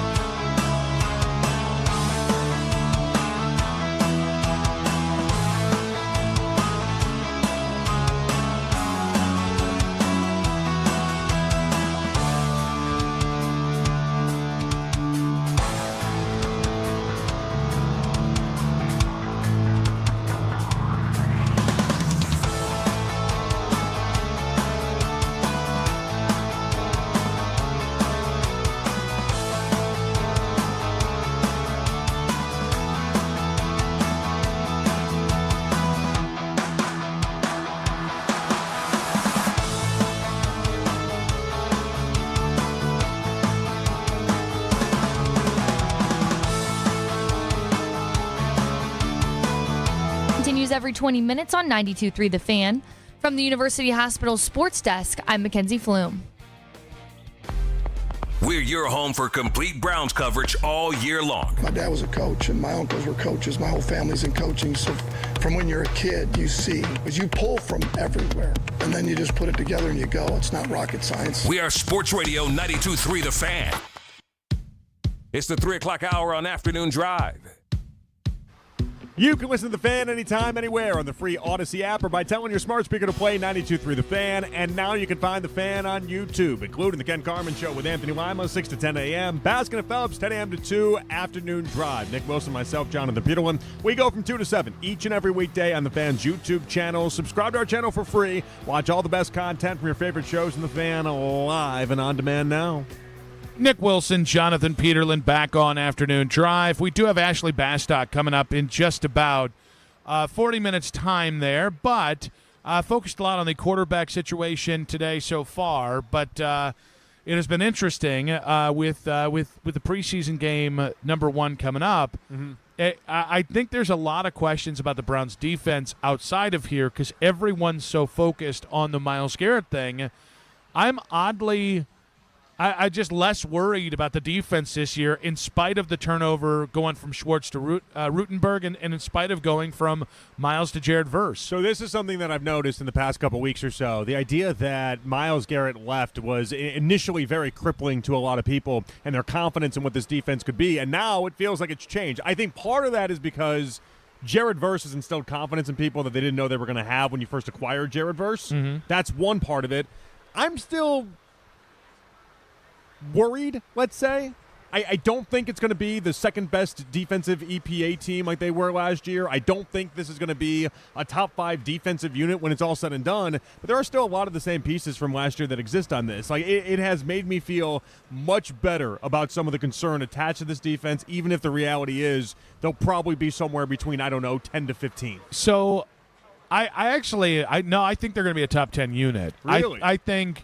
Now, they might be a little thin on like the 10th and 11th guys on the defensive line. I think they're a little thin at cornerback.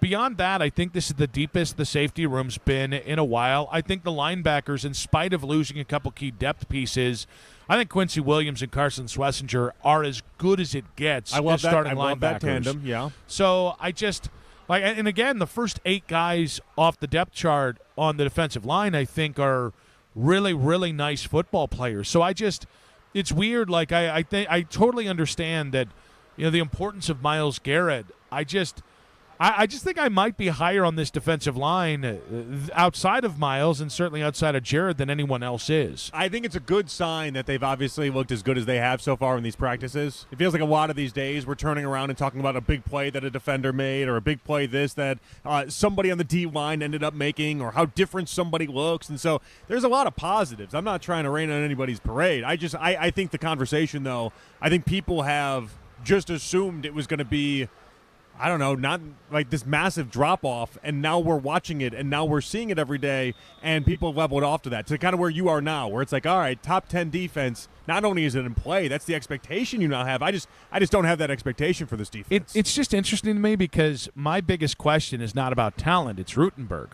Yeah. And for me, he's got to account in this equation. Like, everyone says, the scheme hasn't changed, which, again, but we'll see how true that is. Teams lie about that kind of stuff all the time, and then you see the field and you see the tape, and it's different. I mean, it helps that 5 different assistants under Jim Schwartz stayed on this assistant staff. But when it comes down to it, like, how much of a difference do you think there is between Kyle Shanahan as a play caller for the 49ers and if Chris Forrester took it over?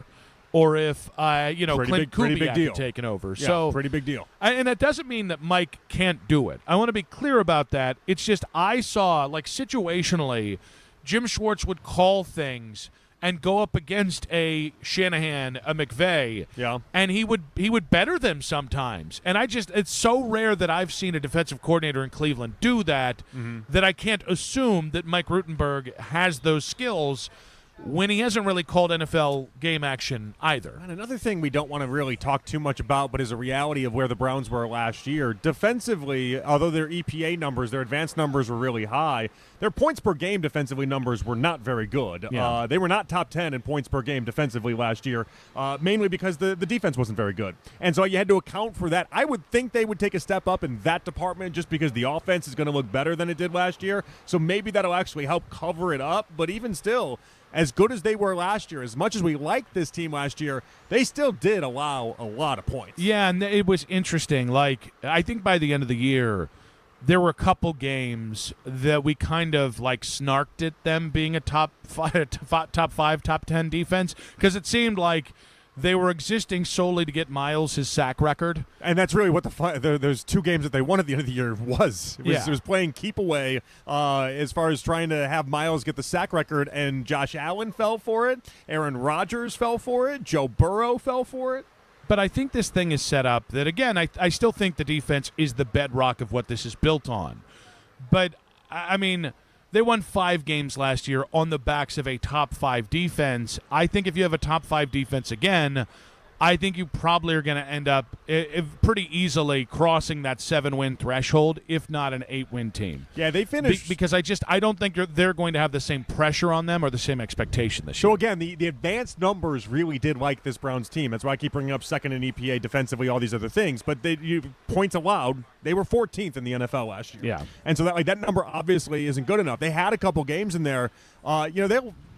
When you think about it, like the games where they really struggled and let the opponent score a ton, I think about the Patriots game where Myles Garrett had 5 sacks, but you still let them get 32 on him. Like there are certain games that just kind of stuck out. More of them were earlier.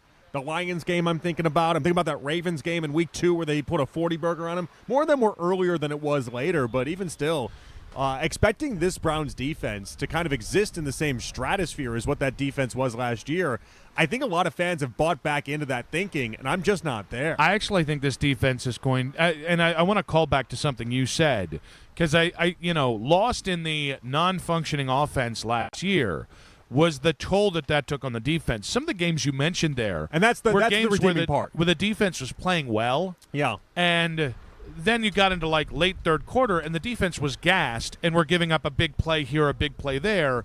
It's not as if in those games the defense was really even that bad. So like, well, I know, but then you look at like the Titans game where they allowed 30 to Cam Ward and 400 total yards, and you're like, that was not like they're. I mean, I'm not trying to nitpick here. There's obviously some games where it got away from them and they played better than what it would be. But I guess maybe that's one of the redeeming things about this in this conversation is that the offense just gave them such little chance, and they still managed to be as good as they were. That maybe with a better offense, we have better hope here. Well, and again, it might just be this year it looks like a top 5 defense in scoring defense, and EPA it's the 14th. You know what I mean? It might flip. Sure, like it might that, flip. That feels like something that might happen this year, just given the way it is. But yeah, I mean, I do think like even if they had a Jared Verse injury, well, I think Isaiah McGuire and Alex Wright are starting level edge rushers.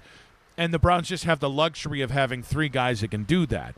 Interior-wise, Malik Collins, if Malik Collins has to miss any amount of time at the beginning of the year, that's probably where I start to get concerned because I just think who plays next to Mason Graham has such a big impact. But, I think they've got here's another thing.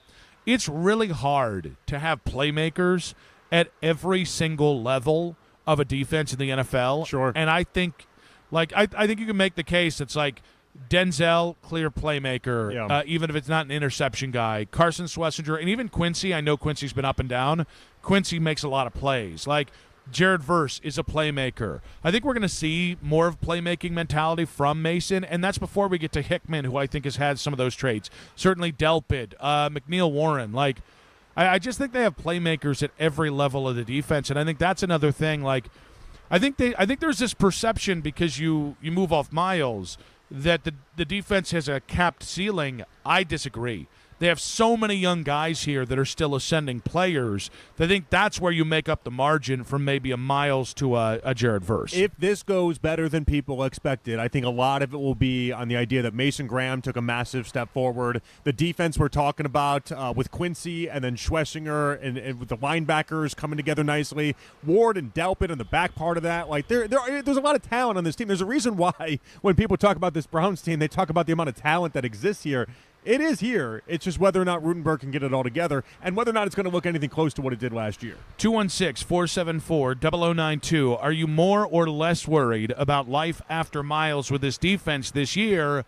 It's not really about Miles per se, but I think it is. I also kind of think, like, I know Vegas is going to disagree with me on this one, but I think, like, the drop-off from the best edge rusher in the NFL to maybe the 8th or 9th one, which I think is what Jared was last year, 10th, whatever he was. It's not that large. I think Vegas is not going to agree with, or I don't know where you stand on this. I'm assuming you think it's not that large. Yes. So Vegas does agree with you. Okay. Vegas does not think it's that big of a deal, all things considered, when you're dropping from what Myles Garrett is to Jared Verse. I think the actual accounting for it was like half of a game when everything was all said and done. Mm-hmm. That's not huge when you're thinking about a defensive player of the year 2 out of the last 3 years and one of the game's best on that side of the ball. You'd think it would be more, but the accounting when the trade happened, we talked to enough people, enough friends in the desert, it was basically around a half of a game in totality for the season. But I just look at it and I go, if it's not that significant of a drop-off, I do think they've made this roster better defensively.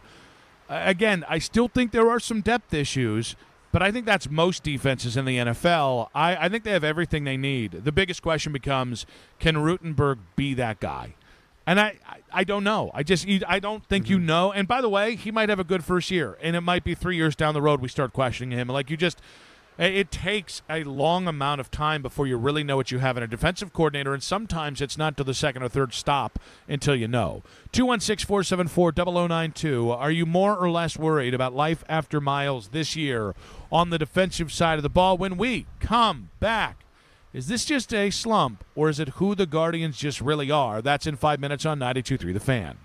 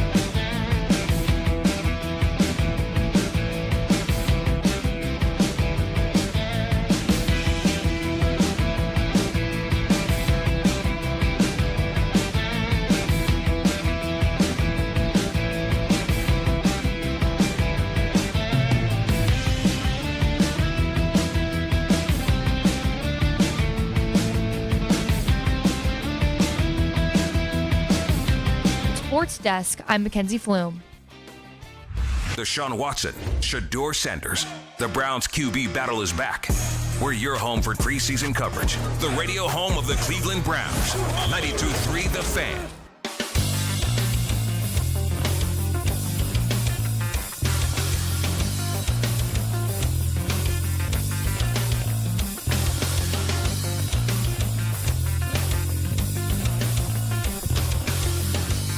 Nick and JP back on Afternoon Drive.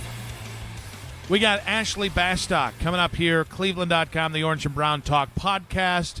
There's been some cheering out here, JP. Well, so Shador had a nice throw to Isaiah Bond in the 2-minute drill, and then I think it ended with a field goal, which is nice. And now Deshaun, he got backed up into a rough situation, but he bailed himself out. Now it looks like he converted a first. We'll find out what happens here. Now, what's going to be funny is, because again, like all I've heard from any of the reporters is that they don't think any of these quarterbacks have done anything in camp, and that it's been blah. Yeah, I'd be really interesting if the Browns just don't agree with that assessment. I would think I'd be curious to find out, like truth serum, what they really think. I have a hard time thinking. We've just been out here long enough, and we've seen enough good passes. If you're going to tell me they look like doo-doo, fine. Maybe that's the end result. I haven't seen it that way, Nick. I just haven't. I've seen enough good passes to know that there's some positive football happening. All right, so maybe I came in with no expectations, and it's looked better than I thought. Yeah, maybe that doesn't mean they've looked like Brett Favre. Yeah, I think there's a distinction there. I think people on the beat may get worried about the idea that if they say somebody's having a nice day or looks really good, people think that looks really good means they looks like Patrick Mahomes. Like, it doesn't look like Mahomes, who, by the way, is struggling in his own camp in Kansas City for whatever that's worth. But, like, it doesn't look like Mahomes. It doesn't look like Josh Allen. But does it look like an NFL quarterback? Yeah, it does. It looks like an NFL quarterback. Yeah, and one of the big things that I talked about, too, basically multiple people over the last couple of weeks is I just had multiple people admit, like, I don't really like to comment on quarterback play because social media is crazy. And again, like, I don't fault them for it because you and I will have a video go out there, and people who have spent 3 weeks agree with us will get mad at us. I just don't care. And you don't care. Yeah. And so but I can't blame somebody for caring that people are mean to them on social media because it is so pervasive. It's not my spot to tell somebody whether or not to care or not on social media. But if I was worried about that, or if I was in their shoes doing their job, I'd be like, guys, this is what people care about out of this camp. Like this is the job. Now practice is coming to a close here. The little tykes are lining up there on the end zone, on the end line. Good Lord, words hard. Me, Nick. This is something that I really like that they do, by the way. Yeah, this has been a nice little thing. And they've done this in years past, but I felt like I don't know what about this year makes it feel more organized, that maybe less haphazardly. Or maybe, did they do it fewer practices in the past? Is that what that was? I don't remember they're doing them every single practice we've been here. Not every practice, but like, I remember a few years ago when Deshaun's first training camp, and I remember him lining up and signing for every kid, and they had every kid lined up the way that they're doing right now, except it was over on this slide over here, and he went through literally every single one of them. Mm-hmm. But I don't remember them doing that every practice. Since we've been here, it feels like it's every practice they've lined up just the kids. All right, so Ashley Bastock will be joining us in about 15 minutes to talk about this, but I guess it's time we talk about another debacle last night. The Guardians losing to the Tigers, and we're just in the abyss right now, and I can't recall a time where I'm just talking about from the Guardians side of things, because this happens in baseball. Yeah, I can't recall a time where a team gets this injection of new blood into the the clubhouse from the team at the deadline, and then immediately just completely crater and start playing their worst baseball of the season. And within days of acquiring all these assets, Vogt has now had to do a team meeting like he did after Sunday's game. And now he's in a spot where they can't score. They can't score any runs. And it's funny because it was not that long ago where we had the knock 'em out, drag 'em out fights between myself and you and John Fanta about what this offense could be. That wasn't a million years ago that I was telling you I thought the offense was cooked, and you guys were still battling for it, and that's fine. You gave a right to battle for it. But I do wonder, and I feel like your perception on it has now changed.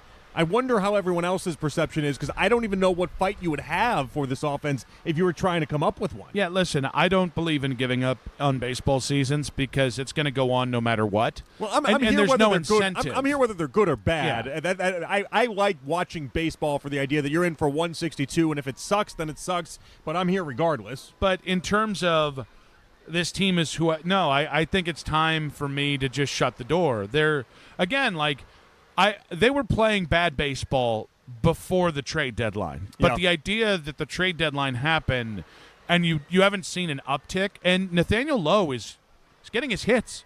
Joe Adell just had a homer is last having night. his moments. He hit a 440-foot home run last night. Like, that's what you got him for. Like their new guys are producing. Then he swung on the first pitch with 2 men on, and it was what it was. Except for Craig Yoho. That has been a real disappointment. Yoho sucks. That's what I say to him when he comes into the game. I say, yo-ho! Yo-ho!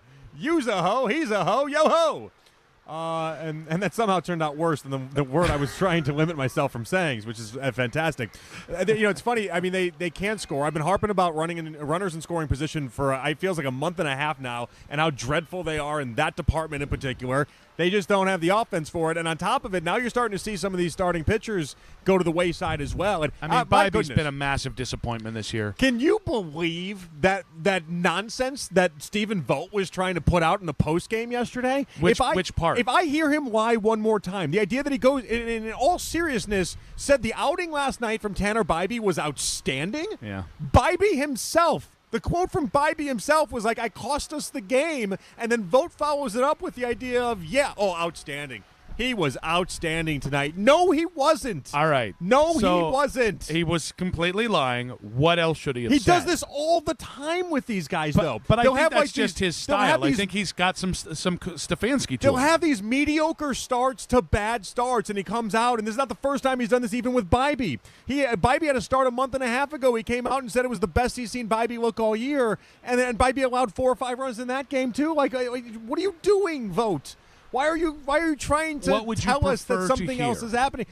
Maybe some honesty, maybe something to the idea of like, oh yeah, I thought his cutter looked good tonight, or his fastball looked good, or just talk about one of his pitches. Not say he was outstanding. All right, so outstanding. So you can always in different kind of arguments, you can always if you do something to a high enough level, you can find a positive in sports talk, right? Yeah. So you're saying the specificity of the lie is what's important. I'm saying how he elaborated and he made it seem as if, because you don't just say he was good. You can say he's good and people pass it by. You say outstanding.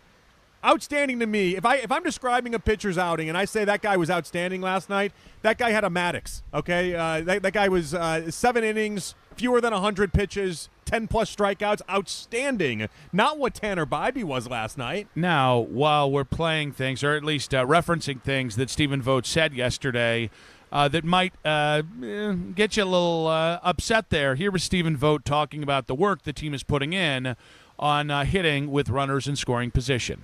Yeah, I mean, we're like I've been saying, we're doing a lot of things really well. We're just it seems to be the runners scoring position that continues to give us fits, and we're working on being more middle of the field oriented in those situations, and we're going to continue to work, and I know we're going to get better.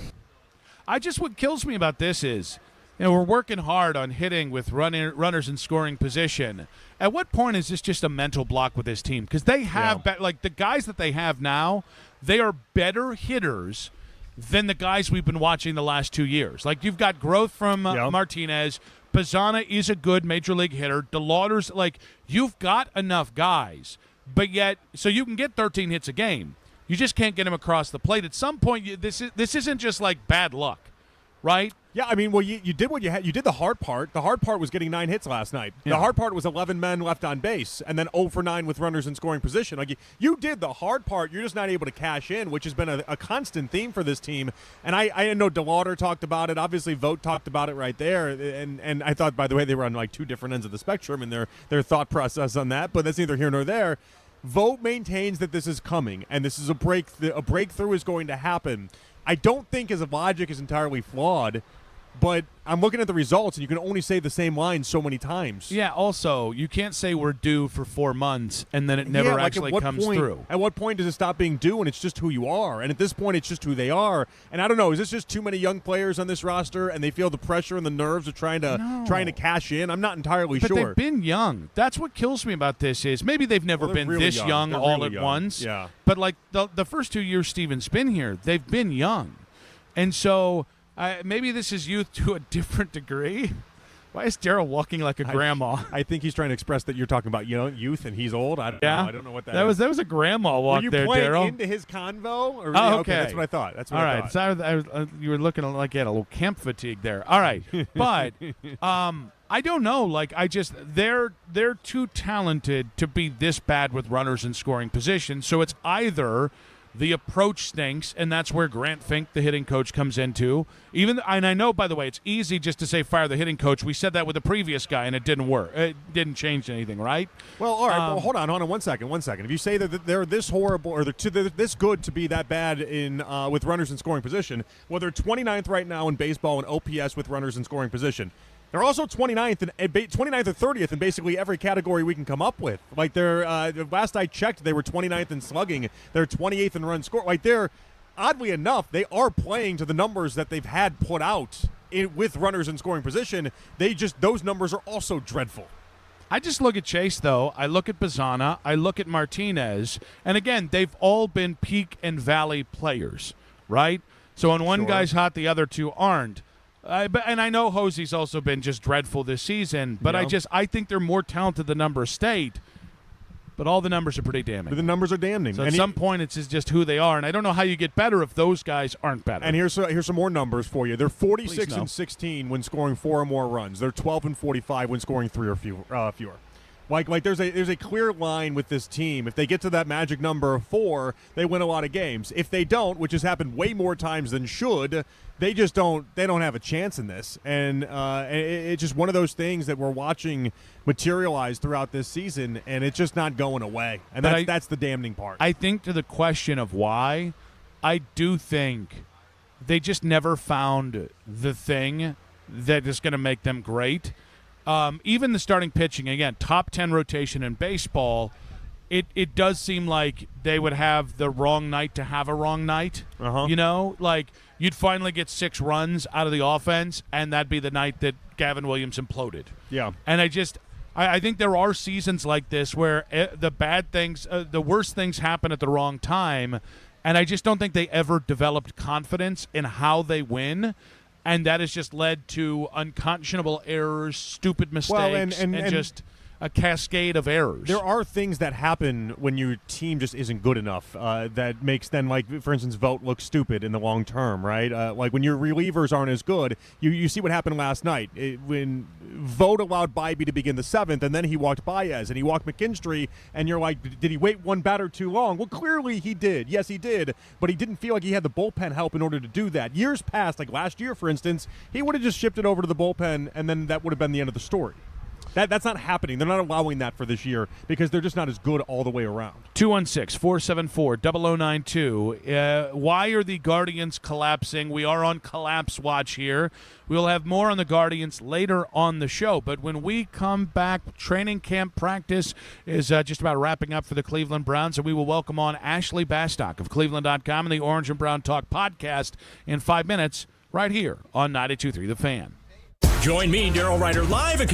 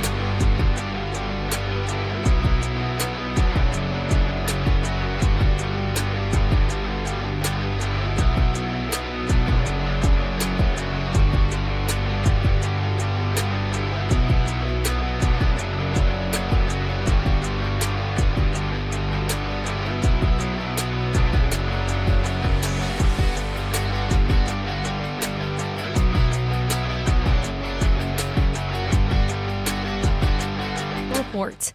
With your Odyssey traffic updates, I'm Mackenzie Flume. Listen to 92.3 The Fan on the Odyssey, iHeartRadio, and TuneIn app. Training camp coverage powered by Expert Renovations and Consumer Tire. 92.3 The Fan.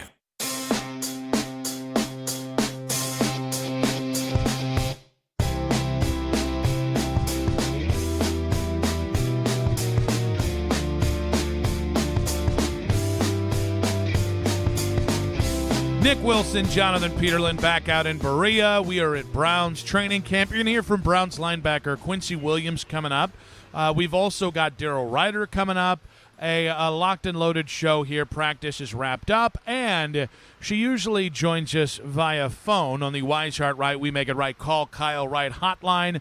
But for the second straight week, in person, I think that was last week too. I don't know, time's a flat circle. Yeah. Cleveland.com's Ashley Bastock joining us now. Hi, Ashley. Hi, guys. Are we going to get a third straight week? Are you guys out here next week? Or This is not? our last day. This is the last day. Final open practice. Okay, yeah. So And you'll it- have to settle for phone next week. But For like my betterment, I need it to be the last day because we have gotten progressively closer and closer to me just snatching a dog and taking it home. yeah, I saw you yesterday. I have been warned. You saw those Great Pyrenees I saw puppies. you with those puppies, and I thought for sure you were going to walk out with one. There was literally a mound of puppies, 3 of them napping on one another. Yep. It was very sweet. And my wife literally had to say, walk away. She knows me. She knows that I got puppy fever, and it's a real condition, and the only cure is more puppy. I understand. I can't. Paul Anka, my dog currently, is definitely an only child. He's too smart and bad for his own good.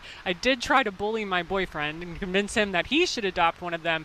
And I had to stop the bullying because I had to get to working and watching practice. And he said if I had kept it going a little bit longer, I was almost there. I didn't know it at the time. We've had all sorts of people. Grant Delpit did a whole interview with one of the dogs right in his lap. I saw that. They're just going for it these days. Didn't Denzel Boston say he got his pup from here this year? He did. He did. Yeah. That's So right. He did. sweet. We Yeah. love Denzel Boston. How much time have you spent around him? I think he's absolutely fantastic. Yeah, first of all, I think he's had the most impressive camp for a rookie that I can remember. I mean, he just catches everything. Now, to put that in context, I've been here since my first training camp would have been the 2022 season.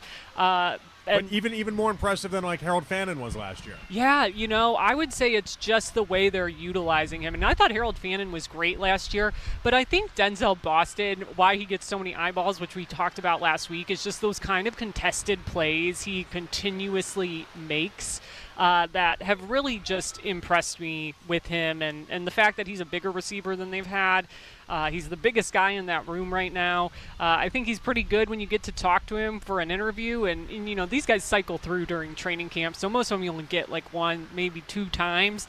But when we talked to him, I really liked the mentality about how mad he was. He was not a first-round pick. I love when guys find those little ways to get juiced up. Todd Monken, of course, is like, well, it's not that bad if you got taken 39 in the NFL draft. But no, I love when guys, do the little Michael Jordan and I took that personally thing. So I think he's a great addition for sure. We're that way about interviews and radio. Yeah. If somebody gets one of our interviews, do we take it personally?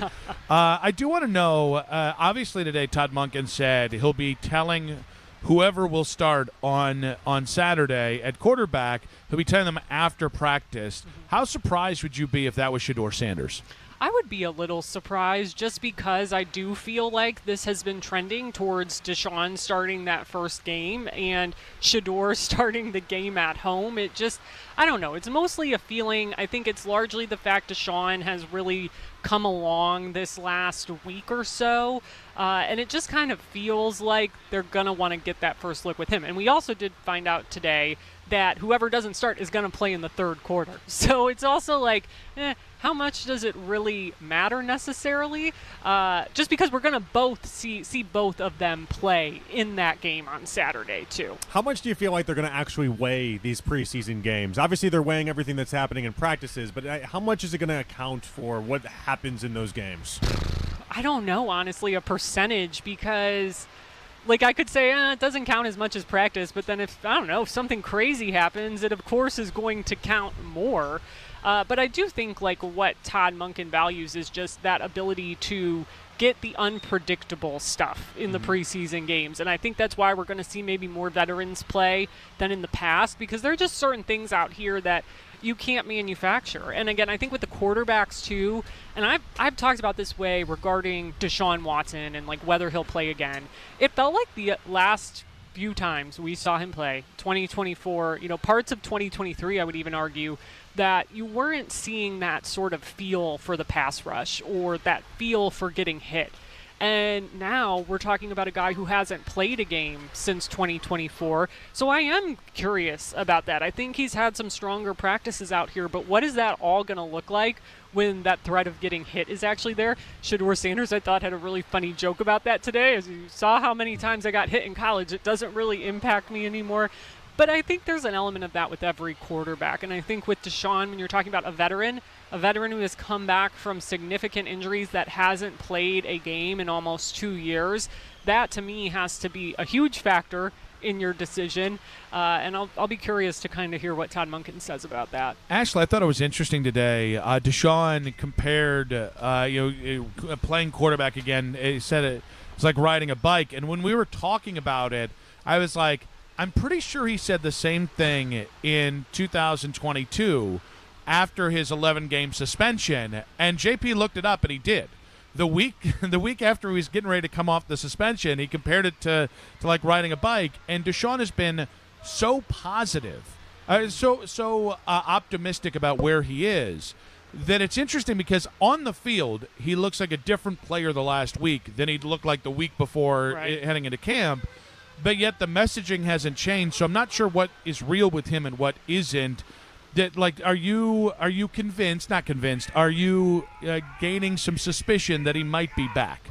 Well, I think the more interesting answer from him to me today was when he got asked about, like, is there a chance you're going to be 2020 Houston Deshaun? And he said no.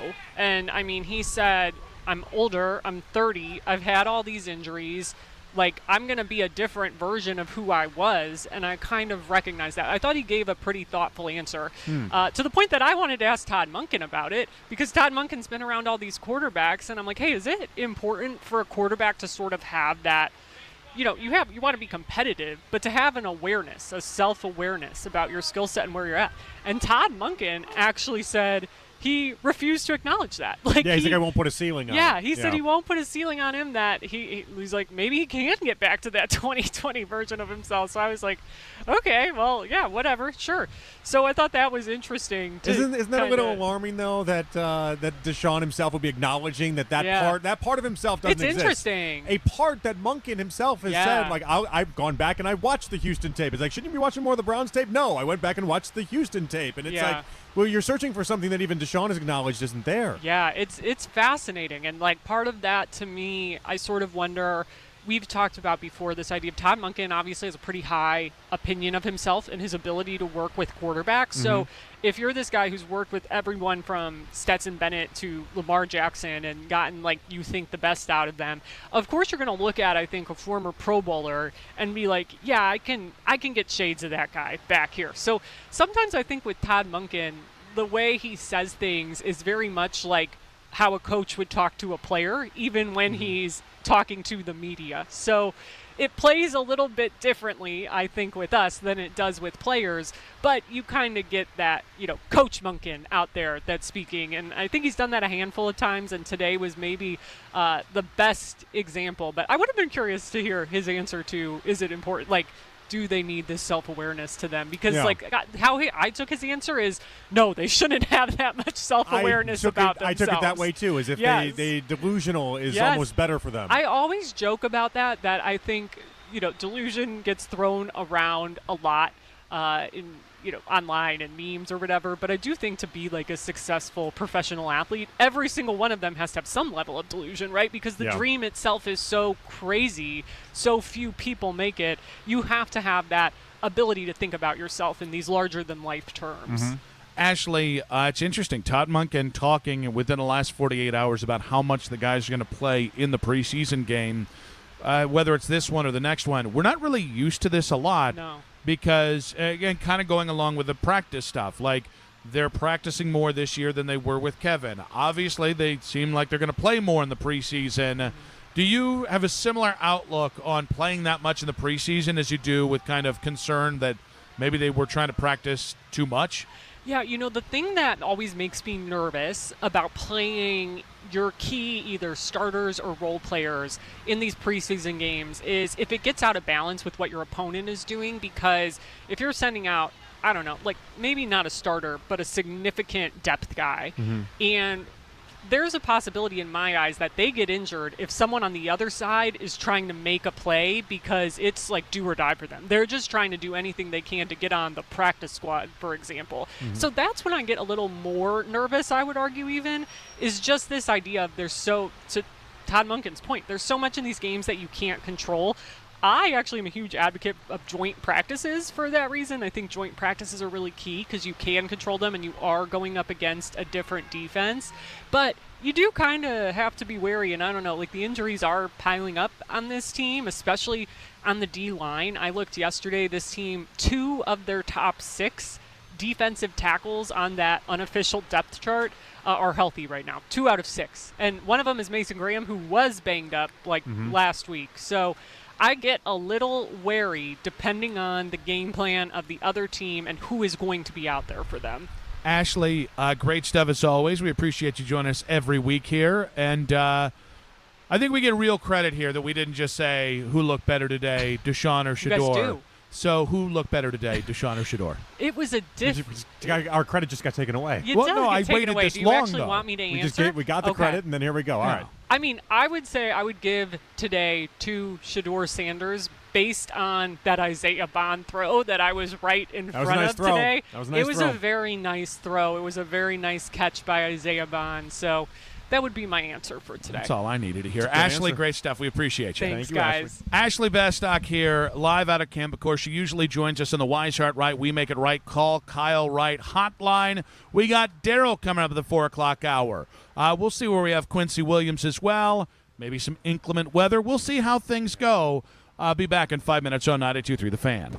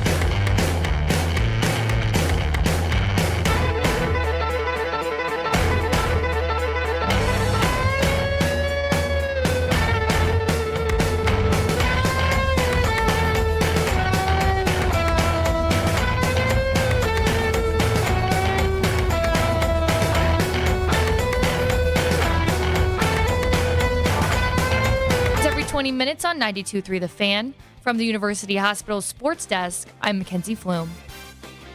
Right now, I anticipate in all the preseason games our guys will play. Training camp headlines don't take a break. Hear all the latest from Todd Monken before every practice. Our plan is everybody will dress and they're going to play. Right here on your radio home for Browns football. 92.3 The Fan. It's the 4 o'clock hour on Afternoon Drive. Nick and JP back in Berea here. It's been an off and on beautiful day, but it's going to get a little bit more beautiful because you're going to love the energy of our next guest here. Browns linebacker Quincy Williams joining us here live in Berea. Hi, Quincy. How you doing? What's good? What's good? Oh, it's just another beautiful day in town here. We are now 2.5 weeks into camp. How you feeling? Yeah, man. I feel mentally and physically feels good. Body, a little wear and tear, but that comes with the game. Yeah, I would imagine so. We tried shaking your hand, and you gave us a 2-finger handshake there. Jersey got caught up yesterday? What happened? Yeah, man. Finger got caught in the jersey coming off of a block. Got to finish the block, so, yeah, little snag. I'll be good. Do you know whose jersey it was or no? Nah. Just happened so quick. Whoever come first, I got to get them up off of me. Yeah. So football players are so great for injuries, like distinct injuries. What's the gnarliest one you've had? The gnarliest one would have to be collarbone. Ooh. Yeah, that was kind of a weird one just because, like I made the tackle and everyone fell on top of me and I'm at the bottom of the pile just like, ah! So, yeah, it was just kind of weird. How long recovery is that? I think it was like 5 weeks or so. Oof. Yeah, it was kind of like last year. Did you have to wear a sling the whole time? Nah, I'm a soldier. Sling for like 2 days. After that, you don't want to get – the sling is what makes it stiff. Normal people wear slings just because they want those days off or something like that. Workers' comp and stuff. Here, they don't care nothing about that. It's about how fast can you hurry up and get back in the game. I am one of the normal people, just so we're clear here. Yeah. I'd still be wearing it if it was last year. All right. So let's go ahead and get – so obviously this is your first camp here with the Browns. What's it like playing for Todd Monken year one here? It's amazing. The biggest thing is just the getting the work done. Also, it's the offense and the variety of plays that you get. So you see a lot of the game plan and stuff. So I like that part of it. And then it's the physicality of the game, which is my favorite part. Just getting downhill. We got 9-on-7 run sessions. You really don't see that as far as like in the NFL. It's mostly like a college thing. So I'm happy he brought that back, things like that. Get the inside runs and stuff.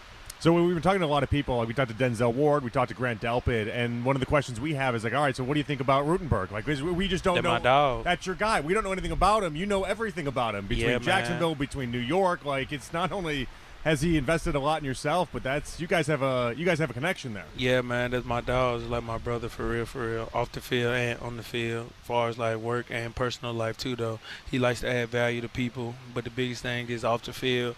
Once you be able to get to you off the field, on the field, you'll be able to fight for anybody. Is that where your connection has kind of blossomed? That idea that like you trust him beyond just on the field. You have this off-field connection. I know his family. He knows my family. He was actually there with me when my daughter was born and stuff like that. So think about it. Anytime he make a call or something like that, I'm full-fledged believing in it, and I'm also instilling in the defense like, hey, don't worry about the call. We can trust this man. So that's kind of like what you get from it, just from a personal aspect. Because when it's time to work, I know his why. He know my why. I know he's coming to work for a reason, and he knows for a fact I'm coming to work for a reason.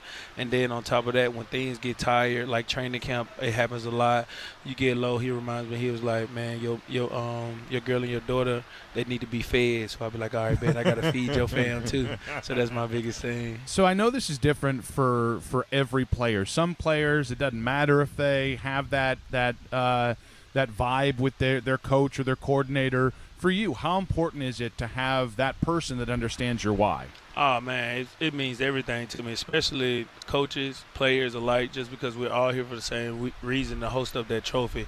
And then when you understand, like I said, about his family and things like that, you understand his why, you know how to connect with a person outside of just, this is your job, you're supposed to do this, all right, you're supposed to be great. Like, it hits home and hit to your heart as far as, like, man, your fam up there watching you. You got something bigger to be playing for, and it reminds you of your why when you are down on yourself and you can't remember your own why. Was he actually in the room when your daughter was? No, not in the room. Okay. He called me though.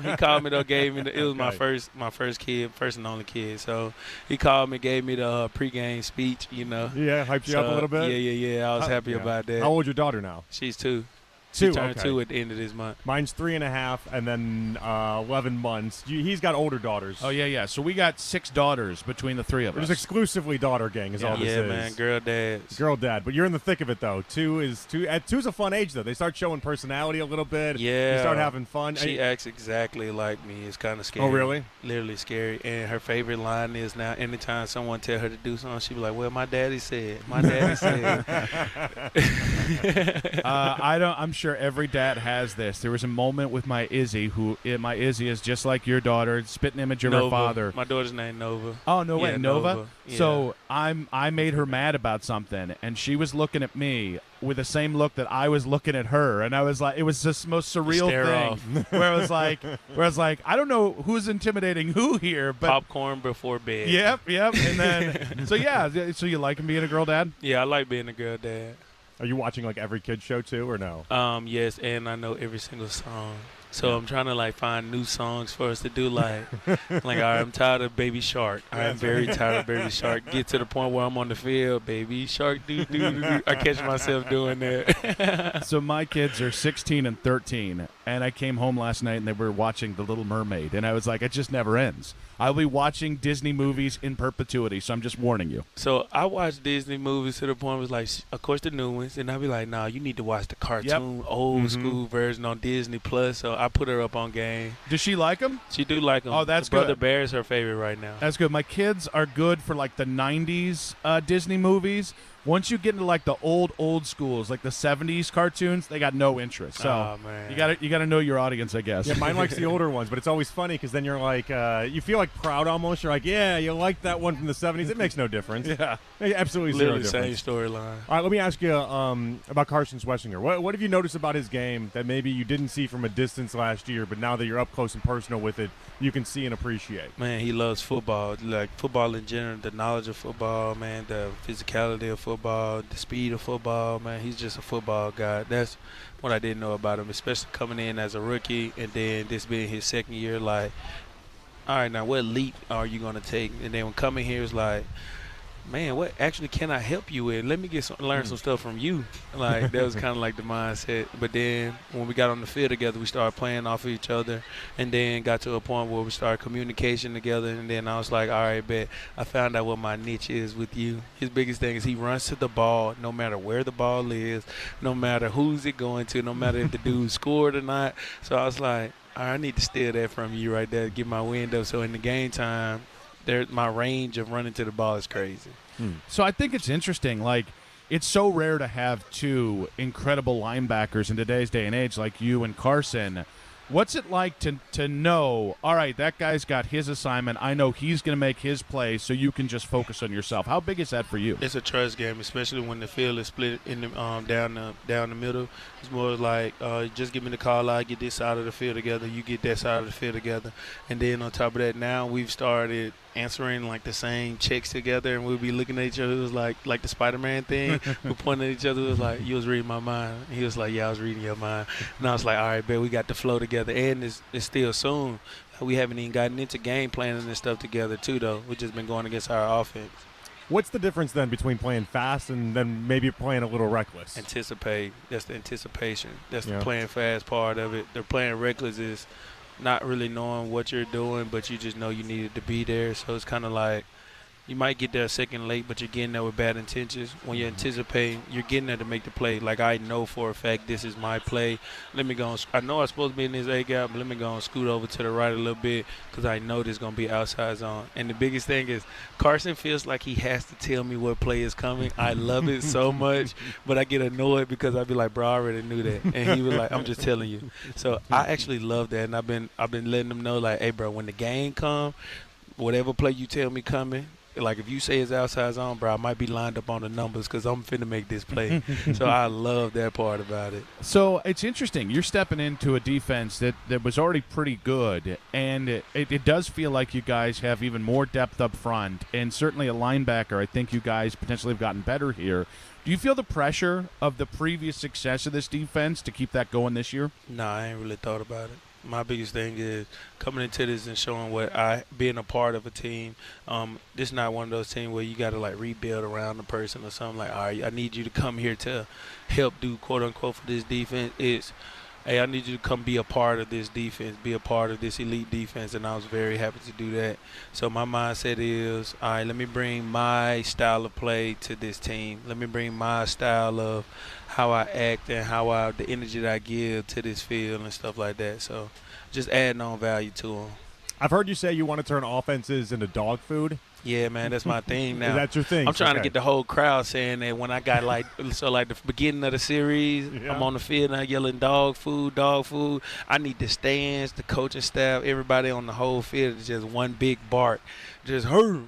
And it's just one of those things to let everybody know we all on the same page, man. We all moving as one. We all just one, bro. We just one team, one big team wearing the Browns. You feel me?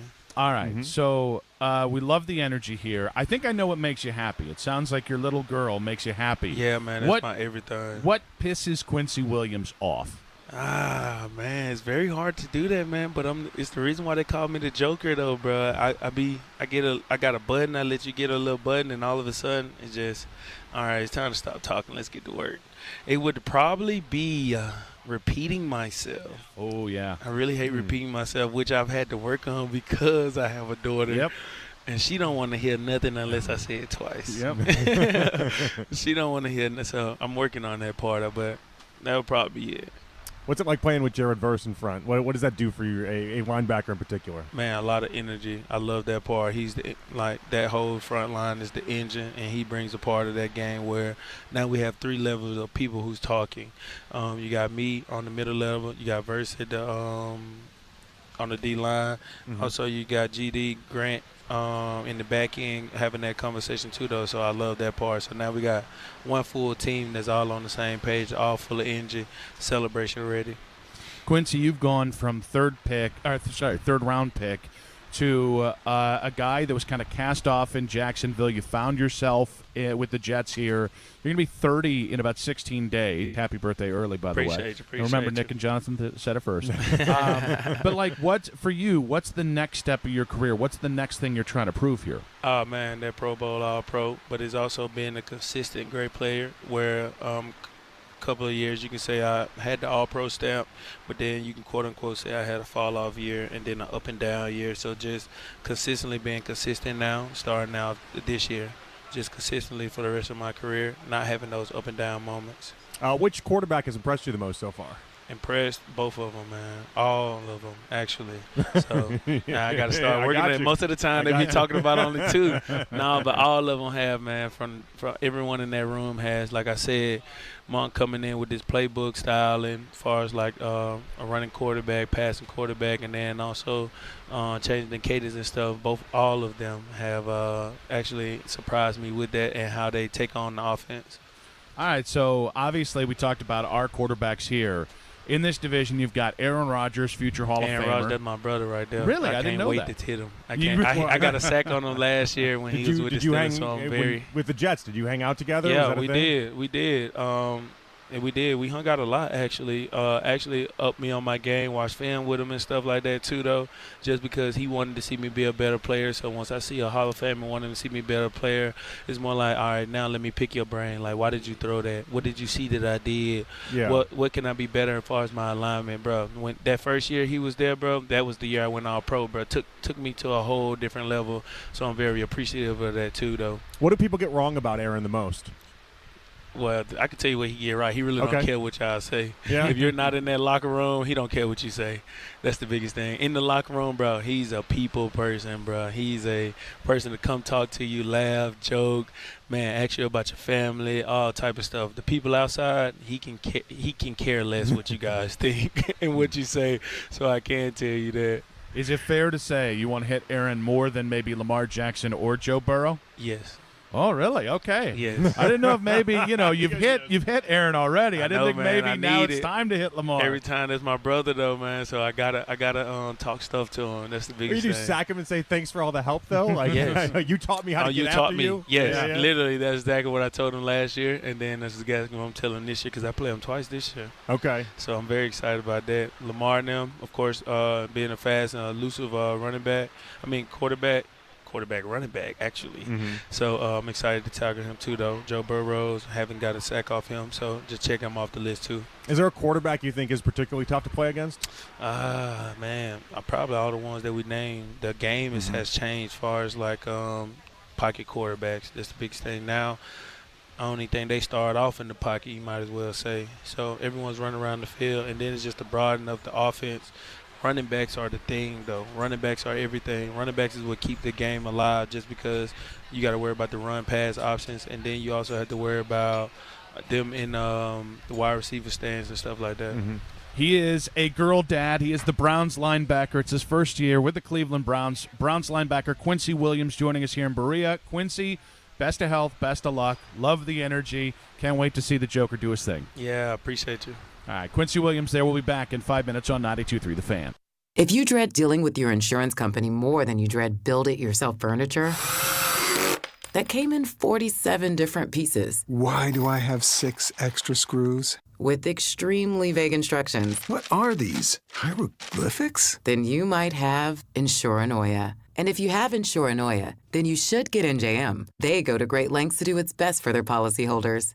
No jingles or mascots, just great insurance. NJM. Insurance underwritten by NJM Insurance Company and its subsidiaries. Hey guys, it's Dustin Fox again with Dr. Dan Zanotti from the Center for Orthopedics with the Ask the Expert segment. Dr. Dan, I always hear people talk about this thing called a frozen shoulder, or the kind of crazy term, adhesive capsulitis. What exactly does that mean? Adhesive capsulitis or frozen shoulder is a very painful condition where your shoulder becomes stiff, difficult to move, you have trouble lifting or reaching to do activities. It usually affects people after the age of 30 or 40. Sometimes there are some other conditions associated with it that need to be addressed, like diabetes, for instance. But the bottom line is you get a very stiff and painful shoulder, which makes it difficult to reach. One of the biggest problems with frozen shoulder is it can last for many months, so patients come to see us to try to get through this process more quickly. Sometimes it takes medicines, sometimes it takes physical therapy or even injections, and occasionally even surgery. But we try to get patients back to doing the activities that they want to do sooner so they don't have to deal with this frozen shoulder for so long. Call Dr. Dan today at 440-848-2755. That's 440-848-2755. 92.3 The Fan, 2020 Sports. The Cleveland Browns published their first depth chart yesterday, but there's still no official designation for quarterback one. Shador Sanders and Deshaun Watson both listed together at the top of that depth chart. Head coach Todd Monken said he'll announce which quarterback will start for the Browns' first preseason game against the Bears after practice today. He also said the quarterback who doesn't start will likely enter the game in the third quarter to get live game reps, and then will start that second preseason game. Around the league, the Tampa Bay Buccaneers wide receiver Emeka Egbuka suffered an injury this afternoon during joint practices with the Jets. Egbuka limped off the field with the help of trainers. Reporters at the practice say he was rolled up in the end zone during one of the drills. The Buccaneers did not provide an update on his injury after practice. The Buffalo Bills have signed cornerback Anthony Kendall to their 90-man roster. Kendall went undrafted out of Baldwin Wallace back in 2023 before signing with the Tennessee Titans. He also spent time with the Ravens and Browns. The Bills are currently dealing with injuries at cornerback and needed some additional depth heading into their first preseason game against the Panthers. And the Cleveland Guardians looking to snap a 3-game losing streak tonight in Detroit. Cleveland won the first 6 meetings with the Tigers this season, but the Guardians have struggled lately. Now just 1 of 6 over their past 7 games. Foster Griffin will make his second start with the Guardians after a rough debut against the Mets when he allowed 5 runs over 4 innings. First pitch tonight is set for 6:40 at Comerica Park. Headline Sports News continues every 20 minutes on 92.3 The Fan. From the University Hospital Sports Desk, I'm Mackenzie Flume. From the 1-800-HURT-NOW Traffic Center. Hurt in a car? Call KNR. This report is brought to you by Wayside Furniture in Akron, keeping it local since 1937.